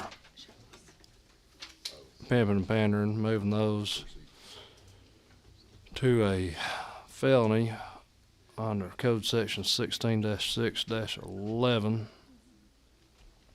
So instead of the misdemeanor of a high and aggravated nature, that would now be a felony, punishable by a term of imprisonment of not less than 1 nor more than 10 years. Second or subsequent offense would be a felony, of course. And this would be another mandatory minimum of 1 year without the availability of being suspended, stayed, or probated. Although there is discretion within here for the court to depart from such mandatory minimum sentence. Vice Chairman Reeves, were you wanting to go through this? I do have 2 amendments at the appropriate time. Okay, it's not appropriate yet. I just kind of going over this again just to refresh everybody. It feels like it's been an hour since we've been in here. Probably less, but.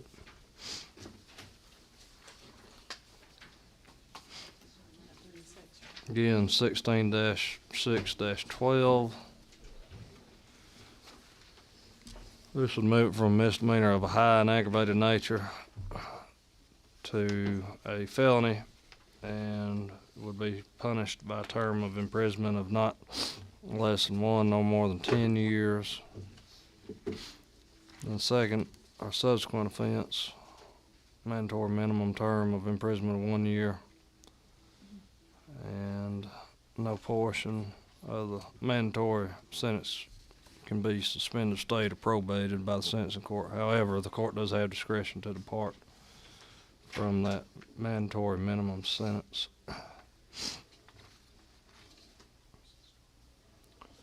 And so I can see if I can get Whip Robertson back real quick.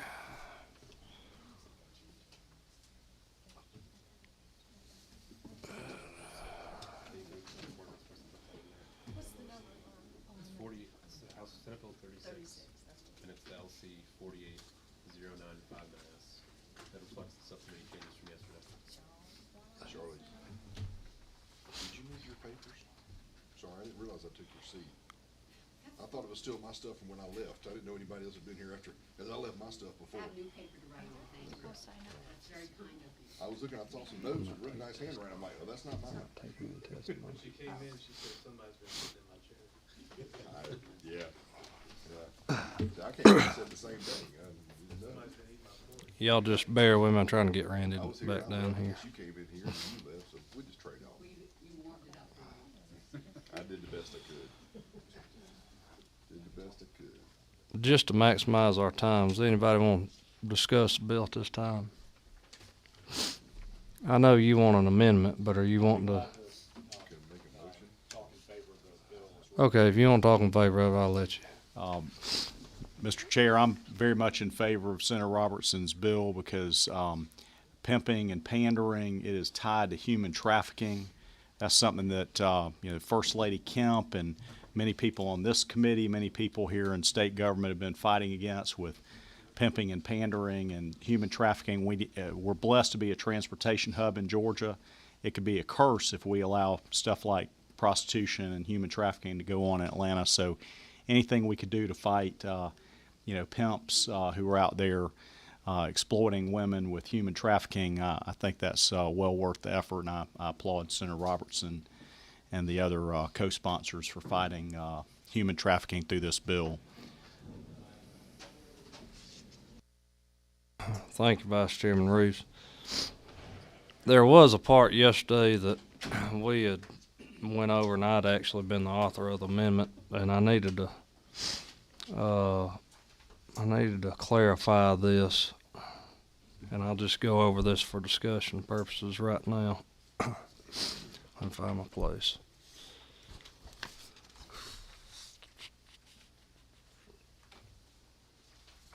Okay.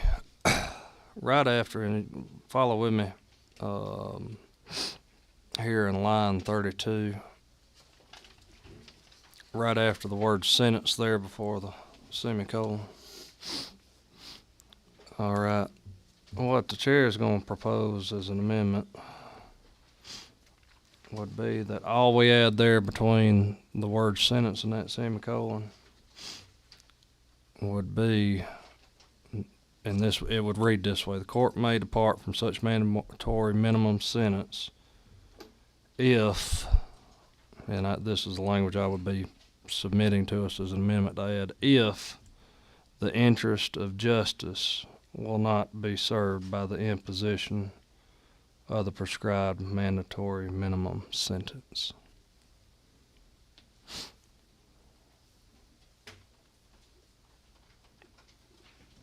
Need me to read that one more time? I'm coming to you, Representative Fleming.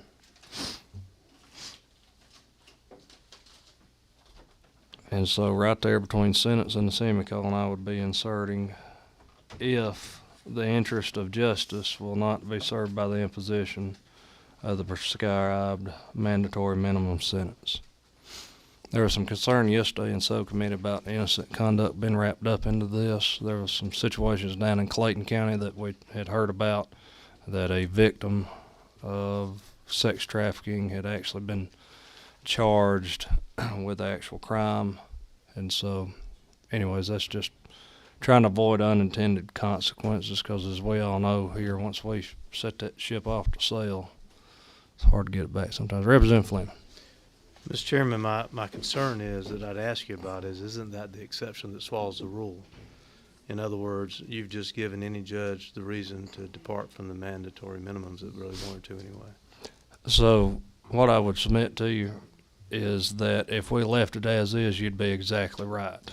But they would have to note those interests of justice that would be the reason for them not prescribing the mandatory minimum sentence. And if it would make a representative a little bit more, I guess you could say, comfortable with it, we could also add language in there to the fact that they had to state those reasons on the record. My fear still is that we've given any judge who doesn't want to follow mandatory minimums the reason not to in that case. Robert, you want to speak to that issue? If you'd like. If you don't want to, just statutorily, not a position from PAC or anything on that. Just statutory construction.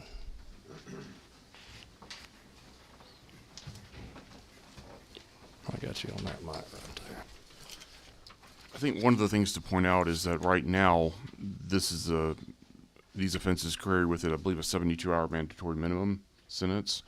And the statutory change that was done yesterday, which removed the prosecutor's consent to departing below the mandatory minimum, gave the judge the ability to do a straight probation sentence already. So what, if I understand what the chairman's amendment was, basically now says that if the judge wants to depart from the mandatory minimum, they can do so if the interest of justice require the departure, and then there has to be some sort of finding or some sort of notation as to why. Representative Fleming. So I don't want to put words in your mouth, but I'm trying to understand what you just told us.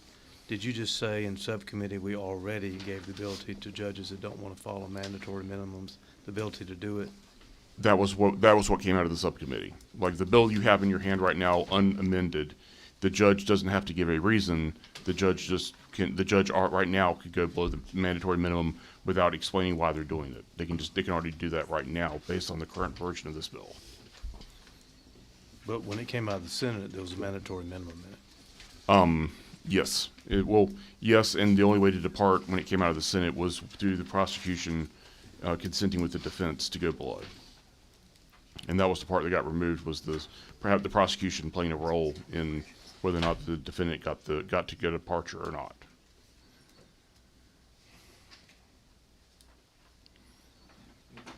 Anything further on that, Representative? No, sir. All right.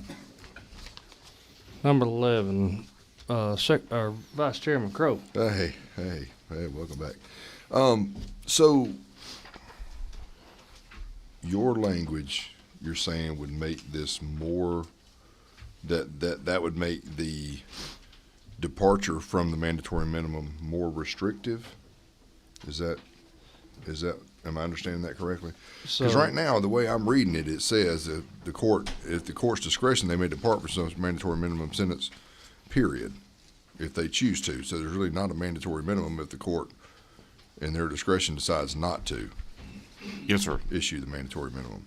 Yes, sir. And so yours would make it, they would have to justify a reason for and state the reason for that? Yes, sir. Okay. And then, but Representative Fleming was of a different mind, is that correct?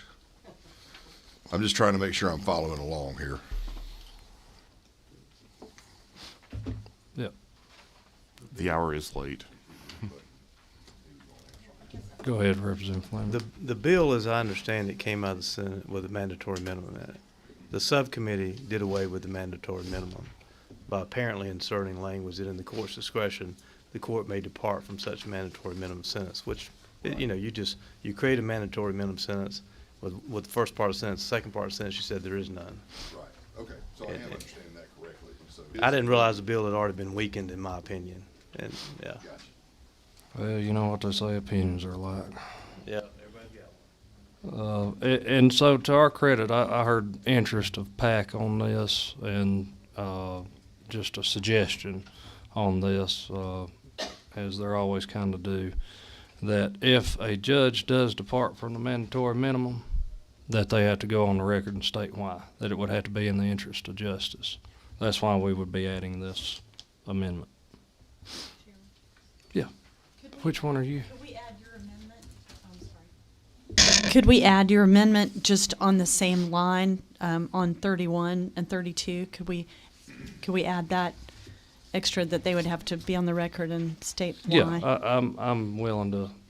I think it would be clearer if we added it there than where you suggested. All right, so here's what I would suggest then. If the interest of just so everybody's got context there. The court may depart from such mandatory minimum sentence if the interest of justice will not be served by the imposition of the prescribed mandatory minimum, which shall be stated in the record I think that's all you by have to the say. court.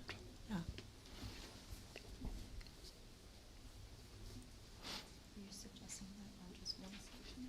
And this will also have to apply to a couple of other sections. We'll just get this language right, and then we'll plug it in on each of these other sections as well. Okay, so my analyst here's got me. The court may depart from such mandatory minimum sentence if the interest of justice will not be served by the imposition of the prescribed mandatory minimum, which will be stated on the record by the court.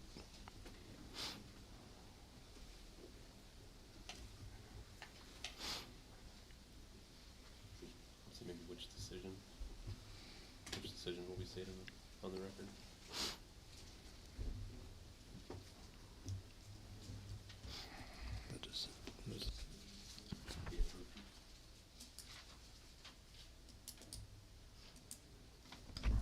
Robert, would you suggest another way of saying that? Statutorily.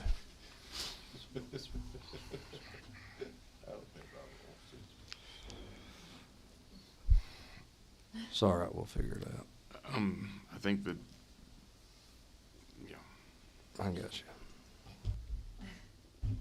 Which decision will be stated on the record? Findings. Findings and decision? You have to say that.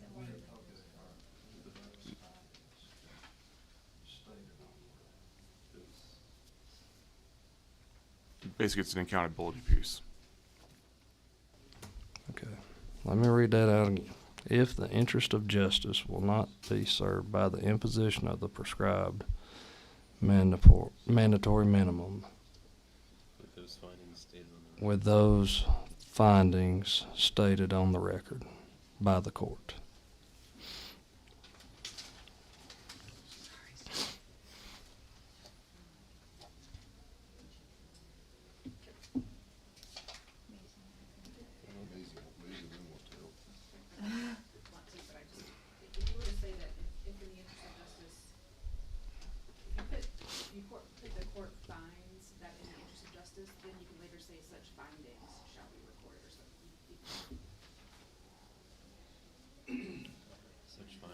Such findings stated on the record by the court.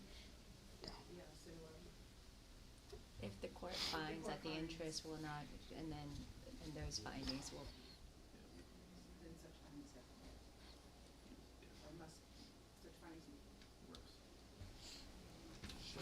Shall be stated.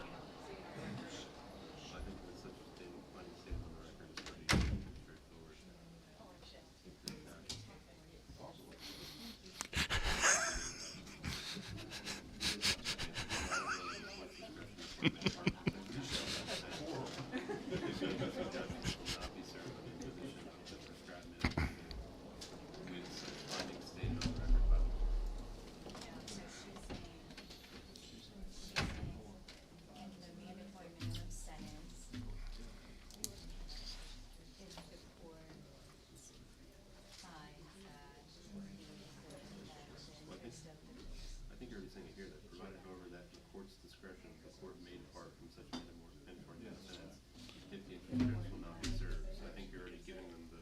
If that's the standard. If the court finds that it, injustice served by the imposition of the mandatory minimum, then and states its findings on the record. Okay, here's the amendment I'm going to propose. And this is the first section I'm going to propose it on, line 32. Right between the word sentence and the semicolon. If the interest of justice will not be served by the imposition of the prescribed mandatory minimum, with such findings stated on the record by the court. And then I will also propose that the same language be inserted on line 44 between the word sentence and the period there.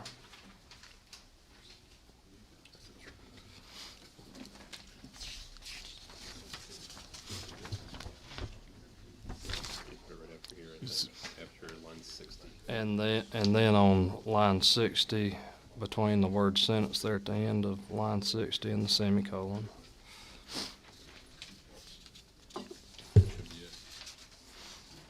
And that is it.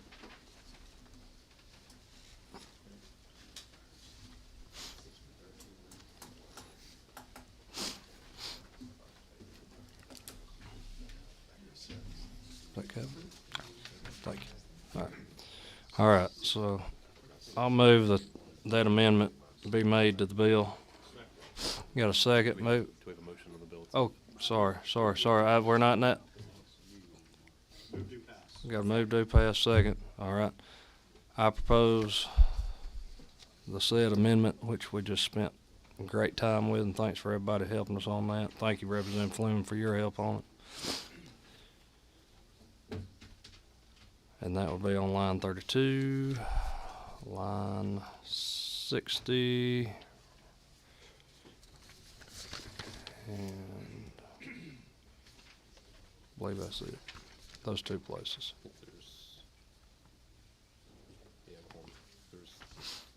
There's 32, there's 44, and there's... Yeah, 30. Okay, so that would be put after. Let me go through that one more time, just keep everybody straight. Okay, line 32 between the sentence and the semicolon, and then line 44 between the word sentence and the period, and then on line 60 where the word sentence is and in between, or after the word sentence and in between the semicolon. All right, so I'll offer that amendment. All right, got a move second on Smith amendment. All those in favor of Smith amendment say aye. All those opposed, same sign. All right, it carries. I have a second amendment.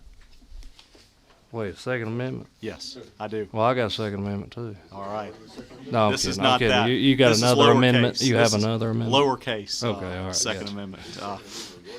This, I think, a good place to put this, and I will have a third amendment after this. But second amendment looks like line after line 116 on page 5, which is the end of the substance of the bill. There is a code section 16-11-127B.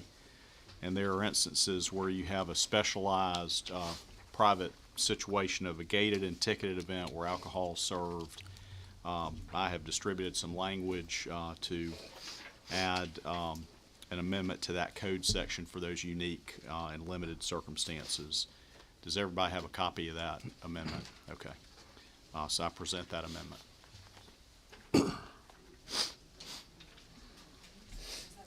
It is. Thank you. All right. Go on. Sure. Discussion on the motion in a second on this amendment. Yes, sir. I'm sorry. Is it just the citing of the code section, or are you putting all this verbiage in there? The verbiage in there from that. This adds a subsection 8 to 16-11-127B, which currently goes 1 through 7. This adds subsection 8 for these gated and ticketed private events where alcohol is served. Okay. Or on property described in code section 10-9-14.1. Correct. There's two separate parts of that. Correct. I'm just getting clarification. Thank you. And I believe that would be on code section 16-11-127, subsection B, and this would be paragraph 8. Correct. Do you have any further questions, Judge? Correct. All right, I'm going. If you would just read out the amendment itself. Sure. The language in 16-11-127, subsection B, B8 would be on property described in code section 10-9-14.1, semicolon, or on property described in code section 36-64-2, when the property is being used by a private party to host a gated and ticketed event or events where alcohol is permitted to be sold and which lasts no more than 3 consecutive days, period. This paragraph applies only when the private party has contractually agreed to indemnify the government for acts occurring on the property during the event or events, and this paragraph may not be implemented for events on the property more than 2 times in a calendar year.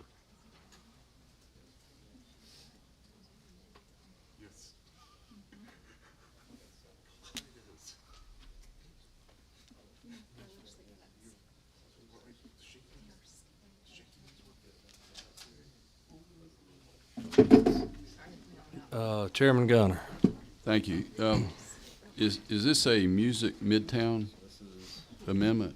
I believe Title 10 pertains to World Congress Center. I believe the other one is for events of a local government that are gated, ticketed, and alcohol is served. So those narrow circumstances, so whether it's a music festival or another one where you have limited entry, alcohol served, and paid customers. Music Midtown was like Piedmont Park or something like that. Is that what this covers? Yes. If they're gated, if limited entry where people are paying and serve alcohol, that would apply. Or if there is another event, another similar event where those 3 instances are combined. All right, I'm just trying to get a clear Sure. picture. Thank you. And part of it, for liability and other purposes of those unique events where you have money, security, and alcohol.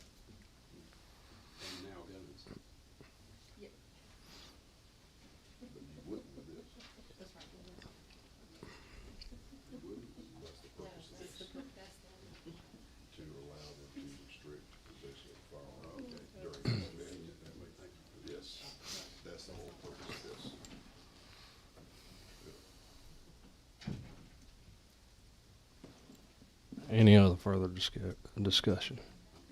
All right. Okay.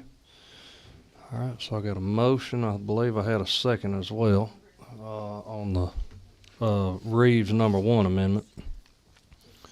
All those in favor say aye. Aye. All those opposed say no. All right. Amendment passes. Do you have another one? I do. Mr. Chairman, I move for a third amendment to add what was formerly House Bill 446 as passed through this committee the morning of crossover day. A good bill that was vetted by this committee and parties in interest. It's LC 480909S. Again, House Bill 446, the drive-by shootings bill. It's in Title 16.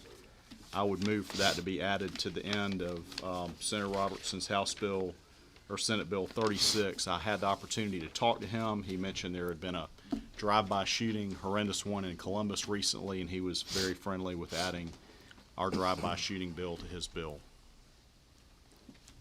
Okay.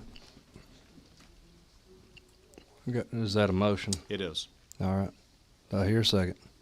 Second. Got a motion and a second.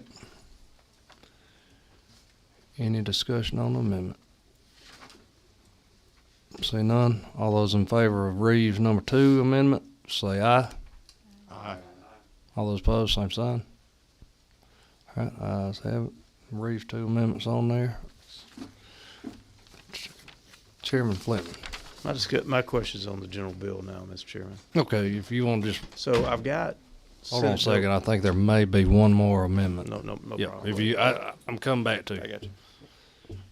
Vice Chairman Reeves, was there any more? No. All right. Okay.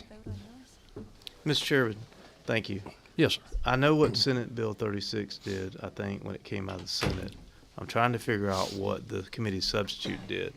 I know that we had mandatory minimums, but now that we added language where the judge can depart, and it used to be that the prosecutor had to agree, but that's not the case anymore. I'm trying to figure out what Section 3 of the bill is. And really maybe even Section 2. I could be wrong, but I don't think they were in the original bill. If you want to wait till Majority Whip Robertson gets here, Yes, sir. he should be here in about 6 Those, minutes. those are his additions, not ours. Which ones? The one Section made 2 and Section 3. Yes, sir. That's our understanding. That's his stuff, not ours. Okay. To the mandatory minimum stuff, that was. Yeah, go. Section 3, CJCC and Grace Commission, information about victims. That is that part. Okay, gotcha. So what is Section 3? CJCC want to come up and speak to that real quick?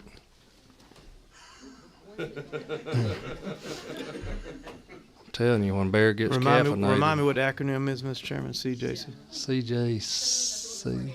Okay, I know what that is now. Yeah, I had it right. Hello, Mr. Chairman and everyone.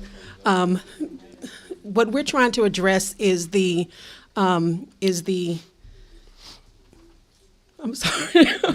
We're trying to address the provision in the first offenders plea. Right now, as it stands, if they take that plea, they will not be eligible to take advantage of the vacator laws that you guys passed last year, so that they can get reimbursed and all of that stuff. It came to our attention because there was a 16-year-old human trafficking victim who was in a hotel with the offenders, and she shot and she killed them in self-defense, but she was still tried, and she took that offense, so therefore she was not eligible to get the sentence vacated. So this language is meant to kind of fill in that void, so that they would be able to take advantage of that change. Okay. Representative Fleming. Sorry. Thank you, Mr. Chairman. So I understand that example you gave. I'm trying to figure out what it does beyond that example. Now the general application. Now on this, we've been working with our good friends back. So Robert, could you provide a little bit more context? Thank you. Yeah, phone to friend. basically, you guys a couple years ago passed a bill that said that a victim of human trafficking can have their conviction for any crime vacated. I remember that. Yes. What the part problem of is? Was part of the governor's. You got a young lady trapped in this, and she's guilty of possibly crime, but we figured out she was the victim, and we clear her record. I remember that. The problem is that, and as you know, Representative, when you enter a guilty plea under the First Offender Act, the conviction is withheld. The problem is, and this is what the CJCC, Grace Commission, and others have come forward, is that there are victims of human trafficking who have filed a plea or wanted to enter a plea under the First Offender Act, but they're not convicted. And by not being convicted, they can't take advantage of the opportunity to have it voided out. So the idea is but this is looking for a very limited, narrow group of people who are under first offender or conditional discharge, and be able to get the same benefit that others who have been convicted get. So, Mr. Chairman, my other question was Section 2. That's not original part of the bill either, but that's, is anybody that can explain what that is? Or is that part of what y'all, is Section 2 and 3 y'all, or just 3? Easy on the y'all. Okay. Well, explain. No, I want to know why I want to go easy on the y'all. That's my question. Yeah. I don't have the bill. I left the bill back with me. Section 2 is. Yeah. All right. Section 2 would also be part of the. Same thing. Same thing. Yes, sir. Okay, so 2 and 3 are both the explanation we just got. Yes, sir. Okay, and that's really, other than our amendments here today, that's the only other part in there. Thank you, Mr. Chairman. I appreciate that. Always. Thank you, Representative Flynn. Thank you, Rob. Thank you, Danielle. Appreciate that. All right, I'm going to call the question. All those in favor of the passage of SB 36 as amended with the Smith and 2 Reeves amendments, all those in favor say aye. Aye. All those opposed, no. All right, it passes on the rules. Thank y'all for all your hard work this year. We still got some work left to do next year, so thank y'all. This is the last full committee meeting of Judy non-civil. We'll see y'all next session. We're adjourned.